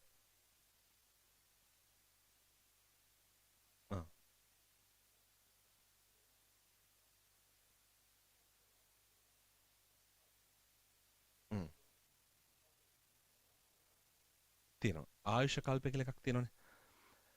දැන් තථාගතයන් වහන්සේ නමක් පහළ වෙලා ඊළඟ තථාගතයන් වහන්සේ පහළ වෙනවා. අපින අන්තර්කල්පයක් කියලා නේද? එතකොට මහා කල්පය ඇතුලේ තියෙන අන්තර්කල්පය. අන්තර්කල්ප 64ක් තියෙනවනේ. එතකොට ඔයිට අමතරව කියන අපි ආයුෂ කල්පය කියලා. ආයුෂ කල්පයක් කියන්නේ ඒවකට ඒ බුදුරජාණන් වහන්සේලාට තියෙන පරමායුෂය. ආයුෂ කල්පයයි. එතකොට ඒ බුදුරන් වහන්සේලාගේ කාලේ ආයුෂ කල්පය වෙනස්. දැන් මීට පෙර හිටපු කාශ්‍යප බුදුරන් වහන්සේ කාලේ 20000ක් පරමායුෂ. එතකොට ආයුෂ කල්පයක් දැන් තථාගතයන් වහන්සේ පහළ වෙන අවධිය වෙනකොට අවුරුදු 120යි පරමායුෂ. එතකොට තථාගතයන් වහන්සේ උන්වහන්සේගේ පරිනිර්වාණය සඳහා ආයු සංස්කාර අතහරිනට ආනන්ද ස්වාමීන් වහන්සේට මතක් කරනවා මම දැන් තව මාස 3කින් ආයු සංස්කාරය අතහරිනවා. එතකොට ඒ කියන්නේ බුදුන් වහන්සේගේ කයේ ස්වභාවය සහ ඒ වෘද්ධ භාවය අනුව උන්වහන්සේ බලනවා කයේ පැවැත්ම කොයි වගේද. බලපුවහම පේනවා මෙන්න මේ වගේ කාලේ වෙනකොට මගේ කයේ తත්වය පිරිනමන පෑම සඳහා අවශ්‍ය මට්ටමට සකස් වෙනවා. හැබැයි අවශ්‍ය නම් බුදුරන් වහන්සේට උන්වහන්සේගේ බුද්ධකාරක ධර්ම බලයෙන් එතන ඉඳලා එවකට ඉන්න මිනිස්සුන්ගේ පරමාවශ්‍ය දක්වා කවුරු හරි ආරාධනා කරොත් අරන් යන්න පුළුවන්. ඒකට කියනවා ආයුෂ කල්පයක්. ඒතර ඇත්තටම ආනන්ද ස්වාමීන් වහන්සේ ආරාධනා කරා නම් අවාසනාවකට ඒ වෙලාවේ උන්වහන්සේට මාරාවේශය වුණා. මාරයා උන්වහන්සේගේ හිත වහගත්තා. සෝවාන් කෙනෙක් අරහතටපත් වෙලා නැහැ. ඒ නිසා ආනන්ද ස්වාමීන් වහන්සේට ඒ ප්‍රශ්නට උත්තර දෙන්න බැරි වුණා. බුදුන් වහන්සේ විමසුවා ආනන්දේ කවුරු හරි ආරාධනා කරොත් තථාගතයන් වහන්සේ ආයුෂ කල්පයක් වැඩ ඉන්න පුළුවන්. තව අවුරුදු 40ක් පිරිනමන පානතු ඉන්න පුළුවන්. ආනන්ද ස්වාමීන් වහන්සේ නිහඬව හිටියේ. දෙවෙනි පාරත් මතක් කළා. තුන්වෙනි පාරත් මතක් කරා. බුදුරජාණන් වහන්සේලාට ජීවත් වීමේ හෝ පිරිනමන පෑමේ හෝ ආසාවක් නැහැනේ. ඒ නිසා බුදුරජාණන් වහන්සේ හේතු සාධක ගලපලා බලලා කවුරුත් ආරාධනා නොකරපු නිසා ආයු සංස්කාරය ආයු සංස්කාරය ඇතහැරියට පස්සේ තමයි ආනන්ද ස්වාමීන් වහන්සේට තේරුනේ කොච්චර බරපතල වැරද්දක්ද කරේ කියලා. නමුත් උන්වහන්සේ ඒ වෙනකොට ප්‍රමාද වෙලි. ඇත්තරම පඨම ධර්ම සංගායනාවේදී ආපු චෝදනාවලටත් එකක් වුණා ඒක. ඒ වෙලාවේ තමයි රහතන් වහන්සේලා උත්තර දෙන්නේ මේ ආනන්ද ස්වාමීන් වහන්සේගේ වැරද්දක් නෙමෙයි මේ මාරාවේශය වෙච්ච නිසා තමයි ආනන්ද ස්වාමීන් වහන්සේට මේ ආරාධනාව කරන්න බැරි වුණේ කියලා. එහෙනම් පේනවා බුදුරන් වහන්සේට අවශ්‍ය නම් ආයුෂ කල්පයක් වැඩ ඉන්න තිබුණා. හැබැයි බුදුරන් වහන්සේගේ අර සිව්වණක් පිරිස පූර්ණ භාවයට පත් වූ නිසාත් නේද අග්‍ර ශ්‍රාවක මහා ශ්‍රාවකයන් වහන්සේලා ප්‍රධාන වශයෙන් අග්‍ර ශ්‍රාවකයන් වහන්සේලා ඇතුළු සමීප බුදු පිරිස පිරිනමන පාලා තිබෙන නිසාත් ඒ තමයි බුදුරන් වහන්සේ නමක් පිරිනමන පාන කාලය. ඒ නිසා ආරාධනා නොකරන නිසා බුදුරන් වහන්සේ අවුරුදු 80 දී පිරිනමන පෑව. නැත්නම් ඇත්තටම ආයුෂ කල්පයක්. ඒ කියන්නේ 120ක් ආයුෂ ඉන්න බුදුරන් වහන්සේට ආරාධනා කරන්න අවකාශ තියෙනවා. ඒක ඉක්මවත් ඕනනම් ඉන්න පුළුවන්. දැන් ඔය විශේෂයෙන්ම දැන් අපි ටිකට කලින් කතා කරපු සංකල්පත් එක බැලුවම ඔය ඇත්තටම බුදු කෙනෙකුට අවකාශයක් නැද්ද සදාකාලික ජීවත් වෙන්න? තියෙනවා. කරන්නේ නැහැ. මොකද ඒක තාත්වික භාවයට නැගෙන්නේ නැහැ. බුදු කෙනෙක් සදාකාලිකව ජීවත් වුණොත් උන්වහන්සේ දේශනා කරන ධර්මයටම ඒක නැගෙන්නේ නැහැ. ඒක තමයි මාළුන්ගේ පුත් ඇහුවාම බුදුරන් වහන්සේ මරණින් මත්තේ සදාකාලිකද නැද්ද කියලා අහුවම උත්තර නොදෙන්නේ. මොකද බුදුරන් වහන්සේ මරණින් මත්තේ නැහැ කිව්වොත් එක පැත්තකින් බුදුරන් වහන්සේගේ බුදුගුණ බුදුරන් වහන්සේ කියලා කියන්නේ ගුණනේ. බුදුරන් වහන්සේ කියලා කියන්නේ මේ කරජ කාය ස්වරූපේ නෙමෙයි අපිට පේන අර බුද්ධ කාය ස්වරූපේ නෙමෙයි. බුදුරන් වහන්සේ කියලා කියන්නේ බුදුගුණ වලට. බුදුගුණ තමයි බුදුරන් වහන්සේ නියෝජනය කරන්නේ. ඒතර බුදුගුණ බැලුවොත් බුදුගුණ අනන්තය අපරිමාණයි. කවමදාකවත් කාලය නිසා බුදුගුණ පිරිහීමක් හෝ නැතිවීමක් වෙන්නේ නැහැ. බුදුගුණ අනන්ත අපරිමාණ කාලයක් පවතිනවා. යම් තාක් කාලයක ශාසනය පවතින ඒ තාක් කාලයක් බුදුගුණේ පවතිනවා. ඒ තාක් කාලයක් තථාගතයන් වහන්සේ ගුණහරහා නියෝජනය. ඒ නිසා තමයි මාළුක පුත්තට කිව්වේ නැත්තේ බුදුගුණ නැහැ. මේ බුදුරන් වහන්සේ මරණින් මත්තේ නැහැ කියන එකට උත්තර නොදුන්නේ. ඉන්නවද කියලා උත්තර දුන්නේ නැත්තේ. ඒකයි මොකද කරජකාය ස්වරූපය නැති වෙන නිසා. මේ ස්වරූපේ දිගටම තියාගන්න නැහැ බුදුරන් වහන්සේ. එතකොට මොකද වෙන්නේ? ලෝකයා අර ශාස්ත්‍රත කියන සදාකාලික පැවැත්ම කියන දෙයට ලෝකේ අනුමත වෙනවා. එන අන්න දැන් කවුරු හරි දැන් අද කාලේ අපි අහන ප්‍රශ්නයක් නේ. ලෝකේ සදාකාලිකව පවතින යම්මෝ නාම හෝ රූප ධර්මයක් තියෙනවා. අපි දරුවන්ට මම හිතන්නේ මාස 6ක් විතර ලබා දුන්නා ultimate mentalities and materials කියන subject එක කතා කරලා අපි නේද? mind and matter කියන කතා කරලා ලෝකේ තියෙනවා නම් විනාශ කරන්න බැරි matter එකක් නේද? විනාශ කරන්න බැරි රූපයක් මූලද්‍රව්‍යයක් පෙන්වන්න කියන. ළමයි එක එක හොයාගෙන ආවා පස්සේ අපිට නේද? ඇමරිකාවෙන් රසායන විද්‍යාව පිළිබඳ විද්‍යාඥයෙක් දාලා තමයි මම පෙන්නුවේ. එහෙම දේවල් නැහැ. කියන්නේ ලෝකේ නසන්න බැරි මූලද්‍රව්‍ය නැහැ කියන එක පෙන්වුවා. එතකොට නාම ධර්මයේ ගත්තම අපිට ලේසිම පෙන්වන්න පුළුවන් මේ මොහොතක් පාසා හිත වෙනස් වෙනවා. එහෙනම් ඉතින් මේ නාමයේ මේ හිතේ තියෙන මේ ස්වභාවය ඊළඟ මොහොතේ පවත්වන්න බෑ. එහෙනම් හිතත් ස්ථිර නැහැ. ඒතර ඔය ස්ථිරව පවතින නාම හෝ රූප ධර්මයක් නැහැ කියන කාරණේ බිඳ වැටෙන්න පුළුවන් කවුරු හරි කෙනෙක් සදාකාලිකව ජීවත් වුණොත්. ඒ නිසා බුදුරන් වහන්සේලා කීරවත් ඒ තැනට යන්නේ නැහැ. එහෙනම් කරජකාය යම් කාලයකදී ආයුෂ කල්පය ඇතුළතදී අනිවාර්යෙන් බුදුන් වහන්සේලා අතහරිනවා. ඉන් පස්සේ බුදුගුණ හරහා එතනින් පස්සේ තථාගතයන්ගේ පැවැත්මක් නැහැ අතරම පුද්ගල සම්මුතිය වශයෙන්. හැබැයි තථාගතයන් වහන්සේගේ ගුණ හරහා අදටත් තථාගතයන් වහන්සේ ජීවමානයි.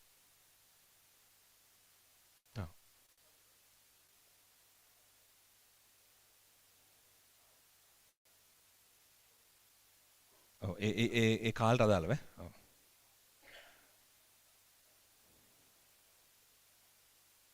නේද? ඔව්. දැන් ඔන්න තව එකක් තියෙනවා. ආයුෂ කල්පය කියලා කියන්නේ ඒ වකට ඉන්න මිනිසුන්ගේ පරමායුෂය. පරමායුෂය ඉක්මවන ඕන තරම් කට්ටිය ඉන්නවා. දැන් බක්කුල මහරහතන් වහන්සේ හදපු උදාහරණ. අවුරුදු 160ක් ආයුෂ වෙනවා. එතකොට දැන් අදටත් එහෙමනේ. අද අපි සාමාන්‍යයෙන් ලෝකයේ දැන් අපි ඒ ගණනය කිරීම ගත්තම අවුරුදු 100කට එක බැගින් අඩු කරගෙන ආවම අදටත් අපිට අද 95ක් 97ක් විතර පෙන්වන්න පුළුවන්. එතකොට දැන් අපි ඒ වුණාට අදත් අපිට 110ක් විතර ඉන්න කෙනෙක් හොයාගන්න බැරි නෑ. එතකොට එයා ප්‍රාණඝාත ආදී අකුසල කර්ම කරලා නැත්තම් එයාට විශේෂයෙන් අබේ දාන ආදී පුණ්‍ය ධර්මයන් කරලා තියෙනවා නම් දීර්ඝායුෂයට හේතු වෙන කර්ම සිද්ධ කරලා තියෙනවා නම් කෙනෙකුට පරමාශය ඉක්මවා ඉන්නත් පුළුවන්. මම කියන්නේ සම්මුති වශයෙන් තථාගතයන් වහන්සේලා ආයුෂ කල්ප ඉක්මවන්නේ නැහැ. ඒක සම්මුති වශයෙන් කරන දෙයක්. හැබැයි තථාගතයන් වහන්සේ නමක් නොවන කෙනෙක් ආයුෂ කල්පේ ඉක්මවා ජීවත් වෙන්න පුළුවන්. එහෙම වෙච්ච අවස්ථා තියෙනවා. මේ නෙමෙයි කාශ්‍යප බුද්ධ ශාසනෙත් තියෙනවා. අර මහා සුදස්සන රජතුමාගේ කාලේ මහා සුදස්සන රජතුමා කියන්නේ 84000 ගන්න 84000ක් පොඩි කාලේ 84000ක් තරුණ කාලේ 84000ක් රජකම් කරපු කාලේ 84000ක් මහලු කාලේ තපස් හිතාගන්න බැරි තරම් විශාල කාලයක් ආයුෂ භුක්තිය ඉඳලා තියෙනවා.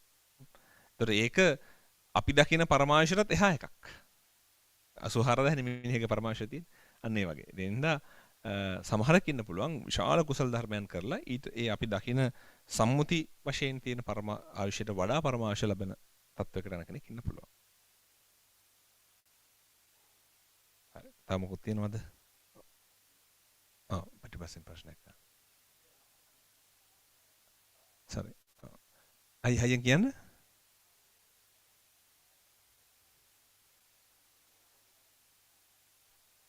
ඔව්.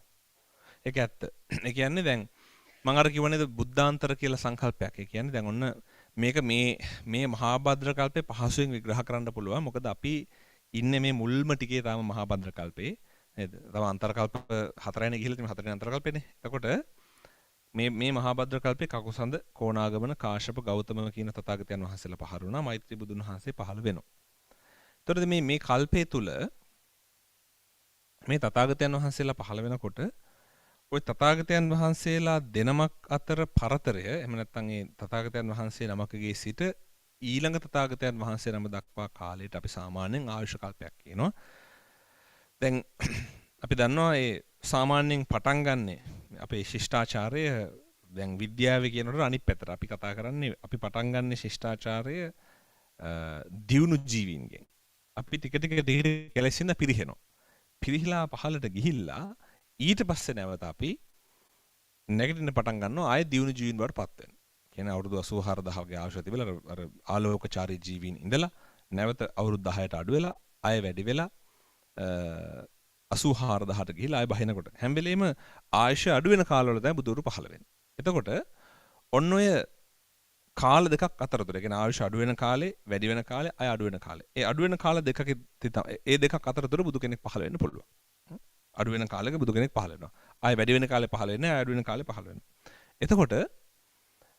එතකොට දැන් ඕක ඕන තරකින් පටන් ගන්න පුළුවන් ආයුෂ කල්පය කියන මේ මොකද්ද අන්තර් කල්පය කියන එක ඒ විදිහට අර මිනිස්සුන්ගේ පටන් ගැනීමේ සිට මිනිස්සුන් ආභාසවලින් පැමිණීමේ සිට ආයුෂ පිරිහීම දක්වා පිරිහීමේ සිට නැවත ආයුෂ වැඩි වීම දක්වා ඒ එකක් ගන්නත් පුළුවන්. මෙන්න මේ අන්තර් කල්පේ බුදු කෙනෙක් පහළ වෙලා ඒ බුද්ධ ශාසනයේ යම් ආයුෂ ප්‍රමාණයක් තියෙනවා. අපි පිළිගන්නට අපේ බුද්ධ ශාසනයේ 5000ක් කල් ආයුෂ තියෙනවා. ඒ දීර්ඝ බුද්ධ ශාසන වල 60. දීර්ඝ බුද්ධ ශාසන පරම්පරා ගණනාවක් බුදුරන් වහන්සේ පිරිනවන් පෑවට පස්සේ පවතිනවා. ඒ ප්‍රඥාධික බුදුරන් වහන්සේගේ ලක්ෂණයක්. මොකද ප්‍රඥාධික බුදුරන් වහන්සේලා අර අපි කතා කරන ප්‍රාතිමෝක්ෂ ආදී ශික්ෂා පනවල ප්‍රඥා මූලිකව දීර්ඝ වූ බුද්ධ ශාසනයකට අඩිතාලම දානවා. ආයුෂ අධික බුදුරන් වහන්සේලා කියලා කියන ගොහේට ශ්‍රද්ධා අධික වීර්ය අධික බුදුරන් වහන්සේලා ඒ වගේ බුදුරන් වහන්සේලා පිරිනිවන් පෑවට පස්සේ නැවත ශාසනයේ පැවැත්මක් නැහැ. ඒ ඉන්න කාලේ ඉන්න පිරිස පිරිනිවන් පෑවට පස්සේ ශාසනය අවසන් වෙනවා. හැබැයි ඒ වුණාට ඒ කාලේ ලෝකෙත් විශාලයි, මිනිසුන්ගේ ආයුෂත් වැඩි, ජනගහනයත් වැඩි. ඒ නිසා විශාල ප්‍රමාණයක් නිවන් දැකීමක් සිද්ධ වෙනවා. අඩු ප්‍රමාණයක් නිවන් දකින්න කියලා එකක් නෙමෙයි. නමුත් වැඩි කාලයක්, වැඩි පරම්පරා ගානක් පවතින්නේ මේ වීර්යාධික ප්‍රඥාධික බුදුරන් වහන්සේලාගේ ශාසන. අන්න ඒ අවස්ථාවන්හිදී අපිට දකින්න පුළුවන් තථාගතයන් වහන්සේ කෙලෙස් පරිනිර්වාණය සිද්ධ කරනවා. ඒ තමයි බුද්ධත්වයට පත්වීම. ඊට පස්සේ අනුපාදිශේෂ පරිනිර්වාණය සිද්ධ කරනවා. ඒක තමයි නිවන් මේ පිරිනිවන් පෑම, කරජ කාය පරිනිර්වාණය. හැබැයි ඒ වුණාට තථාගතයන් වහන්සේගේ ගුණ මම අර කලින් කිව්වේ පරිපත්ති පරියප්ති සහ පටිවේද ආදී තථාගතයන් වහන්සේගේ ගුණ මේ සමාජයේ සාකච්ඡා වෙන තාක්කල් ඒ බුද්ධ ධම්ම සංඝ ත්‍රිවිධ රත්නය කියන සංකල්පය මේ ලෝකේ තියෙන තාක්කල් කීයටවත් තථාගතයන් වහන්සේගේ 13 වසල පරිනිර්වාණයටපත් වෙන්නේ නැහැ. ඒක අවසන් වෙන කාලය වෙනකොට ඒ තමයි බුද්ධ ශාසනයේ අවසන් වෙන කාලය. බුද්ධ ශාසනය අවසානයේ සනිටුහන් කරන්නේ ලෝකේ පුරාම තියෙන සර්වඥ ධාතුන් වහන්සේලා ධාතු වංශයේ තියෙන හැටියට නම් රුවන්වැලි සෑයට එකතු වෙලා රුවන්වැලි සෑයේ ප්‍රාතිහාර්ය පාලා එතනින් ඉන්දියාවේ බෝමැරට වැඩම කළා. එතන ප්‍රාතිහාර්ය පාලා එතනදී අහසේ ආදාහණය වෙනවා. එතන ප්‍රාතිහාර්ය පානලා ධර්මදේශනාවක් කරනවා. වැදගත්ම කාරණේක ඒ ප්‍රාතිහාර්ය පාන වෙලාවේ ධර්මදේශනාවක් කරනවා.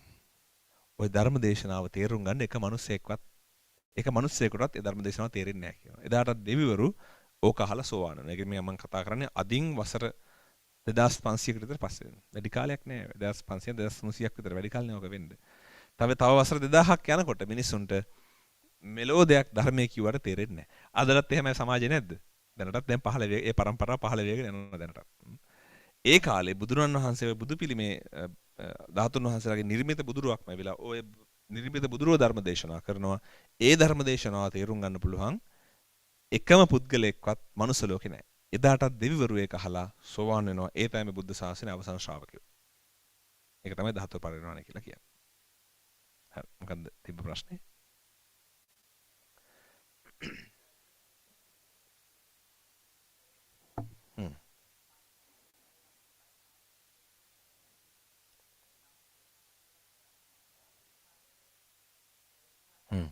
තියෙන්න ඕනේ.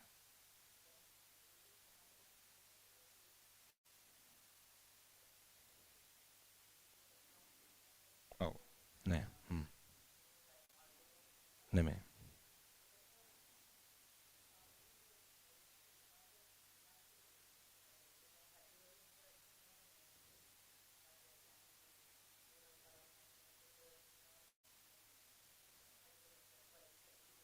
තියෙනවා.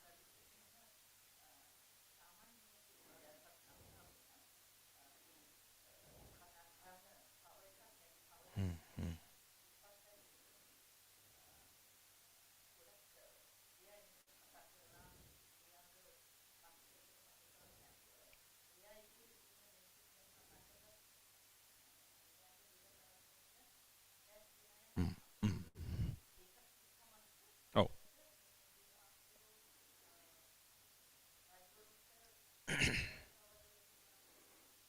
දෙයක් තියෙනවා.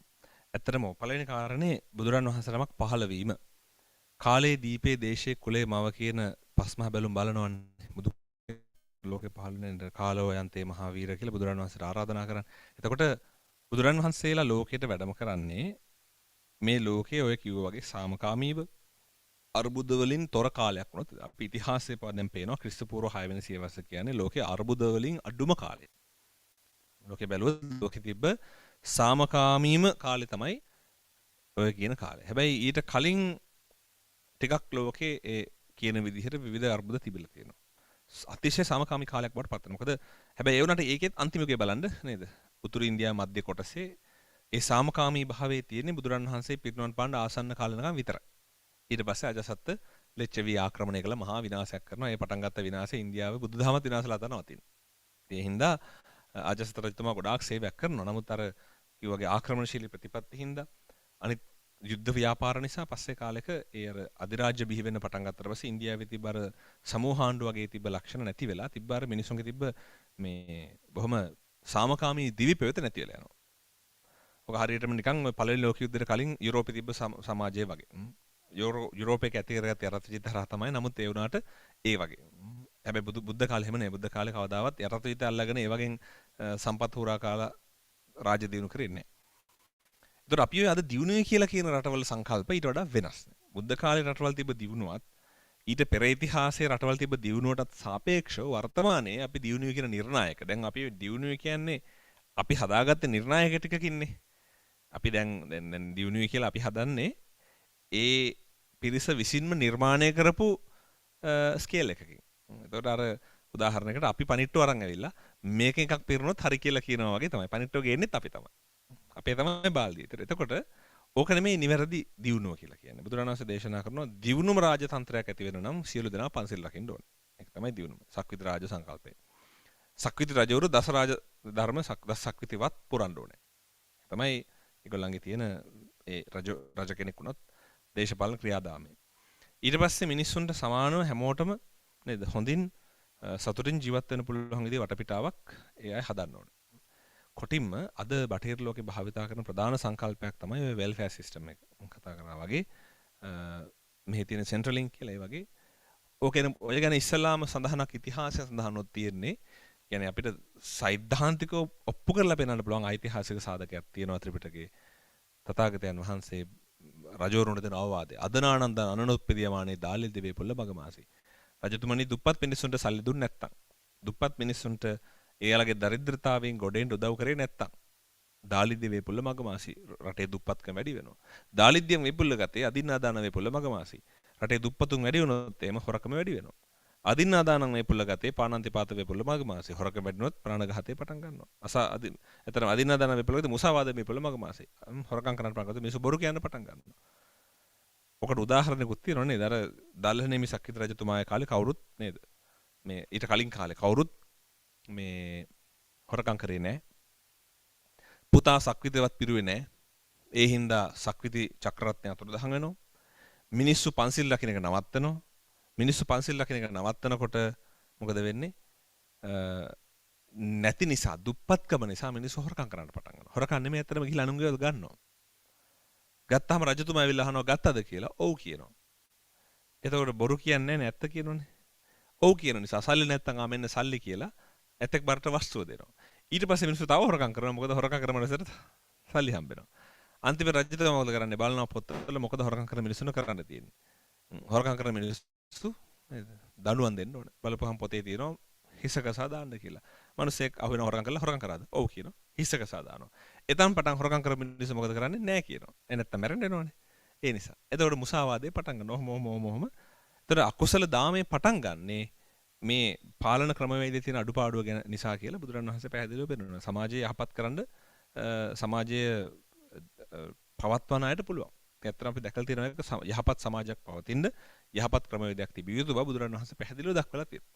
රජවරුන්ට ගොඩාක් අවවාද කරලා තියෙනවා නැත්නම් දසරාජ ධර්ම දක්ෂක්විතිවත් ඊට පස්සේ නේද ඔය පංචශීල ප්‍රතිපදාව චක්‍රවර්ති සේන සූත්‍රයේ විශාල විස්තරයක් දක්වනවා.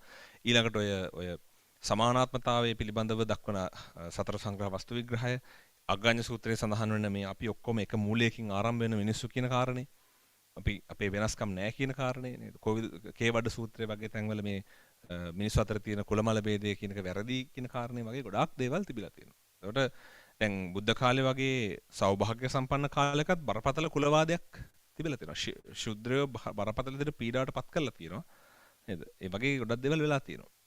හැබැයි ඒ වුණාට ඒ නිර්ණායක වශයෙන් සලකලා බැලූ කල්හි ඒ කාලේ ලොකු සමාජීය නිදහසක් දියුණුවක් මිනිසුන්ට සැහැල්ලුවේ ජීවත් වීමේ අයිතියකුත් ඒ කාලේ තිබිලා තියෙනවා. ඒ වගේ ඇත්තටම අපිට බුද්ධහමේ තියෙන සංකල්ප හරියට අනුගත වුණා නම්, හරියට අනුගමනය කරා නම් ඒ සමාජයේ නිවැරදි භාවයට පත් වෙනව අද අපි ඇත්තටම ලෝකේ අනිත් රටවලින් පේනවා. දැන් ඒ රටවල තියෙන ස්වභාවය බලනකොට මිනිස්සු බොරු කියන්නේ නැහැ. අනිත් දේවල් ප්‍රාණඝාතය කරනවෙන්න පුළුවන්, සුරාමීරය පානය කරනවෙන්න පුළුවන්. ඒ දේවල් තියෙන හැබැයි ප්‍රධාන වශයෙන් හොරකම සහ බොරුව කියන දෙක සමාජ ව්‍යුහයක් පවත්වන්න අදාළ කරන මූලික නියාමන ධර්මයක්. හොරකමයි බොරුවයි දෙක නැති වුණ සමාජයක් පහසුවෙන් පවත්වන්න පුළුවන්. බහුතරයක් අපේ සමාජයේ ඒ ස්ථාවරත්වයේ බෙදෙන්න හේතුව සොරකම සහ බොරුව කියන දෙක රජ වෙන නිසා. බොරු කියන්නේ අපේ සමාජයේ නේද? හොරකම් කරන්න අපේ සමාජයේ ස්ථාවරත්වයේ බිඳ වැටෙනවා. ඒක තමයි වෙලා තියෙන්නේ. දැන් බුදුරන් වහන්සේ අවවාද දීලා තියෙනවා ගොඩාක් ඇත්තටම. ඇත්තටම බුදුරන් වහන්සේගේ අවවාද පිළිපැද්දා නම් ලෝකෙ මිනිවට ගොඩාක් ලස්සනයි. ප්‍රශ්නේ තියෙන්නේ පිළිපැදිනේ. දැන් අපි කතා කරේ ඔය මේ පංචශීල ප්‍රතිපත්තිය ලෝක සාමය ඇති කරන්න පුළුවන් ප්‍රතිපත්තියක්. ලෝකෙ හැමෝම පංචශීල රැක්කොත් මේ ලෝකෙට පොලිසි හමුදා කවුරුත් මොකොත් ඕනේ නැහැ. උසාවි ලිය කිවිලි මොනවත් ඕනේ නැහැ. ගොඩක් අයගේ රස්සා නැති වෙනවා. හැමෝම පංචශීල රැක්කොත්. අර උදේ ආපු ෆයර් බ්‍රිගේඩ් එක විතරක් ඕනේ වෙයි ගිනි නිමා ගන්න. වෙන ඕනේ නැහැ. තව මොකද අහන්න තියෙනවද? තව එක ප්‍රශ්නයක් වගේ අහන්න පුළුවන්.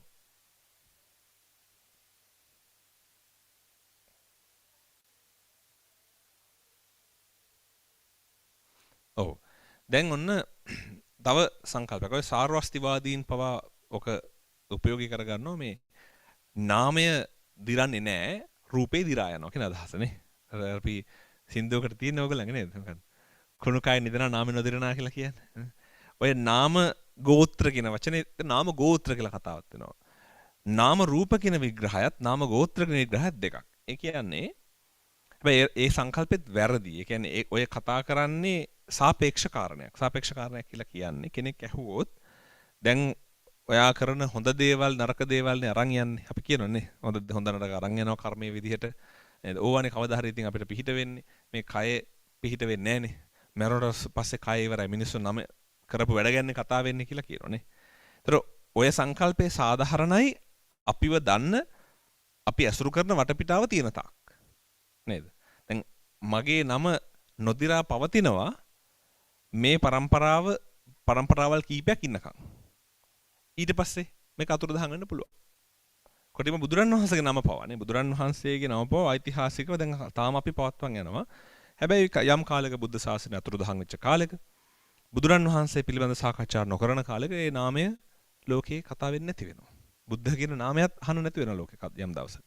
ඒතර නාමය කයට රූපයට වඩා කාලයක් නාමය මේ කියලා කියන්නේ සංඥා ටික. අර පුද්ගලයා කියලා ගත්ත සංඥා ටික රූපයට වඩා කාලයක් ලෝකේ පවතිනවා. ඒක ඇත්ත. ඒකට හේතුව මිනිස්සු ගන්නා වූ සංඥා මාත්‍ර නිසා. හැබැයි ඒ කතා කරන්නේ අර නාම රූප කියන දෙක නෙමෙයි. අපි නාම රූප දෙක ගත්තොත් පැහැදිලිව නාම රූප දෙකම එක හා සමානව අනිත්‍ය භාවයට පත් වෙනවා. ඒ නිසා නාම රූප දෙක ගැන නෙමෙයි ඔය කතා කරන්නේ කෙලින්ම මේ කතා කරන සංඥා මාත්‍රය පිළිබඳ. එහෙනම් පුද්ගලෙක් නමකින් අපි පුද්ගලෙක් හඳුනාගත්තොත් එයාගේ නම, එයාගේ ගෝත්‍රය, එයාගේ විස්තරය එයා මරුණට පස්සේ પરම්පරා ගණනාවක් පවතී ඊට පස්සේ ඉවරයි. හැබැයි එයාගේ කය මරණ මොහොතේ ඉඳලම කිසි කෙනෙක් ඒ කය ආයේ බාර ගන්න සුදුසු නැහැ. ලෑස්ති නැහැ. කොච්චර ආදරණවත් දෙමාපියෝ දරුවන්ට දරුවෝ දෙමාපියන්ට කවුරු හරි මැරුණොත් එහෙම ගෙදරට මල කඩ ගෙනලා තියාගන්නේ නැහැ. සදාකාලිකවනේ. තියාගන්නේ. මොකක් හරි හේතුවකට ගෙදර තියාගන්න කියලා නීතියක් දැම්මොත් රජෙන් මාසයක් විතර එතකොට අපිට තේරෙයි කොච්චර අකමැතිද කියලා. අපි මේ දැන් දවසකට කලින් ආදරය කරපු කැමැති වෙච්ච කයට කොච්චර අකමැතිද කියලා අපිටම තේරෙයි. දවසක් මාසයක් විතර මේ කවුරු හරි මර ගියාට පස්සේ ගෙදර තියාගන්න ගියෝ. හැබැයි ෆොටෝ එකක් තියාගන්න පුළුවන්. ඒ මොකද සංඥාව තියාගන්නවා අපි ගොඩක් කල්. ඒකයි අපි කියන්නේ ගොඩක් කලකට අර කය දිරනවා නාමයේ පවතින. ඒක අර බාහිර සහ මේ බොහොම බාහිර මට්ටමේ තියෙන එමෙත අපි උඩ මට්ටමේ තියෙන අදහසක් ඒක. ඒ හරහා ඒක තමයි විස්තර කරන්නේ. තමකුත් තියෙනවා තව එකක් විතර ඔන්න සාකච්ඡා කරන්න පුළුවන්.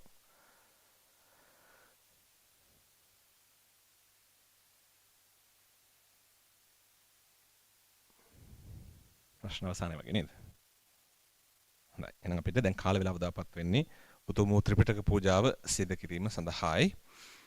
මම හිතන්නේ ඒ සඳහා ඒ ත්‍රිපිටක බාර ගන්න පින්වතුන්ට දැන් පුළුවන් නැගිටලා ගිහිල්ලා ඔබ ත්‍රිපිටක බාරගත් අය නම් නැගිටලා ගිහිල්ලා ගන්න සම්බෝධයක දැනුම් දෙයි.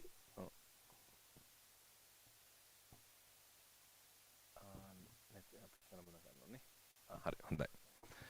හොඳයි. අපි දැන් සූදානම් වෙන්නේ එහෙනම් වැඩසටහනේ මුල් කොටස අවසන් කරන්න. මොකද පිරිසකට යන්නත් තියෙන නිසා අපි වැඩසටහනේ මුල් කොටස අවසන් කරනවා. ඉන් අනතුරු අපි ත්‍රිපිටක පූජාව ආරම්භ කරනවා. දැන් මම හිතන්නේ සිල් පවාරණය කිරීම සඳහා කාලේ අපි නිතර අවවාද කරන එකක් මම ඔබ පුළුවන් තරම් කාලයක් සීලය ආරක්ෂා කරන්න. නේද? මම ගොඩාක් වෙලාවට අපේ වැඩසටහනේදීම සීලය පවාරණය කරන්නේ නැහැ. ඒකට හේතුව කවුරු හරි කෙනෙක් අඩුම තරමේ ගෙදරට ඩ්‍රයිව් කරන ටික හරි සිල් රකින්නවනේ. ඒ නිසා කාට හරි සිල් පවාරණය කරන්න ඕන නම් දැන් නෙමෙයි. ඔබට රාත්‍රී ආහාරය ගන්නම අවශ්‍ය නම් වෛද්‍ය හේතු මත සිල් පවාරණය නොකර සිල් පිටින් රාත්‍රී ආහාරය ගන්න එපා. මෙහෙම ඔබ ගෙදරට වාහනේ අරගෙන යන්න පුළුවන්. සිල් සමාදන් වෙච්ච කෙනෙකුට වාහන එළවීම අකපතාවයක් නැහැ. නේද? වාහන යනකොට සින්දු අහන්න තමයි බැරි නේද? නච්ච ගීත වාදනය කරන්න බැරි. එතකොට වාහනේ එළවීම ප්‍රශ්නයක් නෙමෙයි සිල් අරගෙන. එතකොට ඔබට පුළුවන් ගෙදරට ගිහිල්ලා ඔබට ආහාර ගන්න අවශ්‍යතාව වෙනකන් සීලය ආරක්ෂා කරන්න. එහෙම ආවහම පන්සිල් අරගෙන සීලය පන්සිල් වලට මාරු වෙලා පන්සිල් සමාදන් වෙලා ඕනම කෙනෙක් පන්සිල් සමාදන් වුණාම තමන් සමාදන් වෙච්ච ආජීව උපෝසථාංග සීලය එයින් සමාප්ත වෙනවා. ඒ වගේම තමයි කාට හරි පුළුවන් නම් අදිෂ්ඨාණයෙන් හෙට උදේ වෙනකම්ම මේ සීලය රැකගෙන ඉන්න. හෙට අරුණ උදා වෙනකම් ආසන්න වශයෙන් 6 වෙනකම් වගේ ඉන්න පුළුවන් නම් එතකොට ඔබට මේ උපෝසථ සීලය පරිපූර්ණ වෙනවා. මොකද විකාල භෝජන ශික්ෂාපදේ තියෙනවනේ මේකේ. ඒතර උපෝසථ සීලය පරිපූර්ණ වෙන්නේ විකාල භෝජනයත් එක්කම ආරක්ෂා කරොත් තමයි. ඒ නිසා පුළුවන් නම් හෙට උදේ වෙනකම් ඉන්න ලොකු දෙයක්. හොඳයි. අපි දැන් සූදානම් වන්නේ අද දවසේ වැඩසටහනේ පුණ්‍යානුමෝදනාව සමායන. නෑ උපෝසථයේද?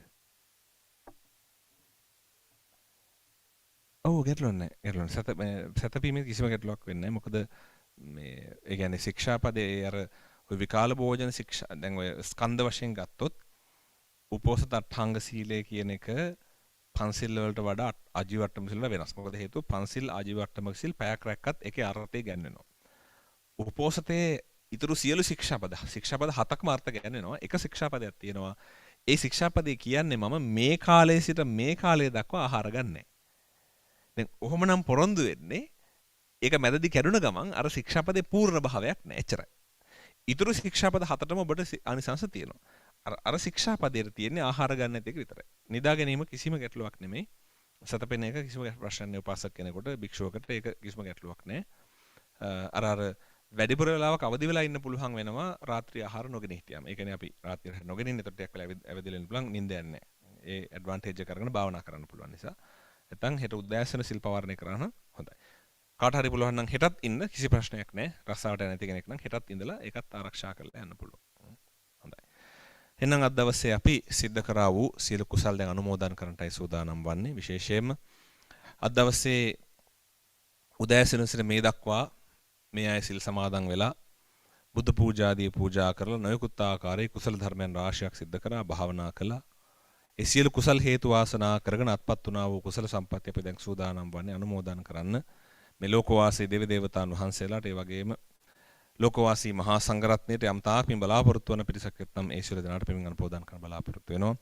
විශේෂයෙන් අද දවසේ සිල් සමාදන් වුණු සියලු පින්වතුන්ටත් අද දවසේ දාන වස්තු සකස් කර පූජා කරන්න යෙදුණු රංගන බෝපගේ සහ නිශම බෝපගේ අතුරු කරගත් පවුලේ සියලු දෙනාටත් ඒ සඳහා සහසම්බන්ධනාවද උදව් උපකාර කළාවද සියලු ඥාති මිත්‍රාදීන්ටත් ඒ වගේම යම් ආකාරයකින් මේ වැඩසටහන සඳහා උපකාර දැක්වූ සියලු දෙනාටත් තාක්ෂණික දායකත්වය දැක්වූ සංජීව සහ චමත් ඇතුළු පිරිසටත් ඒ වගේම අනිකුත් සංවිධාන කටයුතු සිදු කරපු Mindfulness Association Foundation of Mindfulness Association යන පිරිසටත් මේ පින් අනුමෝදන් කරනවා. ඒ වගේම ධම්සුවාරණ්‍ය සේනාසනයේ දායක පිරිසත් ඉතාමත්ම යහුසුරු වෙලා මේ වැඩ කටයුතු සම්බන්ධ වුණා, උපකාර වුණා. මේ දර්ශනීය විදිහට බුද්ධ ආසනය සකස් කරන්න උදව් වුණ පිරිස ඇතුළු කරගෙන සියලු දෙනාමත් මේ පින් එකසේ හේතු ආසනා කරගනිත්වා. මේ පින් එකසේ හේතු ආසනාවෙන් ප්‍රධාන වශයෙන්ම අපගේ ගුරු දේවෝත්තමයන් වහන්සේලා වරප්‍රමුඛ ආචාර්ය උපාධ්‍යයන් වහන්සේලා වරප්‍රමුඛ ලෝකවාසී මහා සංඝරත්නය මේ පින් දැක බලා සතුටින් අනුමෝදන් කරගනිත්වා. අනුමෝදන් අප්‍රමාදීව නිදුක් නිරෝගී සුවපත් භාවයට පත්වෙත්වා. සක්‍ර දේවීන්ද්‍රය සහම්පති බ්‍රහ්මරාජ්‍ය චාතුර් මහරජික සතරවරම් දේවදරුවන් ඉෂ්ට දේවතා මණ්ඩලයේ දේවි දේවතාවුන් වහන්සේලා වරප්‍රමුඛ දිව්‍ය රාජ මණ්ඩලය මෙපින් දැක බලා සතුටින් අනුමෝදන් කරගනිත්වා. අනුමෝදන් අප්‍රමාදීව නිදුක් නිරෝගී සුවපත් භාවයට පත්වෙත්වා. උතුම් මහා මහ නිවන් සුවයෙන් සැනසීම සඳහාම මෙපින් එකසේ හේතු වාසනා කරගනිත්වා. යම් තාක් මේ පරිලෝකියා වූ ඥාතීන් වෙත්නම් මේ සියලු ඥාතීන්ටත් ජීවත සිටිනා වූ සියලු ඥාතීන්ටත් යම් තාක් මේ බලාපොරොත්තු වන්නා පිරිසක් වෙත්නම් ඒ සියලු දෙනාටත් මේ පින් එකසේ හේතු වාසනා වේවා. නිදුක් නිරෝගී සුවපත් භාවයට පත්වෙත්වා. අමා මහ නිවන් සුවයම සැනසෙත්වා කියලා පින් අනුමෝදන් කරමු. ආකාසට්ඨා ච බුම්මට්ටා දේවා නාග මහිද්దికා පුඤ්ඤන්තං අනුමෝදිත්වා චිරං රක්칸තු ශාසනං. ආකාසට්ඨා ච බුම්මට්ටා දේවා නාග මහිද්దికා පුඤ්ඤන්තං අනුමෝදිත්වා චිරං රක්칸තු දේශනං. ආකාසට්ටා ච බුම්මට්ටා දේවා නාග මහිද්దికා පුඤ්ඤන්තං අනුමෝදිත්වා චිරං රක්칸තු මම් පරං චිරං රක්칸තු ත්වං සදාති ඊතාවතාචම් හේහි සම්බතං පුඤ්ඤ සම්පදං සබ්බේ දේවානුමෝදන්තු සබ්බ සම්පatti සිද්ධියා ඊතාවතාචම් හේහි සම්බතං පුඤ්ඤ සම්පදං සබ්බේ භූතානුමෝදන්තු සබ්බ සම්පatti සිද්ධියා ඊතාවතාචම් හේහි සම්බතං පුඤ්ඤ සම්පදං සබ්බේ සත්තානුමෝදන්තු සබ්බ සම්පatti සිද්ධියා ඉදම්මේ ඥාතිනං හෝතු සුඛිතා හොන්තු ඥාතයෝ ඉදම්මේ ඥාතිනං හෝතු සුඛිතා හොන්තු ඥාතයෝ ඉදම්මේ ඥාතිනං හෝතු සුඛිතා හොන්තු ඥාතයෝ ඉදම්මේ පුඤ්ඤං ආසවක්ඛයා වහං හෝතු සබ්බ දුක්ඛා පමුජ්ජතු සාදු සාදු සාදු.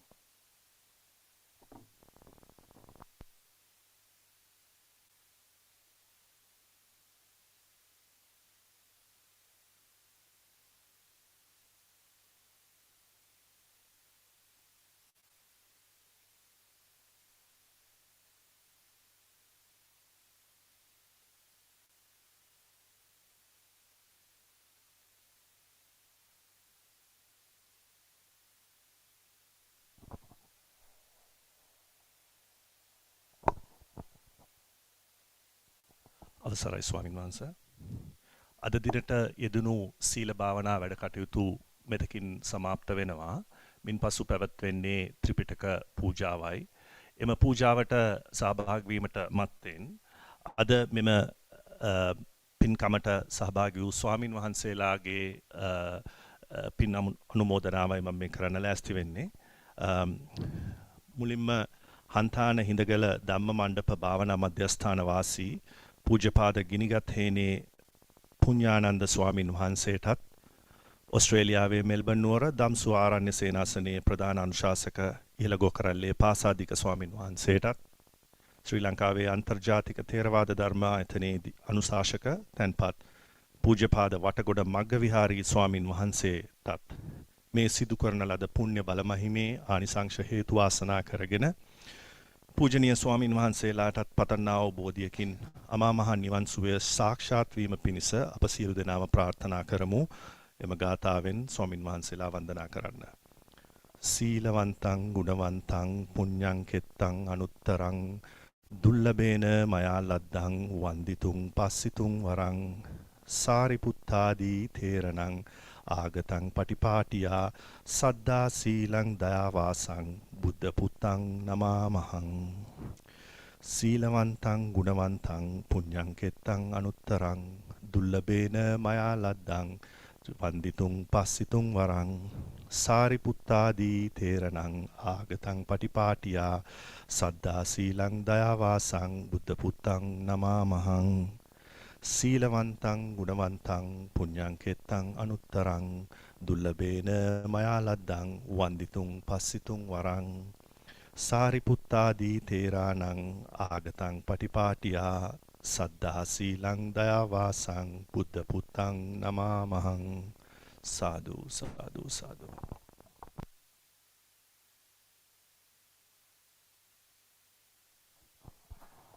සිල් වැඩසටහන අවසන් වුණාට තාම වැඩසටහන අවසන් නැහැ. ඔබ දැන් කවුරුත් ත්‍රිපිටක බාරගත් අය නැගිටලා ගිහිල්ලා ඒ ත්‍රිපිටක පොත් වහන්සේලා අරගෙන ඒ උපදේශ අනුකූලව කටයුතු කරන්න. මයික්‍රොෆෝනේ වැඩ කරන්නේ නැහැ. ඒක සකස් කරලා දෙන්න වෙයි. අනිත් අය වාඩි වෙලා ඉන්න. වැඩසටහන අවසන් වෙන්නේ ත්‍රිපිටක පූජාව අවසානයේදී. හරිනේ.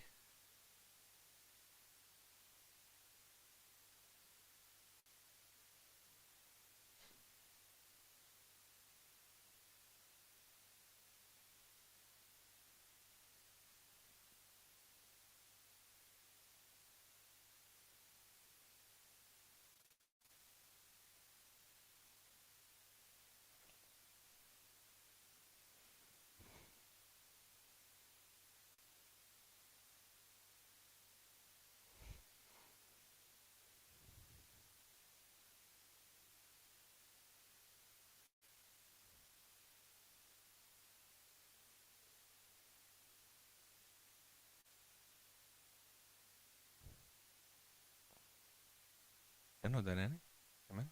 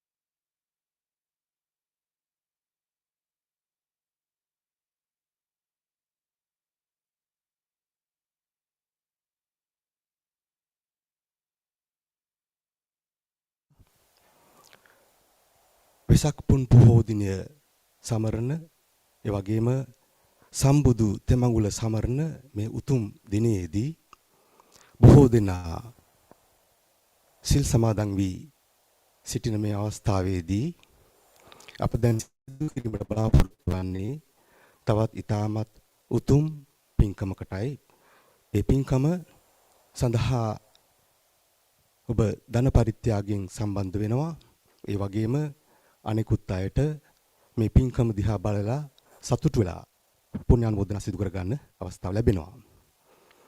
අද අපි මේ බුද්ධ පරිනිර්වාණයෙන් වසර 2566ක් ඉක්ුත් වන විශේෂ දිනයේදී බුදුරජාණන් වහන්සේ විසින් වදාළ ඒ ශ්‍රී සද්ධර්මය ශ්‍රී ලංකාවේ ග්‍රන්ථාරූඪ කරන ලද ඒ ශ්‍රී සද්ධර්මය ත්‍රිපිටකය වශයෙන් අපි හඳුන්වනවා.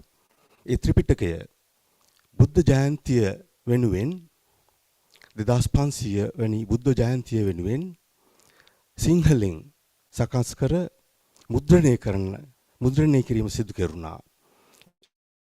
එම 2500 වැනි බුද්ධ ජයන්ති ත්‍රිපිටක සංග්‍රහයේ එම ග්‍රන්ථ 57ක් තිබෙනවා. ඒ 57න් එකක් තමයි මේ ඔබ සතුව මේ අවස්ථාවේදී තිබෙන්නේ. ඉතින් තව සුළු මොහොතකින් එම ග්‍රන්ථයක් ත්‍රිපිටක වහන්සේ නමක් පූජා කර පින් සිදු කර ගැනීමේ අවස්ථාව ඔබට ලැබෙනවා. ඇත්තෙන්ම මෙය ධර්ම දානයක්. නමුත් ඔබ නොදැනුවත්වම හෝ දැනුවත්ව ඒ ධර්ම දානයත් සමගම ආරාම පූජාවකටත් ඔබ සහභාගී වෙනවා. ඒ මන්දයත් මේ ත්‍රිපිටක ග්‍රන්ථය ලබා ගැනීමට කැමැත්ත පළ කර ඉන්පසුව ඔබ සිදු කරන ලද මුදල් පරිත්‍යාගය යොමු වන්නේ අභිනවයෙන් ආරම්භ කර තිබෙන මෙල්බන් නුවර ධම්සුව ආරණ්‍ය සේනාසනයේ ඉදිරි ආරණ්‍ය ගොඩනැගීමේ කටයුතු සඳහායි. ඉතින් ඒ අතින් බලන විට ඔබ මේ අවස්ථාවේදී ආරාම පූජාවකටත් සහභාගී වෙනවා. ධර්ම පූජාව ඒ වගේම ආරාම පූජාව. මේ පූජාව කිරීම සඳහා මුලින්ම අදහස් ඉදිරිපත් කර ඒ සඳහා අප යොමු කර ශ්‍රී ලංකාවේ සිට එම පොත් මෙරටට ගෙන්වා අනුග්‍රහය දැක්වුවේ ටැනී පෙරේරා මහතා සහ ඉන්ද්‍රාණි පෙරේරා මහත්මියයි. එම දෙපළගේ මුල්ම උපදෙස් මත අප ගෞරවනීය ස්වාමින් වහන්සේගේ අවසර ඇතිව අද අපට මෙම පුණ්‍ය කර්මය ඔබ සියලු දෙනාගේම සහභාගීත්වය ඇතුව ඔබ සියලු දෙනාගේම ධන පරිත්‍යාගයෙන් සිදු කිරීමට අවස්ථාව ලැබුණා. ඉතින් මේ අවස්ථාවේදී මා සඳහන් කරන්න කැමති මේක දායක වුණු වචනයකින් හෝ අපිට අනුග්‍රහය දැක්වූ ඒ වගේම තවත් මේ එක වගේ හිත ඇති අය සොයා ගැනීමට උදව් කළ ඒ වගේම ධන පරිත්‍යාගයෙන් මේ ධර්ම පුස්තක වාරගත්තු ඔබ සියලු දෙනාටම අපි ටැනී පෙරේරා මහතා සහ ඉන්ද්‍රාණි පෙරේරා මහත්මිය වෙනුවෙන් ස්තුති කරන අතරම පුණ්‍යානුමෝදනාද සිදු කරනවා. ඊළඟට මේ කටයුතු සම්බන්ධීකරණය කිරීම සඳහා විශාල අනුග්‍රහයක් දැක්වූ පුෂ්පා ජයකොඩි මහත්මියටත් ඒ වගේම මේ පොත් ඔබගේ අතෙහි මේ තිබෙන ධර්ම පුස්තකය ලස්සනට දූවිලි නොවදින පරිදි දහඩිය නොතැවෙරෙන පරිදි ඔය ලස්සනට ඔතා සකස් කිරීමට අපට කිහිප දෙනෙක්ම උපකාර කළා. අපි ඒ සියලු දෙනාටමත් මේ අවස්ථාවේදී පුණ්‍ය අනුමෝදනා කිරීමට කැමතියි. ඒත් එක්කම මේ දක්නට ලැබෙන මත්සරසිලි අපිට ඉදිරිපත් කළ නලින පර්ණමාන මහතාටද මේ අවස්ථාවේදී පුණ්‍ය අනුමෝදනා සිදු කිරීමට අපි බලාපොරොත්තු වෙනවා. ඒත් එක්කම නන් අයුරින් මෙම කටයුත්තට සහාය දැක්වූ වචනයකින් හෝ සිතවිල්ලකින් හෝ අපිට අනුග්‍රහය දැක්වූ සියලුම දෙනාට අපි මේ අවස්ථාවේදී පුණ්‍ය ආනුමෝදනා සිදු කරනවා. මා මුලින්ම මෙම ත්‍රිපිටක ග්‍රන්ථයක් අපගේ ගරු ස්වාමින් වහන්සේට පූජා කිරීම සඳහා ආරාධනා කරනවා. මෙම කාර්යය සඳහා මූලිකත්වය රමින් අපට ඒ අදහස් දැක්වූ සහ අනුග්‍රහය දැක්වූ ටැනි පෙරේරා මහතා සහ ඉන්ද්‍රාණි පෙරේරා මහත්මියට ඒත් සමගම ඔවුන් සමග එකතු වෙනවා ජානක මංජරි දුලානි සහ චෙනුරි සූර්යරච්චි යන පවුලේ අය ඔවුන්ගේද අනුග්‍රහය මෙම ධර්ම දානය සඳහා අප වෙත ලැබී තිබෙනවා. මේ සිල් අරගෙන සිල් සමාදන් පන්සිල් සමාදන් සමවන්න ධර්ම දානය පුස්තකය පූජා කිරීමට ප්‍රථම ස්වාමින් වහන්සේ විසින් අප සියල්ල සීලෙහි පිහිටවනවා ඇති අවසරයි ස්වාමින් වහන්සේ.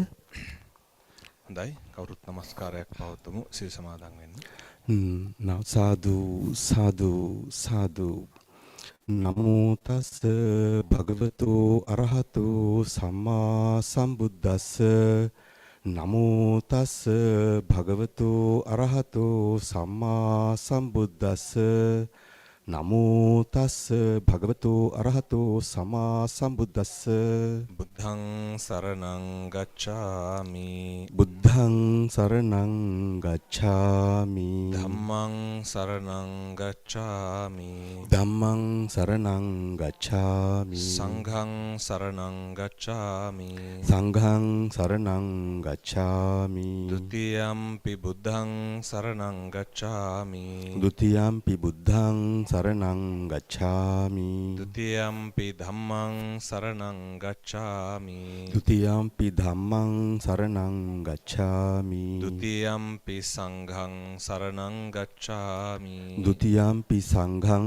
සරණං ගච්ඡාමි තතියම්පි බුද්ධං සරණං ගච්ඡාමි තතියම්පි බුද්ධං සරණං ගච්ඡාමි තතියම්පි ධම්මං සරණං ගච්ඡාමි තතියම්පි ධම්මං සරණං ගච්ඡාමි තතියම්පි සංඝං සරණං ගච්ඡාමි තතියම්පි සංඝං සරණං ගච්ඡාමි සරණාගමනං සම්පූර්ණං ආම භන්තේ අටසිල් සමාදන් වන පින්වතුන් හැර අනිත් අය පමණක් පන්සිල් සමාදන් වෙන්න.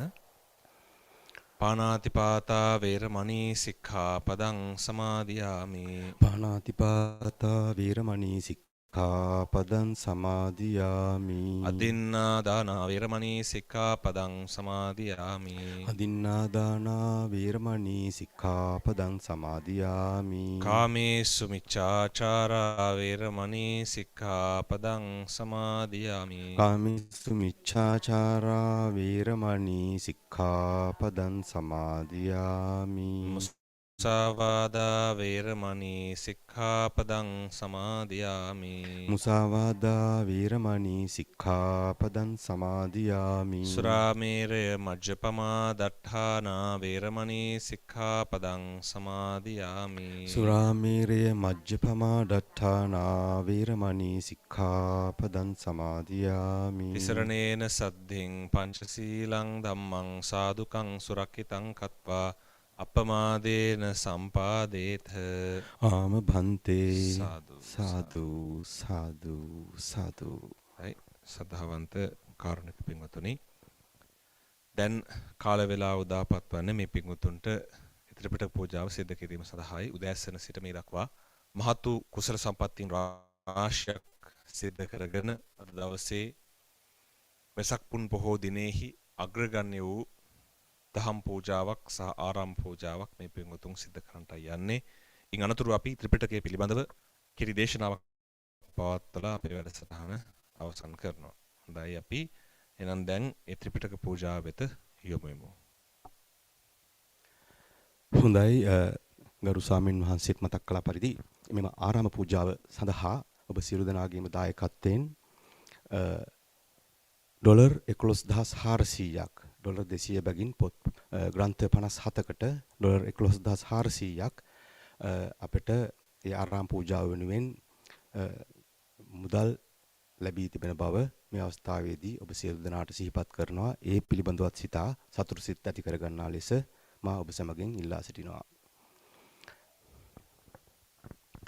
මා කලින් ඉල්ලීමක් කර පරිදි මේ අවස්ථාවේදී මා නැවතත් ආරාධනා කරනවා ඩැනි පෙරේරා මහතා සහ ඉන්ද්‍රාණි පෙරේරා මහත්මියට ඉල්ලා ස්වාමීන් වහන්සේට ප්‍රථම වරට මේ ත්‍රිපිටක ග්‍රන්ථයක් පූජා කරන ලෙසට.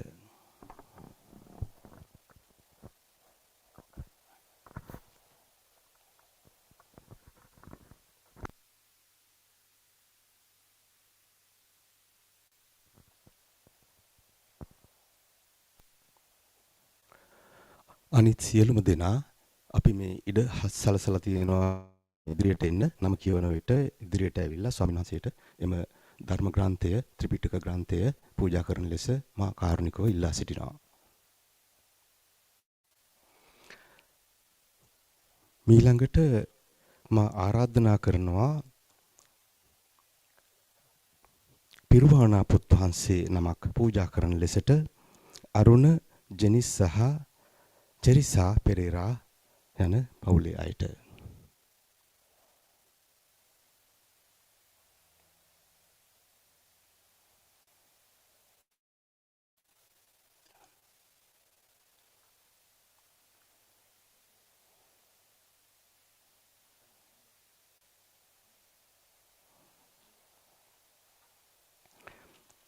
මීළඟට අනුෂා සහ රංජන් තේනබදු යන මහත්ම මහත්මීන්ට ආරාධනා කරනවා.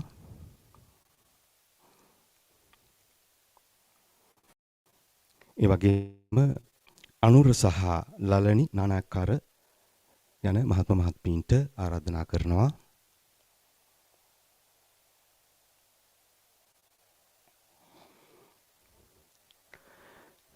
අනුර සමන්තා සහ හර්ෂණ හෙට්ටිආරච්චි යන ඒ පවුලේ අය වෙනුවෙන් මේ අවස්ථාවේදී ග්‍රන්ථයක් පරිත්‍යාග කරන ලෙසට ආරාධනා කරනවා. අශෝක සහ භද්‍රා ජයසිංහ යන මහත්ම මහත්මීන්ට ආරාධනය. බියංකා තන්තිරිගේ මහත්මියට ආරාධනා කරනවා. කැලුම් සහ සංජිඩි සිල්වා යන අයට ඊළඟට ආරාධනය.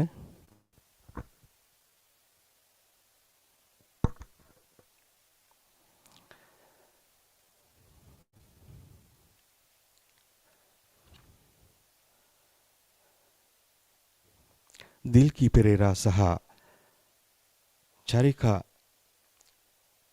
චරිකා පෙරේරා සිය නැසී ගිය ලෙස්ලි පෙරේරා පියාණන් හට සහ ශිරාන් පෙරේරා සොහොයුරාට පින් පිණිස මේ අවස්ථාවේදී එම ධර්ම ග්‍රන්ථය පූජා කරනවා. එමෙන්ම සවින්දි සහ විෂ්ණි පෙරේරා සිය දෙමව්පියන්ට සහ ආච්චිට දීර්ඝායුෂ පතා මේ අවස්ථාවේදී ත්‍රිපිටක ග්‍රන්ථයක් පූජා කරනවා.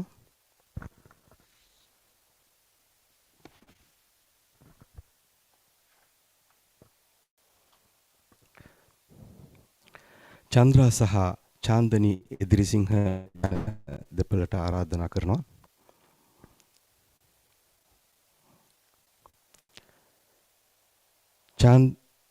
චන්ද්‍රානි ජයසේකර මහත්මියට මීළඟ ආරාධනය.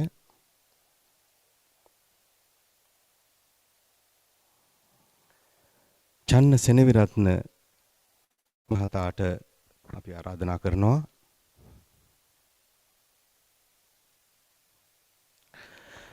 චින්තක දොඩම්පෙගමගේ නෙතුකා සඳනායක සහ යලින්දී දොඩම්පෙගමගේ යන ඒ පවුලේ අයට ආරාධනා කරනවා.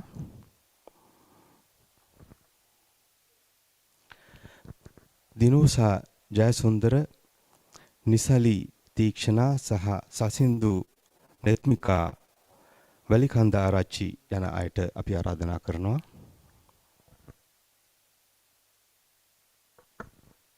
දුමිලා වීරසිංහ මහත්මියට අපි ආරාධනය කරනවා. ගයන් ජයසිංහ මහතාට මීළඟ ආරාධනය. හරින්ද්‍ර සහ නිරෝෂා දිසානායක යන දෙපළට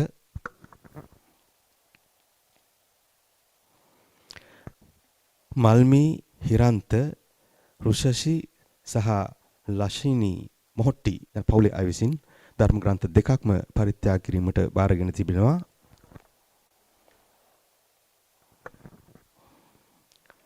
රොෂානි සිල්වා මහත්මියට මීළඟ ආරාධනය. ඉන්දික රුවන් පතිරණ මහතාට අපි ආරාධනා කරනවා. ගයානි විතාන මහත්මියට මීළඟ ආරාධනය.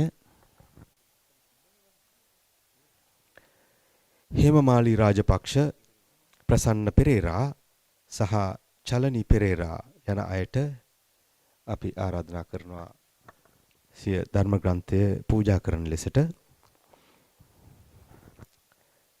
කලනි සහ ශානක ධම්මවිමල යන අයට මීළඟ ආරාධනය. ජීජි රම්‍යලතා, නන්දා මුදන්නායක, චමින්ද කාංචනා, විනුකි, සනිතු සහ ජෙනුල් යන අයට මීළඟ ආරාධනය.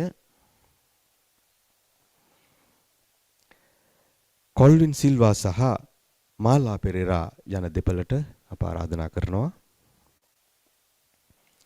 ආලෝක රොද්රිගු, කොළුණු රොද්රිගු, නදීන්සා රොද්රිගු සහ දනිරු රොද්රිගු යන පවුලේ අයටයි අපගේ මීළඟ ආරාධනය.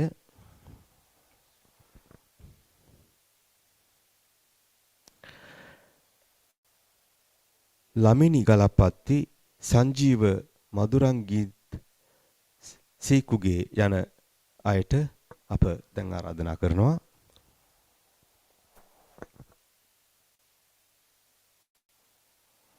සුගත් වල්පොල සහ ආචාර්ය දිලංගා බාලචන්ද්‍ර මහත්මියට මේ අවස්ථාවේදී අපි ආරාධනය. ප්‍රසන්න, මංජුල, නැටලි සහ නේදන් පෙරේරා යන පවුලේ අයට මීළඟට ආරාධනය. මිහිරානි සහ සුදීරා හබරගමුව යන දෙපළට, නලින් සහ ප්‍රියංකා විතානගේ යන දෙපළට අපි ආරාධනා කරනවා. නන්දන හේරත් සහ මනෝරි ජයවර්ධන යන අයට, පියුමි බාලසූරිය මහත්මියට, ප්‍රදීප් දිසානායක මහතාට ඒ පවුල් වල අය වෙනුවෙන් මෙම ධර්ම ග්‍රන්ථ පූජා කිරීමට අපගේ ආරාධනය. නැසීගිය චන්ද්‍රසේන මීමැඩුම පියාණන් හට පින් පිණිස ප්‍රසන්න, උශාන්ති, උවින්, උවිනි සහ යුෂානි මීමැඩුම යන අය විසින් ඒ පවුලේ අය වෙනුවෙන් මේ අවස්ථාවේදී ධර්ම ග්‍රන්ථයක් පූජා කරනවා. ප්‍රියන්ත රූපසිංහ, පුබුදුනි මුණසිංහ සහ සෙනාලි රූපසිංහ, සෙනෙලි රූපසිංහ යන අය විසින් සිය නැසී ගිය දෙමව්පියන් සිහි කර මේ අවස්ථාවේදී ධර්ම ග්‍රන්ථයක් පූජා කරනවා.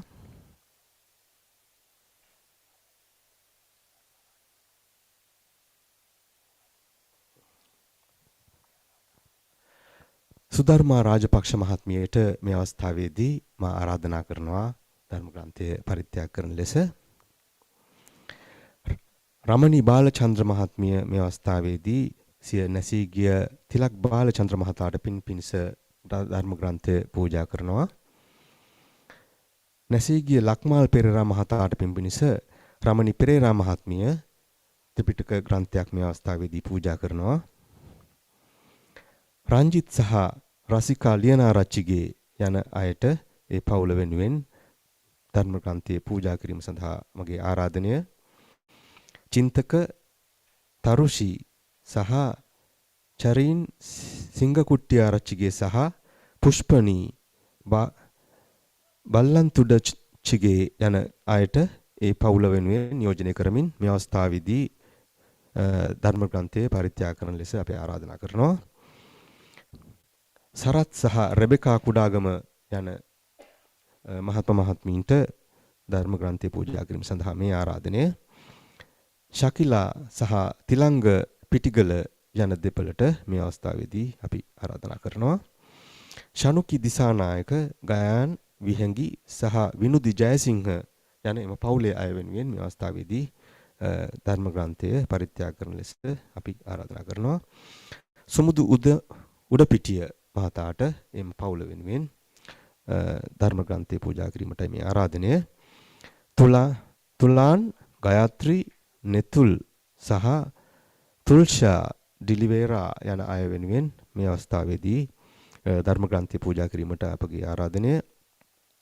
සඳමාල් උපුලි බිහන්සා සහ තෙනුජය යන අය වෙනුවෙන් ධර්ම ග්‍රන්ථය පූජා කිරීමට අපි ආරාධනා කරනවා. උරේෂා කරුණාරත්න සහ දිනෙත් අබේසිංහ යන පවුලේ අය වෙනුවෙන් මේ අවස්ථාවේදී ධර්ම ග්‍රන්ථය පූජා කිරීම සඳහා අවස්ථාව. වරුණි සහ ෂියාන් ෆර්නෑන්ඩු යන අය සඳහා යන වෙනුවෙන් ධර්ම ග්‍රන්ථය පූජා කිරීමට මේ අවස්ථාව. වින්ද්‍යා ගාල්ලගේ මහත්මිය ඒ පවුලේ අය වෙනුවෙන් මේ අවස්ථාවේදී දැන් ධර්ම ග්‍රන්ථය පූජා කරනවා ඇති. ඒ වගේම විනීතා රත්නායක සහ ගයානි පෙරේරා යන අයට එම පවුල වෙනුවෙන් ධර්ම ග්‍රන්ථය පූජා කිරීමට අපේ ආරාධනය. විමලා වලිමුනි මහත්මියට මේ අවස්ථාවේදී අපි ගෞරවයෙන් ආරාධනා කරනවා ධර්ම ග්‍රන්ථය පූජා කිරීම සඳහා. විරන්ත සහ මහේෂි මුණසිංහ යන අයට මේ අවස්ථාවේදී අපගේ ආරාධනය. දුලිප් සහ නිලක්ෂි ඩියෝන් සහ නීවා ජයකොඩි යන එම පවුලේ අය වෙනුවෙන් මේ අවස්ථාවේදී ධර්ම ග්‍රන්ථ පූජා කිරීම සඳහා අපි ආරාධනා කරනවා.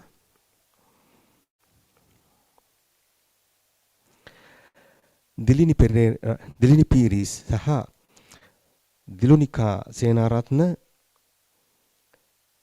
සිය නැසී ගිය මිලිසඳ සිල්වා මෑණියන් හට පින් පිණිස මේ අවස්ථාවේදී ධර්ම ග්‍රන්ථය පරිත්‍යාග කරනවා ඇති. කැලණිය විශ්වවිද්‍යාලයේ ඉතිහාසාංශයේ හිටපු මහාචාර්ය නැසීගිය හේමතිලක බණ්ඩාර මංගල ඉලංගසිංහ මහතාට පින් පිණිස කාංචනා ඉලංගසිංහ මහත්මිය මේ අවස්ථාවේදී ධර්ම ග්‍රන්ථයක් පූජා කිරීම සඳහා මා ආරාධනා කරනවා. නැසීගේ දෙමාපියන්ට පින් පිණිස ලයනල් සහ සේපාලි ගලපත්ති යන අයට මේ අවස්ථාවේදී මා ආරාධනා කරනවා සිය ධර්ම ග්‍රන්ථය පූජා කරන ලෙසට ධම්සුව ආරණ්‍ය සේනාසනය වෙත.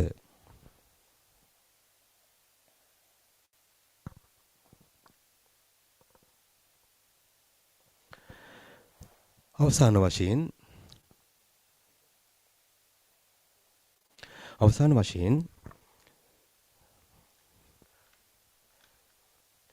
මහා පිරුවානා පුත් වහන්සේ නමක් පූජා කිරීමට අප සැලසුම් කර තිබෙනවා. ඒ අතරම අද මෙම ස්ථානයට නොපැමිණි පිරිසක් තවත් සිටිනවා. ඒ නිසා තවත් පොත් කිහිපයක් ඉතුරු වී තිබුණා ත්‍රිපිටක ග්‍රන්ථ. ඒවා ඔබට මේ අවස්ථාවේදී රැගෙන පරිත්‍යාග කිරීමේ අවස්ථාව තිබෙනවා.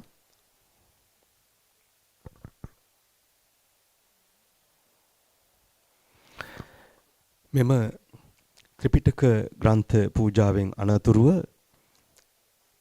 ඉතාමත් හොඳ ලස්සන වැදගත් ධර්ම දේශනාවකට ඔබ සියලු දෙනාට සහභාගී මේ සවන් දීමේ අවස්ථාව සැලසෙනවා. අපගේ ගෞරවනීය ධම්සුව ආරණ්‍ය සේනාසනයේ ප්‍රධාන අනුශාසක පූජ්‍යපාද අවසරයි ඉහළ ගොකරල්ලේ පාසාදික ස්වාමින් වහන්සේ තමයි එම ධර්ම දේශනාව පවත්වන්නේ.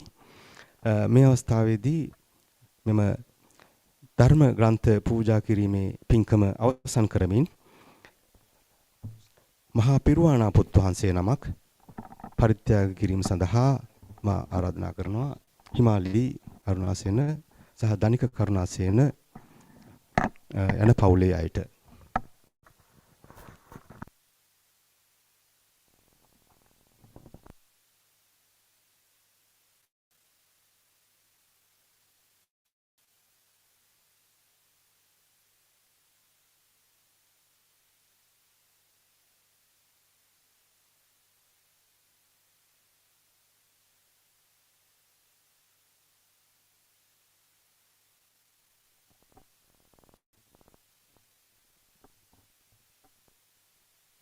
දැන් මා ඊටමත් ගෞරවයෙන් ආරාධනා කර සිටිනවා අපගේ ගෞරවනීය ස්වාමින් වහන්සේට ධර්ම දේශනාවක් පවත්වන ලෙස විශේෂයෙන්ම මෙම ත්‍රිපිටක පූජාව පිළිබඳවත් සඳහන් කරමින් ඔබ සියලු දෙනා වෙත මේ ධර්ම දේශනාවක් මේ අවස්ථාවේදී පවත්වන ලෙස අවසරයි ස්වාමින් වහන්සේ.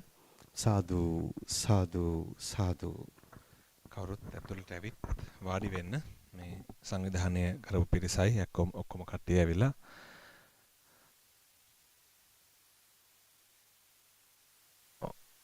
සියලු දෙනාට වෙන්න කියන ඇතුළට දැන් සංවිධානය ටික ඉවරනේ. ඔක්කොට වෙන්න කියන.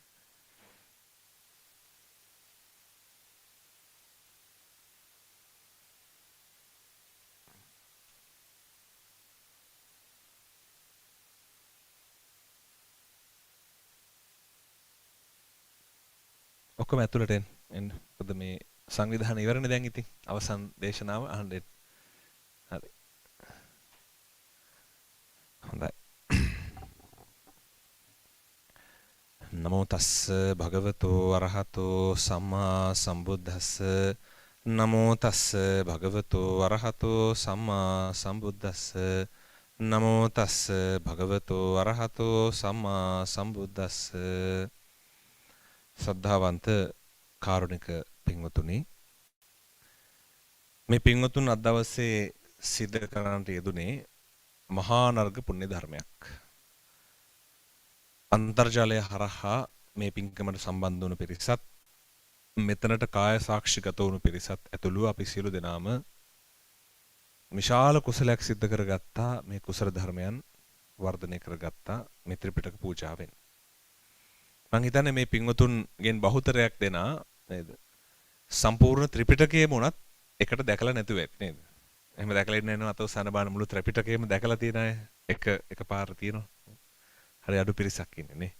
ඒතර මේ ඔබ ඉස්සරහා වැඩ ඉන්නේ ත්‍රිපිටක ග්‍රන්ථරාජයන් වහන්සේලා. ධර්මයේ නියෝජනය කරන තථාගතයන් වහන්සේ දේශනාකට අදාළ උත්තරීතර වූ සද්ධර්මයේ නියෝජනය කරන උතුම් ත්‍රිපිටක ග්‍රන්ථරාජයන් වහන්සේලා. තථාගතයන් වහන්සේ නියෝජනය කරමින් වැඩ ඉන්නේ. තථාගතයන් වහන්සේ නියෝජනය කරමින් බුදුගුණ නියෝජනය කරමින් තථාගතයන් වහන්සේ වැඩ ඉන්නේ. ඒ වගේම මහා සංඝරත්නය නියෝජනය කරමින් මහා සංඝරත්නයත් බුද්ධ ධම්ම සංඝ ත්‍රිවිධ රත්නයම වැඩම කරවා සිටින අවස්ථාවක් වශයෙන් අපිට පෙන්වලා දෙන්න පුළුවන්. ත්‍රිපිටකය කියලා කියන වචනය එහෙම නැත්නම් ත්‍රිපිටකය කියන භාවිතය අපිට එන්නේ බොහෝ කාලයකට පස්සේ. මේක මුල් කාලේ හැඳින්නුවේ නවාංග ශාස්ත්‍රු ශාසනය කියලා. ඊටත් කලින් මේකට අපි කියනවා ශ්‍රී සද්ධර්මය කියලා නේද? අපි ත්‍රිපිටකය කියලා කිව්වට මේ තථාගතයන් වහන්සේ මහණෙනි මම ඔබට ත්‍රිපිටකය දේශනා කරනවා. අද මේ විනය පිටකේ මේ සූත්‍ර පිටකේ මේ අභිධර්ම පිටකේ දේශනා කරන්නේ නැහැ. මේ සියල්ලම ශ්‍රී සද්ධර්මය. මේ සියල්ලම තථාගතයන් වහන්සේ දේශනාකට වදාළ ධර්මය. එතකොට තථාගතයන් වහන්සේ ජීවමාන අවදී මේ ධර්මයේ දේශනා කරනවා. මේ සද්ධර්මය පසුකාලීනව ඉගෙනීමේ පහසුව තකා මහා සංඝරත්නයේ කොටස් 9කට බෙදෙනවා. සුත්ත, කේය, වෛයාකරණ, ගාථා, උදාන, ඉතිඋත්තක, ජාතක, අබ්බූද්දම වේදල්ල. සුත්ත කියලා කියන්නේ ගද්‍ය සහ පද්‍ය දෙකම මිශ්‍ර වුණු කොටස්. දැන් අද මේ අපි කතා කරන සූත්‍ර පිටකේ නෙමෙයි. සුත්ත කියන්නේ ගද්‍ය පද්‍ය මිශ්‍ර කොටස් ටිකට. ගෙය්‍ය කියන්නේ ගද්‍ය පමණක් තියෙන කොටස්. සමහර සූත්‍ර තියෙනවා ඒ වගේ ගාථා නැහැ. ගද්‍ය විතරයි. සමහර සූත්‍ර තියෙනවා ඒ වගේ ගද්‍ය පද්‍ය තියෙනවා දෙකම. සමහර විනය කොටස් තියෙනවා එහෙම, සමහර අභිධර්ම කොටස් තියෙනවා. ඊළඟට වෛයාකරණ කියනවා ව්‍යාකරණ ධර්ම. අභිධර්මයේ තියෙන ඒවා ධම්මචක්කපවත්තන සූත්‍ර දේශනා වගේ නේද? ඉමස්මින් පන වෛයාකරණ රස්මින් භංජමානය කියලා කියන්නේ ව්‍යාකරණය. කියන්නේ මේ දර්ශනය මේ බුදුරන් වහන්සේගේ දැක්ම තුළ බුදුරන් වහන්සේගේ ධර්මයේ තුළ තියෙන ව්‍යාකරණ. එහෙම නැත්නම් මූලික න්‍යාය ටික හඳුන්වපුවා ව්‍යාකරණ කියලා කිව්වා. ගාථා කියලා කිව්වා සමහර කොටස්. සුත්ත නිපාතේ ගත්තොත් නේද? ගාථා විතරක්ම දින සූත්‍ර දේශනා තියෙනවා. උදාන කියලා කිව්වේ තථාගතයන් වහන්සේ මහරහතන් වහන්සේලා උන්වහන්සේලාගේ ප්‍රීතිය ප්‍රකාශ කර ප්‍රීති වාක්‍ය. ඊට පස්සේ ඉතිවුත්තක කියලා කිව්වේ අර උත්තං හේතම් භගවතා උත්තම රහතාති මේ සුතං කියලා මේ පෙර ඇසූ ධර්ම කරුණු වලට පදනම් වෙලා සාකච්ඡා කරපු කරුණු. ඊළඟට ජාතක කියලා කිව්වා. බුදුරන් වහන්සේ විසින් බුදුරන් වහන්සේගේ පෙර භවයන් පිළිබඳ විග්‍රහය ඉදිරිපත් කරපු කොටස. අබ්බූත ධම්ම කිව්වා 이르දි ප්‍රාතිහාර වගේ ආශ්චර්ය අద్භූත කරුණු. අපේ අద్භූත කියන සිංහල අద్භූත වචනේ නෙමෙයි ආශ්චර්ය අද්භූත කියන්නේ අපිට ඇසදහාගත නොහැකි ආශ්චර්යමත් දේවල්. වේදල්ල කිව්වා සාකච්ඡා. බුදුන් වහන්සේ භික්ෂුන් වහන්සේලා සමග හෝ භික්ෂුන් වහන්සේලා හෝ සාකච්ඡා කරොත් ඒවට වේදල්ල කියලා කිව්වා.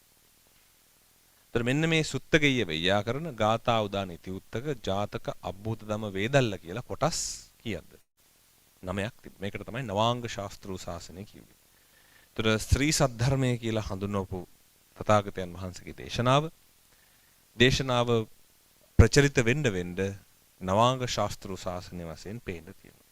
ඒ නවාංග ශාස්ත්‍රූ ශාසනය තමයි අර පෝටලී ස්වාමීන් වහන්සේලා වගේ අය ඉගෙනුවා කියලා සඳහන් කරන්නේ නේද? එහෙම ගුරුවරු ඉඳලා තියෙනවා.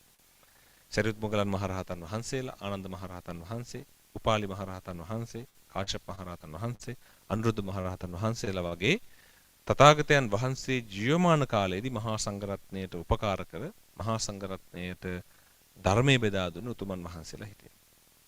ඉතින් මේ ස්වාමින් වහන්සේලා මේ රහතන් වහන්සේලා මේ නවාංග ශාස්ත්‍රූ ශාසනය ප්‍රචලිත කරගෙන පවත්වාගෙන ගියා. තථාගතයන් වහන්සේ පිරිනිවන් පා වදාලාට පසු ධර්මයේ සංරක්ෂණය කිරීමේ අරමුණු සහිතව මේ නවාංග ශාස්ත්‍රූ ශාසනය කොටස් තුනකට බෙදුවා. මේ සියල්ලම අරගෙන මොනවද බෙදුවේ? සූත්‍ර විනය අභිධර්ම කියලා කොටස් තුනකට මේක බෙදුවා. මේකේ සූත්‍ර කියලා කිව්වේ විනය කියලා මුලින්ම මේවා කරගත්තේ උපාලි මහරහතන් වහන්සේ විසින් දරා ගන්නට යෙදුණු කටපාඩමින් ගේන්ට යෙදුණු භික්ෂුන් වහන්සේලාගේ පහසුව පිණිස තථාගතයන් වහන්සේ දේශනා කොට වදාළ විනය ශික්ෂාපද. විනය පිටකයේ උපාලි මහරහතන් වහන්සේ දරාගෙන හිටියා. ආනන්ද මහරහතන් වහන්සේ ආනන්ද ස්වාමීන් වහන්සේ ඒ වෙනකොට රහත් වෙලා හිටියේ. ආනන්ද මහරහතන් වහන්සේ බුදුරන් වහන්සේ දේශනා කරපු සියලු සූත්‍ර නේද? එක වරකට වචන 50000ක් මතක තියාගන්න පුළුවන් තරම් ධාරණ ශක්තියක් තිබු උතුමන් වහන්සේ නමක් ඒ සූත්‍ර දේශනා දරාගෙන හිටියා. ආනන්ද ස්වාමීන් වහන්සේ. ආනන්ද ස්වාමීන් වහන්සේ ඒ සූත්‍ර දේශනා ඉදිරිපත් කළා. සරියුත් මහරහතන් වහන්සේගේ ශිෂ්‍ය පිරිස සරියුත් මහරහතන් වහන්සේගේ අනුභවයෙන් අනුසාරයෙන් ඒ අභිධර්මයේ දරාගෙන සිටියා. එතකොට මේ විනය සූත්‍ර පිටකයේ මේ ත්‍රිපිටකයේ සජ්ජායනායේදී පළවෙනි ධර්ම සංගායනාව පවත්වන්නේ ඔය ක්‍රිස්තු පූර්ව 6 වෙනි සියවසේ අගභාගයේ පළවෙනි සියවසේ මුල භාගයේ අතර කාලේ. කාල නිර්ණය ගැන පොඩි ගණනය කිරීම දෙකක් තියෙනවා. මොකද හේතුව බුද්ධ වර්ෂ ක්‍රමේ රාජ්‍ය වර්ෂ ක්‍රමේ හින්දා බුද්ධ වර්ෂ ක්‍රමේ රාජ්‍ය වර්ෂ ක්‍රමේ පොඩි දවස් 11ක වෙනසක් තියෙන හින්දා ඔය ගණනය කිරීම අවුරුදු 10 ගණනක් යනකොට පොඩි වෙනස්කමක් එහෙට මෙහෙට වෙනවා. ඒ නිසා ආසන්න වශයෙන් ක්‍රිස්තු පූර්ව 6 වෙනි සියවස අග භාගයේ 5 වෙනි සියවස මුල භාගයේ වගේ තමයි ක්‍රිස්තු පූර්ව ගණන් කරන්නේ අනිත් පැත්තට. එතකොට මේ පඨම ධර්ම සංගායනාව නිකන් එකක් නෙමෙයි. ඒක හරිම සංවිධිතයි. අපිට පේනවා මේ ත්‍රිපිටකයේ සූත්‍ර දේශනා කියවොත් හරි ලස්සනට පෙළගස්සනවා. ඒ සංගීතකාරක මහරහතන් වහන්සේලා කටපාඩම් කිරීමේ පහසුව පිණිස පොත් තිබ්බේ නෑනේ කටපාඩම් කරන්නේ ඔක්කොම. දැන් පෙළගස්සනවා. ඉස්ලාම දීර්ඝ ප්‍රමාණයේ සූත්‍ර දීඝනිකායට දානවා. ඒක පෙළගස්සනවා.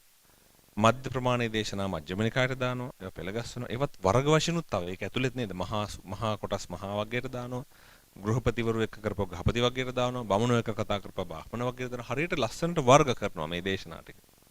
දැන් උදාහරණයක් ඔයගොල්ලන් බණක් අහන්න කියලා ගියොත් කාගේ හරි ස්වාමීන් වහන්සේ නමකගේ ඒ අදාළ කරන බණ අහන්න යන ෆෝල්ඩර් එකක් අරලා බලුවම මේක වෙන වෙනම ෆෝල්ඩර්ස් වලට දාලා තියෙනවා නම් එක බණ අපිට ලේසි. අදාළ ෆෝල්ඩර් එකට ගියා බණ ඇහුවා. ඔක්කොම ඉස්සරලා තිබ්බොත් අපිට හොයා ගන්න ඕන එක. ඒ නිසා මේ ස්වාමීන් වහන්සේලා මොකද කරේ වෙන් වශයෙන් වෙන් කරා දීර්ඝ කෙටි සහ මධ්‍යම ආදී දේශනා වෙන් කරලා දීර්ඝ දීඝනිකාය මධ්‍ය ප්‍රමාණ දේශනා මජ්ක්‍ධිම නිකාය. අංගුත්තර නිකායේ තියෙන අංක වශයෙන් බැලුවොත් ඔබ පෙනේ එකේව දෙකේව තුනේව හතරේව. එකක් යම් කාරණා එකක් තියෙනවා නම් ඒක එකක නිපාතේ, දෙකක් නම් දුක නිපාතේ, තුනක් නම් තික නිපාතේ ආදී වශයෙන් ධර්ම කරුණු අනුපිළිවෙලින් තව එකක් ගොඩ නැගුවා. ඊළඟට හතරවෙනි කාරණා ඊළඟට සංයුක්ත විවිධ ධර්මපර්යාය ධර්මයන් මජ්ක්‍ධිම සහ කුඩා දෙකටම යෙදෙන නමුත් යම් විශේෂයකට අදාළ ධර්ම කරුණු එකතු කරලා සංයුක්ත නිකායද කන්ද සංයුක්තේ ස්කන්ධ පංචක ගැන කතා කරනවා උපාදාන පංච උපාදාන ස්කන්ධය පිළිබඳ කතා කරනවා දේවතා සංයුක්තේ දේවරුහ ප්‍රශ්න ගැන කතා කරනවා මේ වගේ විවිධ සංයුක්ත කොටස් එකතු කරලා සංයුක්ත නිකාය හැදුවා. අවසානයේ කුඩා දේශනා සියල්ලම කුද්දක නිකායට එකතු කරා. මේකෙත් ගොඩක් විවිධ ග්‍රන්ථවලට එකතු කරා. මේ විදිහට සූත්‍ර පිටකේ සංවිධිත කරා. මේක හරි සංවිධිත ව්‍යුහයක්. ඒතර මේ ආවට ගියට කරපු එකක් නෙමෙයි. බොහොම සංවිධානාත්මකව තාමත්ම පරිස්සමින් රහතන් වහන්සේලා කළේ. ඊළඟට ත්‍රිපිටකයේ විනය කොටස පරාජිකා පාළි, පරිවාර පාළි, පාචිත්‍ය පාළි ආදී වශයෙන් මහා වග්ග චුල්ල වග්ග මේ කොටස් ටික උපාලි මහ රහතන් වහන්සේගේ අනුදැනුම ඇතිව ඒ පරාජිකා කොටස් වෙනම, පාචිත්‍ය කොටස් වෙනම, සංඝාදිශේෂ කොටස් වෙනම නේද? මේ නිසංගි පචිති වෙනම නේද? දුක්කට දුබ්බාසිත වෙනම ආදී වශයෙන් වෙන වශයෙන් ඒ ශික්ෂාපද ස්කන්ධ වශයෙන් පෙළ ගැසුවා. අභිධර්මයත් ඒ විදිහටම ප්‍රකරණ 7කින් අතන ප්‍රකරණ 6යි ඒ කාලේ තිබ්බේ. ප්‍රකරණ 6කට පෙළ ගැසලා කුද්දක නිකායට ඇතුළත් කරා. ඔක තමයි ධර්මයේ සඳහන් වන විග්‍රහය. මේ සම්බන්ධයෙන් විවිධ මතවාද තියෙනවා. කෙසේ හෝ මේ ත්‍රිපිටකය මෙලෙසින් වාචෝද්ගතව කටපාඩමින් තමයි ත්‍රිපිටකය අරගෙන එන්නේ. අර මේ ත්‍රිපිටකයේ ප්‍රගමනය සිද්ධ වෙන්නේ. නැත්තම් පරම්පරාවෙන් පරම්පරාවට ආගමනය සිද්ධ වෙන්නේ රහතන් වහන්සේලා හරහා ලංකාවට එනකම්. එහිඳකේ විශ්වසනීය භාව වෙන කිසිම සැකයක් අපිට නැහැ. මේක නැවත සජ්ජායනා වෙනවා විනය කොටස දෙවෙනි ධර්ම සංගායනාවේදී. ඒත් ආරක්ෂා වෙනවා. නැවත සජ්ජායනා වෙනවා මේක මුළු ත්‍රිපිටකයම ඒ වගේම කතාවත් උපකරණය කියන තවත් ප්‍රකරණයක් අභිධර්මයටත් එකතු කරනවා ත්‍රිපිටකයේ තුන්වෙනි ධර්ම සංගායනාවේදී. ඒක ක්‍රිස්තු පූර්ව තුන්වෙනි සියවසේ වගේ වෙන්නේ.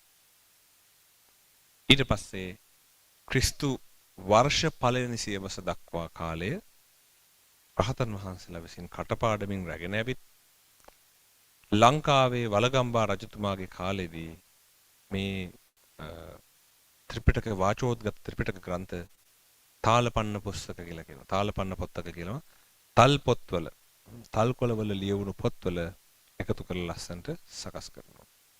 ඒක තමයි ත්‍රිපිටකයේ ග්‍රන්ථාරූඪ කරා කියලා කියන්නේ. මුළු ලෝකෙම ඉස්සෙල්ලාම ත්‍රිපිටකයක් ග්‍රන්ථාරූඪ කරේ ශ්‍රී ලංකාදීපේ. ඒ වගේම ත්‍රිපිටකයේ ලියවිච්ච අටුවා ටීකා වලින් අටුවා සියල්ලම ලියුනේ ලංකාවේ. ටීකා වලින් 90%ක් විතර ලියවිලා තියෙන්නේ ලංකාවේ. ඒතර බෞද්ධ සාහිත්‍යයට ශ්‍රී ලාංකිකයෝ විශාල සේවයක් කරලා තියෙනවා. ඒතර මේ ත්‍රිපිටක ග්‍රන්ථ රාජාන් වහන්සේලා එදා පටන් නැවත පිටපත් ලියමින් මේ ස්වාමින් වහන්සේලා වතක් වශයෙන් අතරම මේ ත්‍රිපිටකයේ ග්‍රන්ථාරූඪ කරපු සාමණේරයන්ලා ඒ පරම්පරාව වතක් වශයෙන් මේවා ලිය නැවත පුනර්මුද්‍රණය කරනවා. ඒ කාලේ ලියන්න බෑ අතින් මුද්‍රණය කිරීමක් නැහැ. අතින් ලියන්න ඕනේ. හැමදාම පිටු දෙක තුන ලිය පොත් 10 15 20 30 ලියන්න ඇති. විශාල ප්‍රමාණයක් දවසට ලියන්න. හරි අමාරුයි මේක තල්කොලයක ලියන එක හූරලා ලියන්න බෑනේ. පෑනෙන් ලියන වගේ නෙමෙයිනේ. අරක තද කරලා අරක ඇතුලේ කැපෙන මට්ටමට ලියන්න ඕනේ. බොහොම දුෂ්කර කාර්යයක්. ඉතින් එහෙම කරලා මේ ග්‍රන්ථ ආරක්ෂා කරගෙන ආවා. ඒ ග්‍රන්ථවල සඳහන් වෙනවා දෙනගමුව රජමහා විහාරයේ ආදී තැන්වල තිබුණු විවිධ රජමහා විහාරවල දලදා මාලිගාවේ පුස්තකාලය ආදී තැන්වල තිබුණු පොත්පත් තමයි පුස්කොළ පොත් අරගෙන මේ ඔබට පේන විදිහට 1954 1956 කියන වර්ෂ අතරතුර 6 වෙනි ධර්ම සංගායනාව කරනවා බුරුමේ. විවිධ ග්‍රන්ථවල තිබුණු ත්‍රිපිටක එකතු කරලා ඒවා සජ්ජායනා කරලා ඒ වගේ නිර්වැද්‍යතාවය පරීක්ෂා කරලා ඒවා මුද්‍රණය කරනවා. ඒ මුද්‍රණය සඳහා යෙදුවේ මේ මුද්‍රණයෙන් අනතුරු එකට අපි කියනවා බුද්ධ ජයන්ති ත්‍රිපිටකය කියලා. මොකද මේක උනේ 2500 බුද්ධ ජයන්තියට. බුද්ධ ජයන්ති ත්‍රිපිටකය කියලා මේකට කියනවා. ලංකාවේ තවත් ත්‍රිපිටකයක් තියෙනවා හේවා විතරණ මුද්‍රණය කියලා. අනගාരിക ධර්මපාලතුමාගේ ඥාතිවරයෙක් වන හේවා විතරණ මහත්මයාගේ හේවා විතරණ මැතිණියගේ අනුග්‍රහයෙන් මේ මුද්‍රණය කරපු තවත් ත්‍රිපිටකයක් තියෙනවා. ඒක බුරුම පරිවර්තනයේට යොදපු ත්‍රිපිටකය. නමුත් පරිවර්තනයෙන් පසුව අදෝලිපි සංස්කරණ සහිතව මේ ඔබට දර්ශනය වෙන බුද්ධ ජයන්ති ත්‍රිපිටකය අපිට දායාද වුණා. ඒ නිසා අපේ වාසනාවකට දැන් නේද 1954ට කලින් කෙනෙකුට ත්‍රිපිටකයක් කියවන්න උනා නම් ලේසි පහසු වැඩක් නෙමෙයි. පුස්තකාල ගාන ගිහිල්ලා පුස්කොළ පොත් තරම් තමයි කරන්නේ. මේකෙන් පස්සේ නැදිමාලේ බෞද්ධ සංස්කෘති මධ්‍යස්ථානයේ අනුග්‍රහයෙන් නේද? විශාල වශයෙන් ග්‍රන්ථ මුද්‍රණය කළ ලෝකේ පුරාවට සිංහල භාෂාවෙන් විශේෂයෙන් පරිවර්තනයේ සහිතව අපිට ත්‍රිපිටක රාජයන් වහන්සේලා ලෝකයට දායාද වුණා. ඒක පුදුමාකාර භාග්‍යයක්. අද කෙනෙකුට අස්පනා පිට තථාගතයන් වහන්සේ දේශනා කරපු ධර්මය තථාගතයන් වහන්සේගේ මූලික අදහස් තථාගතයන් වහන්සේ විසින් දේශනා කොට කරුණු තමන්ට හොඳින් තමන්ගේ භාෂාවෙන් අධ්‍යයනය කරලා බලන්න පුළුවන් කිසිම කෙනෙකුගේ මතවාදයකට අහු වෙන්නේ නැතුව තමන්ට ස්වාධීනව ධර්මයේ ගවේෂණය කරන්න පුළුවන් වටපිටාව ග්‍රන්ථ හරහා ලැබිලා තියෙනවා නේද? ඒ වගේම තමයි ත්‍රිපිටකයේ නිර්වද්‍යතාවය භාෂා විද්‍යාත්මක වාග් විද්‍යාත්මක බැලුවහම ත්‍රිපිටකයේ ඉතිහාසය සහ භාෂාව ඒ ක්‍රිස්තු පූර්ව 6 වෙනි සියවසේ භාෂාවට බොහෝ දුරට සමානයි. බොහෝ කරුණු පසු කාලවල එකතු වෙච්චක් තියෙනවා. නමුත් ඒ නිසා ත්‍රිපිටකයේ තුල තියෙන ධර්ම කරුණු අපේ දියුණුවට අපේ අභ්‍යන්තරික මෙන්ම බාහිර පරිසරයේත් ස්ථාවරත්වයට ගොඩාක් බලපානවා. ඇත්තටම අපි වර්තමාන කාලයේ කෙනෙක් ඇහුවොත් ත්‍රිපිටකය කියන්නේ තථාගතයන් වහන්සේගේ සද්ධර්මයේද කියලා වර්තමාන කාලයට සාපේක්ෂව නම් උත්තරේ ඔව්. අදට සාපේක්ෂව තථාගතයන් වහන්සේ දේශනා කොට අදාළ උතුම් වූ ශ්‍රී සද්ධර්මයේ තමයි මේ ත්‍රිපිටක ග්‍රන්ථ රාජයන් වහන්සේලා කියලා කියන්නේ. මොකද ඇත්තටම තථාගතයන් වහන්සේ මේ ත්‍රිපිටක ග්‍රන්ථ රාජයන් වහන්සේලාගේ තියෙන ධර්මයටත් වඩා ධර්මයේ දේශනා කළා තියෙනවා. නැත්තේ නෑ. හැබැයි සියල්ල ග්‍රන්ථ ආරූඪ වෙලා නෑ. සියල්ල කටපාඩම්ෙන් ආවේ නෑ. ඒ නිසා ඒ ශ්‍රී සද්ධර්මයෙන් 84000ක් ධර්මස්කන්ධය. ධර්මස්කන්ධ කියලා කියන්නේ ලියවිච්ච ඒ ගාථා පාඨ ප්‍රමාණ අනුව. ඒ අනුව 21000ක් ධර්මස්කන්ධයේ විනය පිටකයේත් 21000ක් ධර්මස්කන්ධයේ සූත්‍ර පිටකයේත් 42000ක් ධර්මස්කන්ධය අභිධර්ම පිටකයේ වශයෙන් ත්‍රිපිටකයේ ස්කන්ධ 84000ක් ධර්මස්කන්ධ තියෙනවා. 21000යි 21000යි 42000යි. එතකොට 84000ක් වූ ධර්මස්කන්ධය.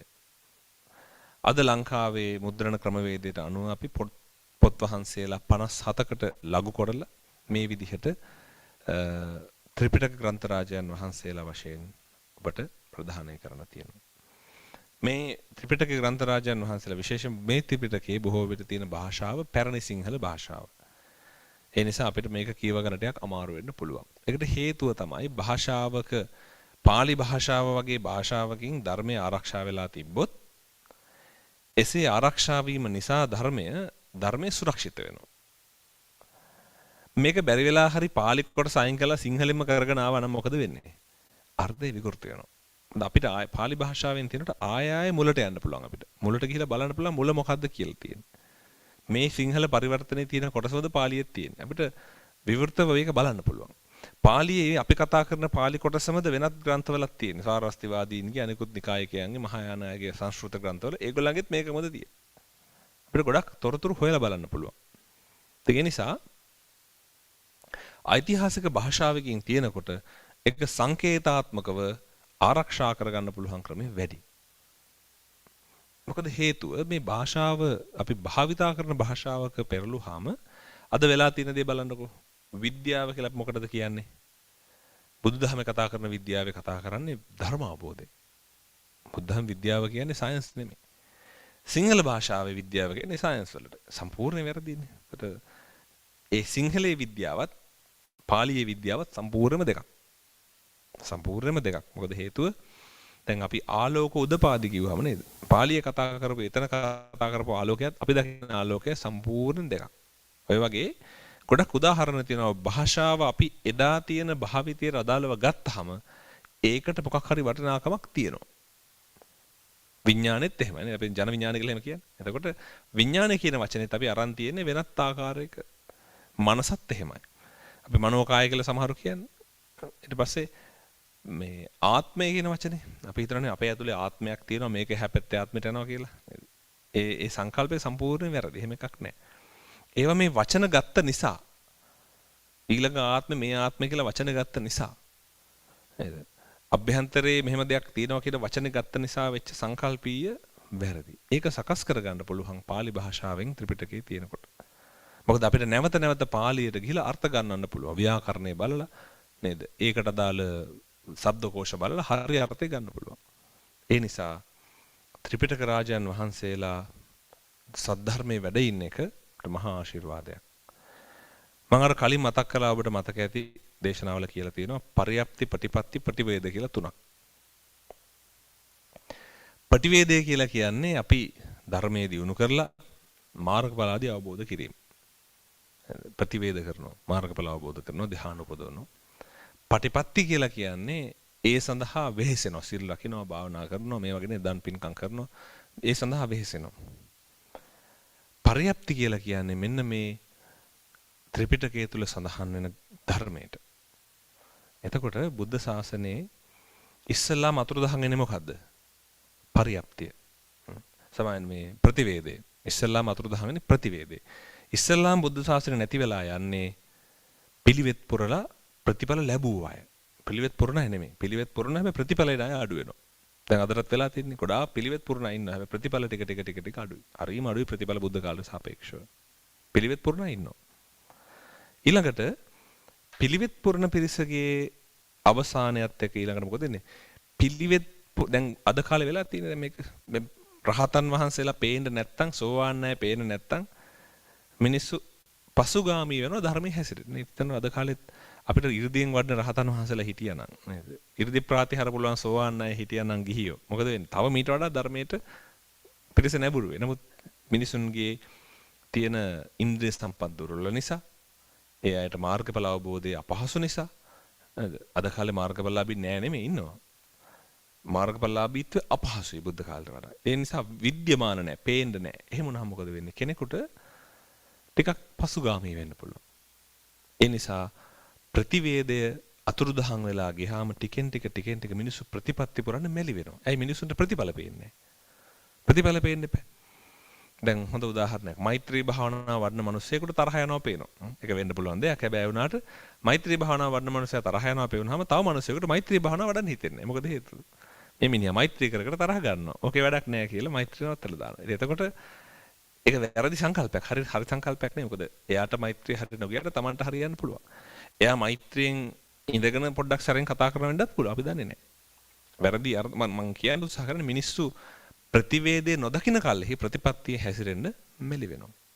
පොඩ්ඩක් ඒකට පසුගාමී වෙනවා. අනේ මොකටද ප්‍රතිපත්තිය පුරලා කියලා හිතනවා. ඒ ප්‍රතිවේදේ පේන්නේ නැති වෙනවා. මෙතන ප්‍රතිවේදේ නැති වෙලා ගියාම ටිකෙන් ටික ප්‍රතිපත්ති ශාසනේ අඩු වෙනවා. ප්‍රතිපත්තිය පිරිහුණු කල්හි කෙනෙකුට ධර්මයේ වැඩක් තියනවාද? ඊට පස්සේ අර ධර්මය ශාස්ත්‍රයක් විතරයි. අද ඔක වෙලා නැද්ද? අද ඔය තුනම වෙලා තියෙනවා. අද ධර්මයේ ශාස්ත්‍රයක් පමනක් කරගෙන ජීවිකාව පමනක් කරන් ඉන්න අයත් ලෝකේ ඉන්නවා. ධර්මයේ ශාස්ත්‍රයක් කරගත්තා ඉන්නවා. ඉගෙනගෙන මේක නේද? ඒක රස්සාව කරගෙන ඉන්නෝනේ. එතකොට ධර්මයේ සමහරකට ශාස්ත්‍රයක් විතරයි අද. සමහරකට ප්‍රතිපත්ති මාත්‍රයක් විතරයි. සමහරකට ප්‍රතිවේද ලැබෙනවා. එතකොට මේ අවස්ථා හැම එකක්ම අපි මේ ලෝකේ අත්දකිනවා. එතකොට මේ ධර්මය නේද? කවදා හරි දවසක අඩුමතරමේ ශාස්ත්‍රයක් වශයෙන් හෝ ධර්මයේ තියෙන එක යහපත්ද යහපත්ද? යහපත්. මොකද අල්ප මාත්‍රයෙන් හෝ ධර්මයේ පිළිබඳ පැහැදීමක් ඇති කරගන්න ඒ ශාස්ත්‍රය පිළිබඳ හෝ තියෙන අදහස ප්‍රමාණවත්. එතකොට තථාගතයන් වහන්සේගේ සද්ධර්මය ආරක්ෂා වෙන තාක් ඔය අපි කතා කරපු මේ පරියප්තිය කියන ග්‍රන්ථවල සඳහන් වෙච්ච හෝ මතකයේ තුල රැඳිච්ච හෝ ධර්මඥානයේ ලෝකේ තියෙන තාක්කල් මොකද වෙන්නේ? මේ ලෝකේ බුද්ධ ශාසනය පවතිනවා කියලා අපි කියනවා. ඒ කියන්නේ අර කාසාව කණ්ඨකය දක්වාම ශාසන අන්තර්ධානය වෙන්නේ නැහැ කියන්නේ. අනාගතයේ නොව පිරිසක් මේ භික්ෂුන් වහන්සේලා නැති වෙලා ගිහි අය කරේ නූලක් බැඳගෙන කරේ කහපාට පටියක් බැඳගෙන කාසාව කණ්ඨක කියලා කියන්නේ. සමහර කෙනා අතේ නූලක් බැඳන් ඉන්නවා කියලා කහපාට. ඒ අය තමයි දන් පූජා කරන්න වෙන්නේ. දැන් ඕක වුණා ලංකාවේ ඇත්තටම. දැනෙන හංසලා කාලේ දන්රාත් මේ මහනුවරගේ උපසම්පදායට වෙලා ගිහිල්ලා මේ බුද්ධ ශාසනය පිරිහිලා ගිහිල්ලා ගඩින්න හසලා බිහි වුණානේ. ඒතර ඒ අයට දන් පින්කම් කරා මිනිස්සු. අදටත් ලෝකේ විවිධ පොඩි නිකායවල් තියෙනවා. යුරෝපීය රටවල මේ ගිහි අය ඒ අය පැවිදි රූපයෙන් වාසය කරනවා ගිහියන් විදිහට. ඒ නිසා ඒක අදටත් ටික ටික වේගන යනවා. අනාගතයක වෙනවා. එතකොට යම් කිසි කෙනෙක් මේ ත්‍රිපිටක ග්‍රන්ථ රාජයන් වහන්සේලාගේ තියෙන ධර්මය ආරක්ෂා කරොත් තව කාලයක් ප්‍රතිපත්ති ශාසනය, ප්‍රතිවේද ශාසනය, පර්යප්ති ශාසනය පවත්වන්න පුළුවන්. කොහොමද ඒක කරන්නේ? නිකන් හොඳ කබඩ් එකක් හදලා මේක කබඩ් එකට දාලා ලොක් කරලා පොට් එක තියන් ඉඳලා බෑ. එහෙම හරියන්නේ නේද? අපි එහෙම පොට් ටික රැක්කා කියලා ධර්මයේ රැකෙන්නේ නැහැ. ධර්මයේ රැකින තියෙන එකම ක්‍රමය තමයි ධර්ම ඉගෙන ගන්න ඕනේ. අඩුම තරමේ ධර්ම ඉගෙන ගන්න ඕනේ. පුළුවන් මට්ටමට එහි ප්‍රතිපත්ති පුරන්න ඕනේ. එච්චරයි. ඒ දෙක තමයි ධර්මය ආරක්ෂා කරන්න තියෙන හොඳම ක්‍රමය. ඒ නිසා අද දවසේ මේ පින්වතුන් මම වැඩි වෙලාවක් ගන්නෑ. දැන් රෑ බොහෝ වෙලා බොහෝ අයට වෙහෙස මහන්සි නේද? සමහර අය රාත්‍රී බොහෝ වෙලා හැරලා හිටියා වැඩසටහන කරන්න ඕන නිසා. ඉතින් ඒ නිසා අද දවසේ අපි සිද්ධ කරපු පුණ්‍ය ධර්මය ගැන හොඳින් වෙනෙහි කරන්න. ඔබ යම් දවසක මරණාසන්න මොහොතේ ඔබේ හිතට මේ පින්තූරේ මැවුනොත් ත්‍රිපිටක ග්‍රන්ථ රාජයන් වහන්සේලා පූජා කළා අග්‍රගණ්‍ය පූජාවක්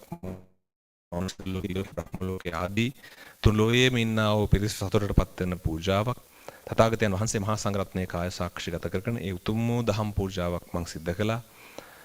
ඒ නිසා ඒ සිද්ධ කළාය කියන නේද? ඒ චිත්‍රයේ හිතේ මැවුනොත් ඒකම ප්‍රමාණවත් ඔබට සුගතිගාමී වෙන්න. ඒ නිසා තමන් කරන ලද කුසල ධර්මයන් සුළු කොට ගන්නවා. මේක මහා විශාල කුසලයක්. ඒ විශාල වූ කුසලයේ හොඳින් අනුමෝදන් වෙන්න. ඒ කුසලෙහි හොඳින් පිහිටන්න. ඒ කුසලයේ ගැන හොඳින් මෙනෙහි කරන්න. මේ වර්ධනය කරා වූ ධර්ම පූජාමය වශයෙන්, බුද්ධ පූජාමය වශයෙන්, සංඝ දක්ෂිනාමය වශයෙන්, ආරාම පූජාමය වශයෙන් සිද්ධ කළා වූ කුසලයේ අපි සියලු දෙනාට හේතු ආසනා වේවා. සියලු දෙනා නිදුක් නිරෝගී සුවපත් භාවයට පත්වෙත්වා. උතුම් මහ නිවන් සුවයෙන් සැනසීම සඳහාම මේ පින් එකසේ හේතු වාසනා වේවා කියලා පින් අනුමෝදන් කරනවා. ඒ වගේම අද දවසේ මේ පුණ්‍ය ධර්මයෙන් එක් රැස්වනා වූ පින් අපි අනුමෝදන් කරමු ලෝකවාසී මහා සංඝරත්නයට, අපගේ ගුරු දේවෝත්තමයන් වහන්සේලා වරප්‍රමුඛ ආචාර්ය උපාධ්‍යයන් වහන්සේලා වරප්‍රමුඛ ලෝකවාසී මහා සංඝරත්නයේ විපින් දැකබලා සතුටින් අනුමෝදන් කරගනිත්වා. අනුමෝදන් අප්‍රමාදීව නිදුක් නිරෝගී සුවපත් භාවයට පත්වෙත්වා. ඒ ස්වාමින් වහන්සේලාත් පතන්නා වූ බෝධියකින් සාක්ෂාත් කර ගැනීම සඳහා මේ පින් එකසේ හේතු ආසනා කරගනිත්වා කියලා පින් අනුමෝදන් කරමු. ඒ වගේම මේ පින් හේතු ආසනා කරගෙන යම් තාක් පින් බලාපොරොත්තු වන්නා වූ දෙවි දේවතා පිරිසක් වෙත්තම් මේ සියලු දෙනා සක්‍ර දේවීන්ද්‍රය, සහම්පති බ්‍රහ්මරාජා, චාතුරු මහරජික සතරවරන් දෙවිදරුවන් ඉෂ්ඨ දේවතා මණ්ඩලයේ දෙවි දේවතාවුන් වහන්සේලා ඇතුළු දිව්‍ය රාජ මණ්ඩලයේ මේ පින් දැකබලා සතුටින් අනුමෝදන් කරගනිත්වා. අනුමෝදන් අප්‍රමාදීව දුක් නිරෝගී සුවපත් භාවයට පත්වෙත්වා. උතුම් මහ නිවන් සුවයම සැනසෙත්වා කියලා පින් අනුමෝදන් කරමු. ඒ වගේ මේ පින් හේතු වාසනා කරගෙන අද දවසේ මේ පින්කමට සම්බන්ධ වුණු සියලු දෙනාමත් විශේෂයෙන්ම මේ පින්කම සංවිධානය කරපු ඒ ටැනී පෙරේරා මහත්මයා වරප්‍රමුඛේ පවුලේ සියලු දෙනාටත් යම් තාක් මේ පින්කම සඳහා සහභාගීත්වය දැක්වූ පිරිසක් වෙත්නම් ඒ සියලු දෙනාටත් අද දවසේ සිල් සමාදන් වුණු සියලු පින්වතුන්ටත් මේ පින්කමට සම්බන්ධ වුණු සියලු දෙනාටත් අප නමින් අනන්ත වූ සංසාරයේ පටන් මේ දක්වා මිය පරලෝකියා වූ සියලු ඥාතීන්ටත් ජීවත්ව සිටිනා වූ සියලු ඥාතීන්ටත් යම් තාක් පින් බලාපොරොත්තු වන්නා වූ පිරිසක් වෙත්නම් ඒ සියලු දෙනාටත් මේ පින් එකසේ හේතු වාසනා වේවා. නිදුක් නිරෝගී සුවපත් භාවයට පත්වෙත්වා. උතුම් මහ නිවන් සුවයම සැනසෙත්වා කියලා පින් අනුමෝදන් කරමු. ආකාසට්ඨා ච බුම්මට්ඨා දේවා නාග මහිද්దికා පුඤ්ඤන්තං අනුමෝදිත්වා චිරං රක්ඛන්තු දේශනං. ආකාසට්ඨා ච බුම්මට්ඨා දේවා නාග මහිද්దికා පුඤ්ඤන්තං අනුමෝදිත්වා චිරං රක්ඛන්තු ශාසනං. ආකාසට්ඨා ච බුම්මට්ඨා දේවා නාග මහිද්దికා පුඤ්ඤන්තං අනුමෝදිත්වා චිරං රක්ඛන්තු මම් පරං චිරං රක්ඛන්තු ත්වං සදාති. එත්තාවතා චම්හෙහි සම්වතං පුඤ්ඤ සම්පදං සබේ දේවානුමෝදන්තු සබ්බ සම්පatti සිද්ධියා. එත්තාවතා චම්හෙහි සම්වතං පුඤ්ඤ සම්පදං සබේ භූතානුමෝදන්තු සබ්බ සම්පatti සිද්ධියා. එත්තාවතා චම්හෙහි සම්වතං පුඤ්ඤ සම්පදං සබ්බේ සත්තානුමෝදන්තු සබ්බ සම්පatti සිද්ධියා. ඉදම්මේ ඥාතිනං හෝතු සුඛිතා හොන්තු ඥාතයෝ. ඉදම්මේ ඥාතිනං හෝතු සුඛිතා හොන්තු ඥාතයෝ. ඉදම්මේ ඥාතිනං හෝතු සුඛිතා හොන්තු ඥාතයෝ. ඉදම්මේ පුඤ්ඤං ආසවක්ඛයා වහං හෝතු සබ්බ දුක්ඛා පමුජ්ජතු. අපි කල්යාණ මිත්‍ර සේවනයේ ප්‍රාර්ථනා කරමු. හිමිනා පුඤ්ඤ කම්මේන මාමේ බාල සමාගමෝ සතං සමාගමෝ හෝතු යාව නිබ්බාන පත්තිය. හිමිනා පුඤ්ඤ කම්මේන මාමේ බාල සමාගමෝ සතං සමාගමෝ හෝතු යාව නිබ්බාන පත්තිය. හිමිනා පුඤ්ඤ කම්මේන මාමේ බාල සමාගමෝ සතං සමාගමෝ හෝතු යාව නිබ්බාන පත්තිය. ඉදම්මේ පුඤ්ඤං ආසවක්ඛයා භං හෝතු සබ්බ දුක්ඛා පමුච්ඡතු. කායේන වාචා චිත්තේන පමාදේන මයා කතං අච්ඡං කමමේ බන්තේ භූරි පඤ්ඤ තථාගත. කායේන වාචා චිත්තේන පමාදේන මයා කතං අච්ඡං කමමේ ධම්ම සම්දිට්ඨික අකාලික. කායේන වාචා චිත්තේන පමාදේන මයා කතං අච්ඡං කමමේ සංඝ පුඤ්ඤක්කෙත්ත අනුත්තර. සාදු සාදු සාදු. අපි ගෞරවනීය ස්වාමින් වහන්සේව වන්දනා කරමු. සීලවන්තං ගුණවන්තං පුඤ්ඤක්කෙත්තං අනුත්තරං දුල්ලභේන මයා ලද්ධං පස්සිතුං වන්දිතුං වරං සාරිපුත්තාදි තේරාණං ආගතං පටිපාටියා සද්ධා සීල දයා වාසං බුද්ධ පුත්තං නමාමහං. සාදු සාදු සාදු. අද මේ අවස්ථාවේදී එම සාරවත් ධර්ම දේශනාව අප වෙත ඉදිරිපත් කළ ධම්සුව මෙල්බර්න් නුවර ධම්සුව ආරණ්‍ය සේනාසනයේ ප්‍රධාන අනුශාසක දුරන්දර අවසරයි පූජ්‍යපාද ඉහළ ගොකරල්ලේ පාසාදික ගෞරවනීය ස්වාමින් වහන්සේට চিරාත් කාලයක් ශාසනික සේවයේ දෙමින් බොහෝ දෙනාගේ ධර්ම අවබෝධය වඩා වර්ධනය කිරීම සඳහා ශක්තිය ධෛර්යය වර්ධනය වේවා.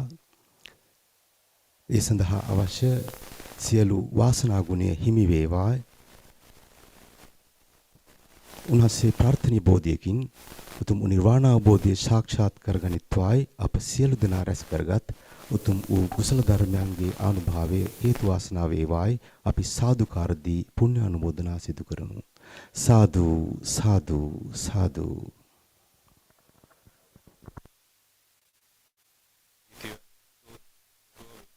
මාතේ දීර්ඝායුකෝ භව සබ්බ මංගලං දේවතා සබ්බ බුද්ධානුභාවේ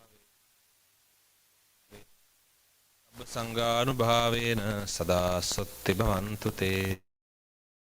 සුවපත් වේවා. සාදු සාදු සාදු.